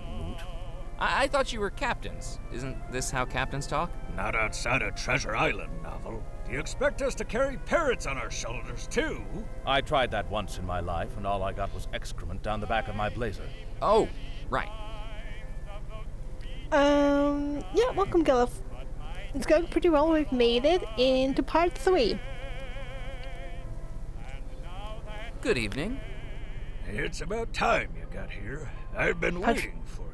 You have? Darn right. Give me another sarsaparilla and be quick about it. No, I'm not a waiter. You're a captain? They keep getting younger and younger. Do they give you a free pair of floaties with your license nowadays? Are you a captain? I was, a long time ago. Captain Cuthbert Moot's the name. Now I'm the island's lighthouse keeper. Oh, nice. Assuming I'm still alive? Technically, yes. No, we made it. It was pretty tough work, actually, to get all the items to break the spell on Abigail. But we managed to do that. Are able to, well, leave the house, the manor, obviously. And now what we have to do is get 3 items. A used teacup, a crystal ball, and a spirit board to conduct seances for each of her brothers. So we can ask them how and where they died. Because we need 3 keys, one for each brother. And presumably they either had them on them when they died, or at least they know where they are, where they hid them. We need the keys to open the way to the secret vault that keeps the treasure of Bellemore Manor, which is of course not $13 million, which is a magic stone that sucks the life out of people and prolongs the user's life in return. And it was home, so likely drop in another 3. Yeah. Honestly, I'm not even sure how much longer I will stream. I actually want to stop at 4 hours, but at least I think I'll talk to these 2 gentlemen before I stop. How come you're not captaining anymore? I had a bit of a bump with a lighthouse. Only lighthouses had some way of warning you they were there. The lighthouse keeper's nostrils huffed like a bull about to charge at a matador. After I crashed the ship, I lost my job with the Bellemore Trading Company. What's more, I was taken off the Bellemore wedding guest list. Life's been one disappointment after another ever since. I used to be a king of the waves. Now I'm a bigger wreck than my ship. Well, at least you're still alive. How did you not see the lighthouse? I was busy at the time. What are you, the captaincy board? But you managed to keep your captain's license? In a manner of speaking. The captaincy board has a sense of irony. After I crashed into the lighthouse, they made me take the job of lighthouse keeper to maintain my credentials. Then shouldn't you be at the fort if you're the lighthouse keeper? Yeah, it's a dreary place, and there's a damn fleabag cat there that won't leave me alone. Anyway, it's a clear night. If the fog comes in, I'll switch the light on. Otherwise, I'm staying right here. So I have to change the weather again. I have to make it foggy. What's wrong with the cat? Blacktail, you see these scratch marks on my nose? The damn thing jumps for my head every time the badge on my hat catches the light. You worked for the Bellemore Trading Company?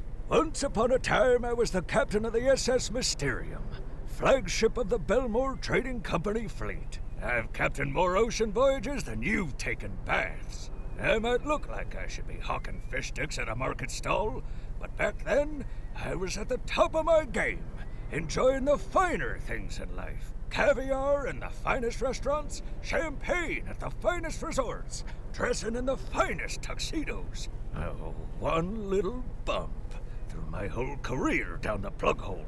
I take it the Captain's Club doesn't compare. It did once upon a time. This place used to be a model of a club. Now the only thing it'd be modeling would be a cardigan and a girdle. So you weren't invited to the Bellemore wedding? No, I was snubbed. Years of captaining their flagship, and then I get forgotten like a dirty sock. I tried to convince Mrs. Craddock to add me to the list, but she's got a heart colder than a penguin's behind. I was invited to the Bellemore wedding. What? You never told me that. You never asked. Yeah, not a direct invitation from the Bellemores, but I was invited as a +1. Who invited you? A little lady named Tallulah LaRue. Oh, Why no. didn't you go? Because she scared the hell out of me. Good call. Isn't it lucky that you didn't go to the Bellemore wedding? Lucky? How by Neptune's beard could you call that lucky? Because the whole wedding disappeared. Their lives were stolen from them, their souls trapped in a tormented house for eternity. If you'd have been there, you'd have disappeared too. Oh, it just would have been nice to feel included, that's all. Is there a way into the fort? Not without the key, and I'm the one in charge of that. Do you know the reason for the big walls, the sturdy gates, the barrels of gunpowder, and the big boomy cannons? To keep people out! Can you turn on the lighthouse beacon? I don't know if you know how lighthouses work, but they only need to be lit up when visibility is low. As far as I can tell, it's a clear night, so until I see fog pouring through that window, I'm not doing a thing. Yeah, also the sentiment to want to be included is very relatable. I better be off. So long. That trophy belongs to the club champion, and as I'm club champion, I'm telling you, hands off. The billiard table was already occupied.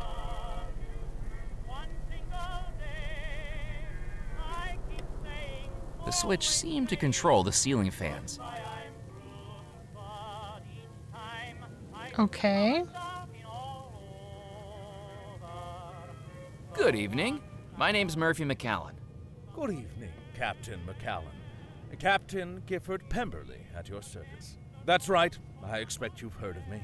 Master of the Mississippi, tamer of the Tennessee, cuddler of the Colorado. Care to hit the table with me? Are you a famous riverboat captain? You haven't heard of me? I'm sorry, I don't have a lot of experience with riverboats. Don't tell me you're one of those jelly-legged sea captains. Jelly-legged? At least we sea captains do proper sailing, with charts, by the stars, across vast seas and oceans, hundreds of miles from land. You riverboat captains only have 2 directions, upriver or downriver. Don't listen to him. He doesn't understand the perils of the riverways. I got my start in Baton Rouge. All I needed to do was teach the Mississippi that I was its master. If it wasn't going to do as it was told, it would get a damn good spanking until it fell in line. Have you been a member of the Captain's Club long? I'd say so. I got my license when I was 25. When my uncle Augustus passed away, I sold his gumbo restaurant and purchased a diamond of a riverboat. I ran pleasure cruises up the waterways of Devil's Rock for years. Are you still a captain? Technically, but it's hard to put into practice when you no longer have a boat. What happened? I got a little overconfident drinking whiskey and gambled my riverboat away years ago. My wife left me because she said I had a gambling addiction, but I still think I can win her back. The wife with the boat. Were you the former captain of the Spirit Queen? That's the one, dear boy. So you must be interested in ghosts. I beg your pardon? Having named your riverboat the Spirit Queen. It's not named after ghosts, boy. It's named after bourbon, gin, tequila, whiskey. Those are the spirits that haunt me. I'm sorry to tell you this, but the Spirit Queen burned down. Oh, what a sad day. I knew it would happen sooner or later. It was that damn fool Moray, wasn't it? He never loved her the way I did. She was 1 in a million. A personality as fierce as the Mississippi. A sway when she moved that could hypnotize any man. And curves in all the right places. Are we still talking about a boat? Yes. Are you going to patch things up with Mrs. Pemberley? Oh, I'm trying. I had a bouquet of flowers delivered to her this morning. Is there a florist in Dead Nettle? No, I just took them out of that window box over by Moot. Don't tell Felix, or they'll end up on my tab. That's a very nice trophy in the corner. Well, it didn't start out as a trophy. We needed something spherical, so we just gilded a cannonball from over at Fort Bellemore. Polished up like a trombone in a marching band. A lot of elbow grease went into that shine, and currently these wrists have enough lubrication for a 12-lane bowling alley. Are you saying that's your trophy? That's right, boy. Champion billiards player of the Captain's Club. Keeps the other captains on their toes. Or peg leg in the case of Wooden Willie. Surely he can't like being called that. Too true. I think his peg leg is actually ceramic, but then the alliteration doesn't work. I'll join you in a game. What are we playing? Billiards. Should I set her up? It is set up. This isn't American billiards, boy. We're playing English billiards. A fine game which requires only 3 balls. A white for me, a yellow for you, and a red we share.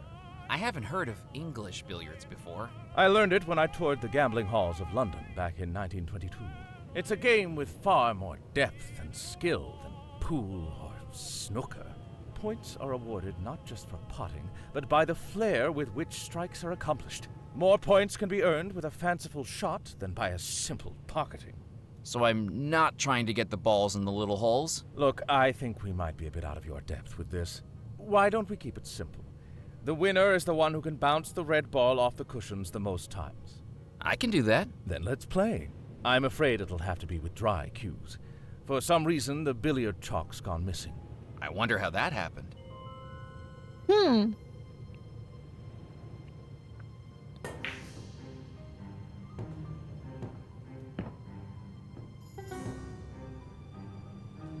Sevens! Something to be proud of.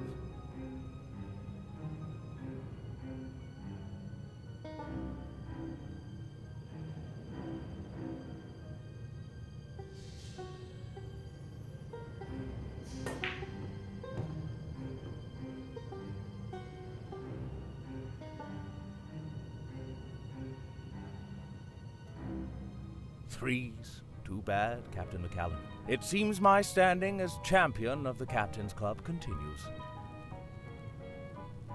Okay, so how do I change that?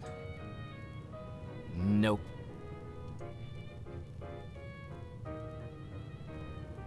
I didn't need to blow on that.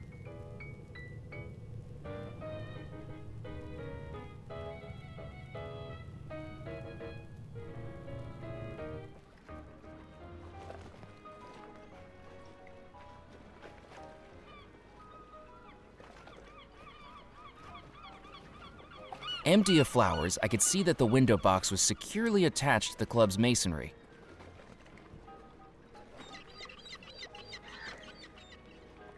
Okay.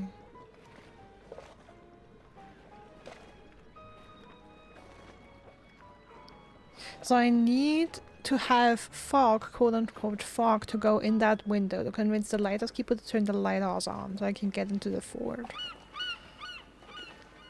Wonder how I'll do that. But I'll think about that next time and end it here for now.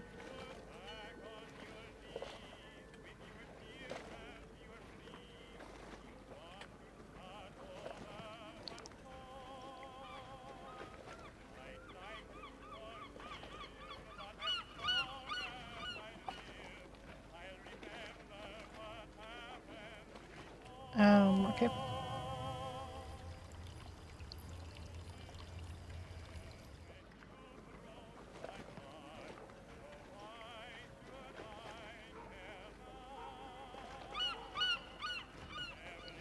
Let's get the bucket of octopus spill. Let's just get that. Okay. Not entirely sure. How do I save it? Oh, okay. That's how.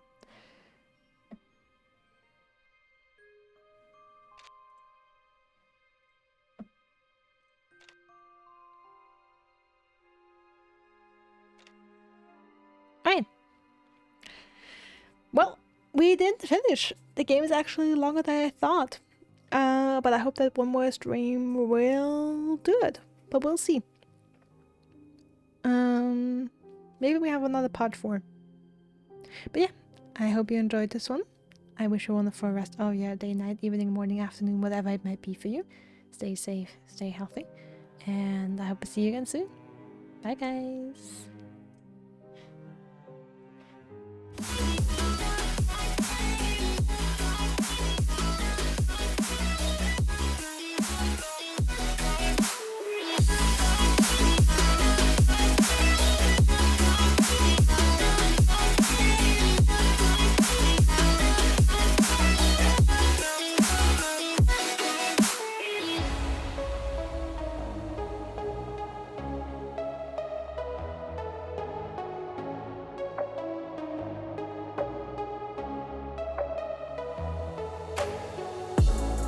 If I just try to hide and lock everything inside, my head is spinning, visions blurring, I don't mind. I can't sleep, it's lonely, trying to be all on my own. I'll never get better if I try to be all alone.